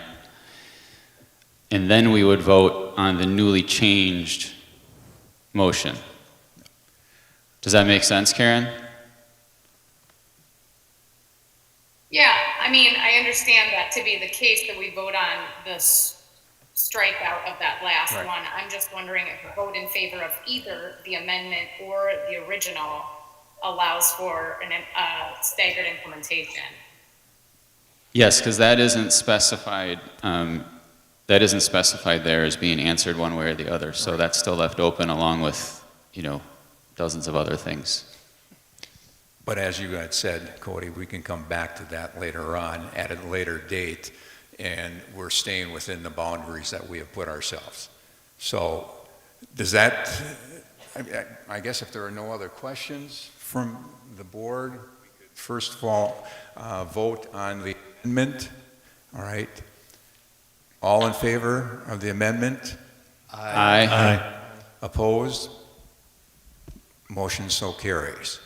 All right, now we're back to the motion, the original motion.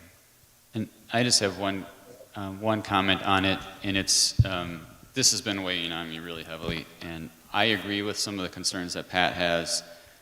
I wish we had more support. You know, more support's always better.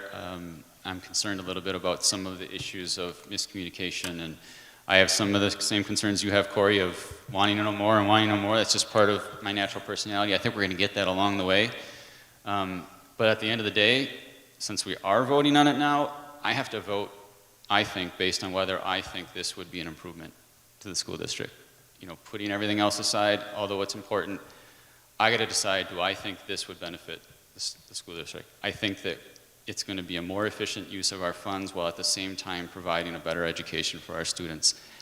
It's not without negatives. I have all kinds of concerns, and I have all sorts of concerns if we don't put it forward. So I don't think any decision we make is all perfect, and I think we have a lot of work to do. But at the end of the day, I have to vote based on what I think would be best for the district, and I do think that this would improve the school district. And I would agree with the fact that we need to vote with that vision here. And as we move down the road, we will have the opportunity to say yay or nay on different things based on what's presented by the administrative team to us, and that based on the moment we're in. So with that, are there any other questions pertaining to the motion? If not, all in favor? Aye. Opposed? No. How many did I hear there? 2? 7-2. Okay. So that the motion carries, 7-2. A couple clarifying questions. So can I assume then we are designing a single story on the front of West?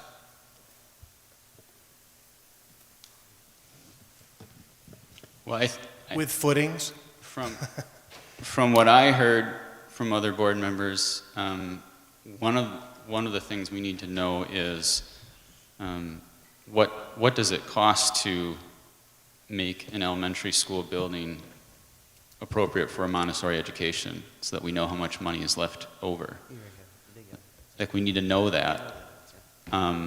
You know, we need to know those capacity numbers. I think it would be useful for us to look at those again and really know what, for me anyway, what difference does this actually make? Because some of the capacity concerns at a building aren't classrooms, it's space in the commons and gyms and stuff. So, like, how important is the actual classroom space? And then another question, again, just for me, would be, we also talked one time about only doing a one-story addition, a second story, however you want to describe it. Is that something that's still feasible? Because maybe that doesn't require any shifting of Montessori funds or referendum funds. Maybe it's something we can do without that. I mean, those are just some of the questions I think that would be good to have answered before we make a final yes or no decision on that, because this issue of using the referendum funds for something different is a big issue. I think Pat raised a really good point. I like to debate with him about it because it's fun, but I think he raised a really good point. And I think we need to really dot our I's and cross our T's and find out what we really need to do before we make that decision. And I would agree, we have to stick with our integrity on what we said we would use those funds for, and you know, the question then is, what do we do with leftover funds, right? So we need to make sure that we meet our obligations that we have to the public, that we committed to in the referenda and moving forward, and I will agree, Pat did bring up a good point, so that's amazing. And, you know, does the community need to hear more from the Montessori Leadership Council, you know, in terms of their vision, their wants, their needs? You know, while they get the answers about whether we need 6 classrooms or 12 additional classrooms at some point, you have April of '24 to ask a $10.5 million question to put the other 2 stories on. You do, because this timeline that we were given, there's plenty of time to do that. Unless Bob says I can't. I just have a couple clarifying questions too. We're categorizing by getting rid of that last star, the Montessori funding, let's say 5.5 million, the same as the grant funding, which is also a pretty big number, 2-point-something million. Does that mean we're going to go ahead with the grant design, or we have enough time to back off of that one? And then probably the more important question is, if tomorrow our design team asks us, what are we designing? And if we pick the wrong one, that's costly. It costs us time, it costs us money, it costs us all the energy that we're putting into it.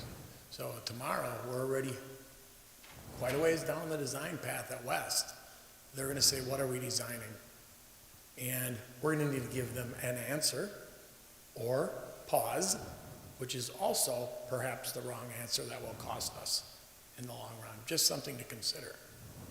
Because tomorrow that question will be asked. It will probably be asked tonight, to be honest with you. What are we designing? Footings, elevator space for 3 floors but only 1 floor? All of the prior with 2 floors, 3 floors? What exactly is it we're designing? So, for me, again, just me, I'll confess my ignorance that I don't know what that means, because I don't know what the cost is to say, design it for 1 and then we might change our mind in 3 months. And so along with some of these other things that would be useful for me to know, what does the Montessori need? How much capacity we actually need? You know, what would be 1 story versus 2 stories? That also would be useful information. This is how much it would cost to design 2. Or this is how much it would cost to design 1 way and then change it later. Like you say it would cost, and I agree it would cost, but we're talking about, you know, a really big project, and if it's a really important community issue, that cost might be worth it. But I don't know what that cost is, so how can I make that judgment? The cost is probably greater on the delay than on the actual design cost, the delay. Backing up on one path and going down a different path takes time, and time costs you being open by a certain fall. And obviously inflation right now is what we're keenly aware of. It costs you time a little bit more than anything, I think, at this point, because we're designing something, we have to back up and design something slightly different. And maybe not slightly different, easy for me to say. The design people will say it's drastically different. Mm-hmm. You're making room for elevators and structure and things like that are pretty big design issues.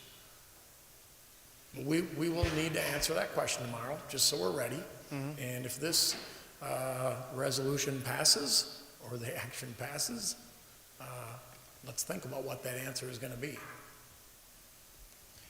have to April.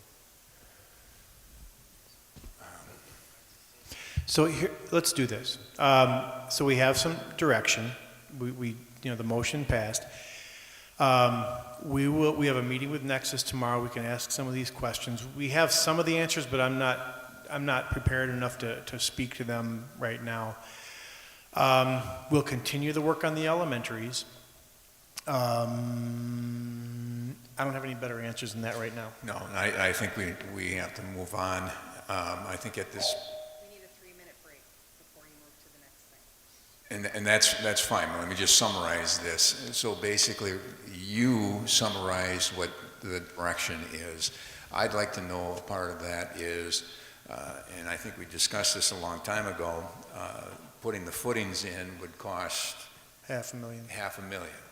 And those footings, just putting the footings in, would have to be there in order to even think about 2nd and 3rd floor down the road. So we may have to discuss that when we come back as And well. it was footings and an elevator shaft without the elevator. Right. Right. Yeah, you can't build and continue and then say, oh, we're going to take it all down and put the footings in afterwards. So I think we need to discuss that in a later time. Okay, a 3-minute break? Okay. You still want to do close tonight? 3-minute break. You still want to do close tonight? What's that? You still want to do close tonight?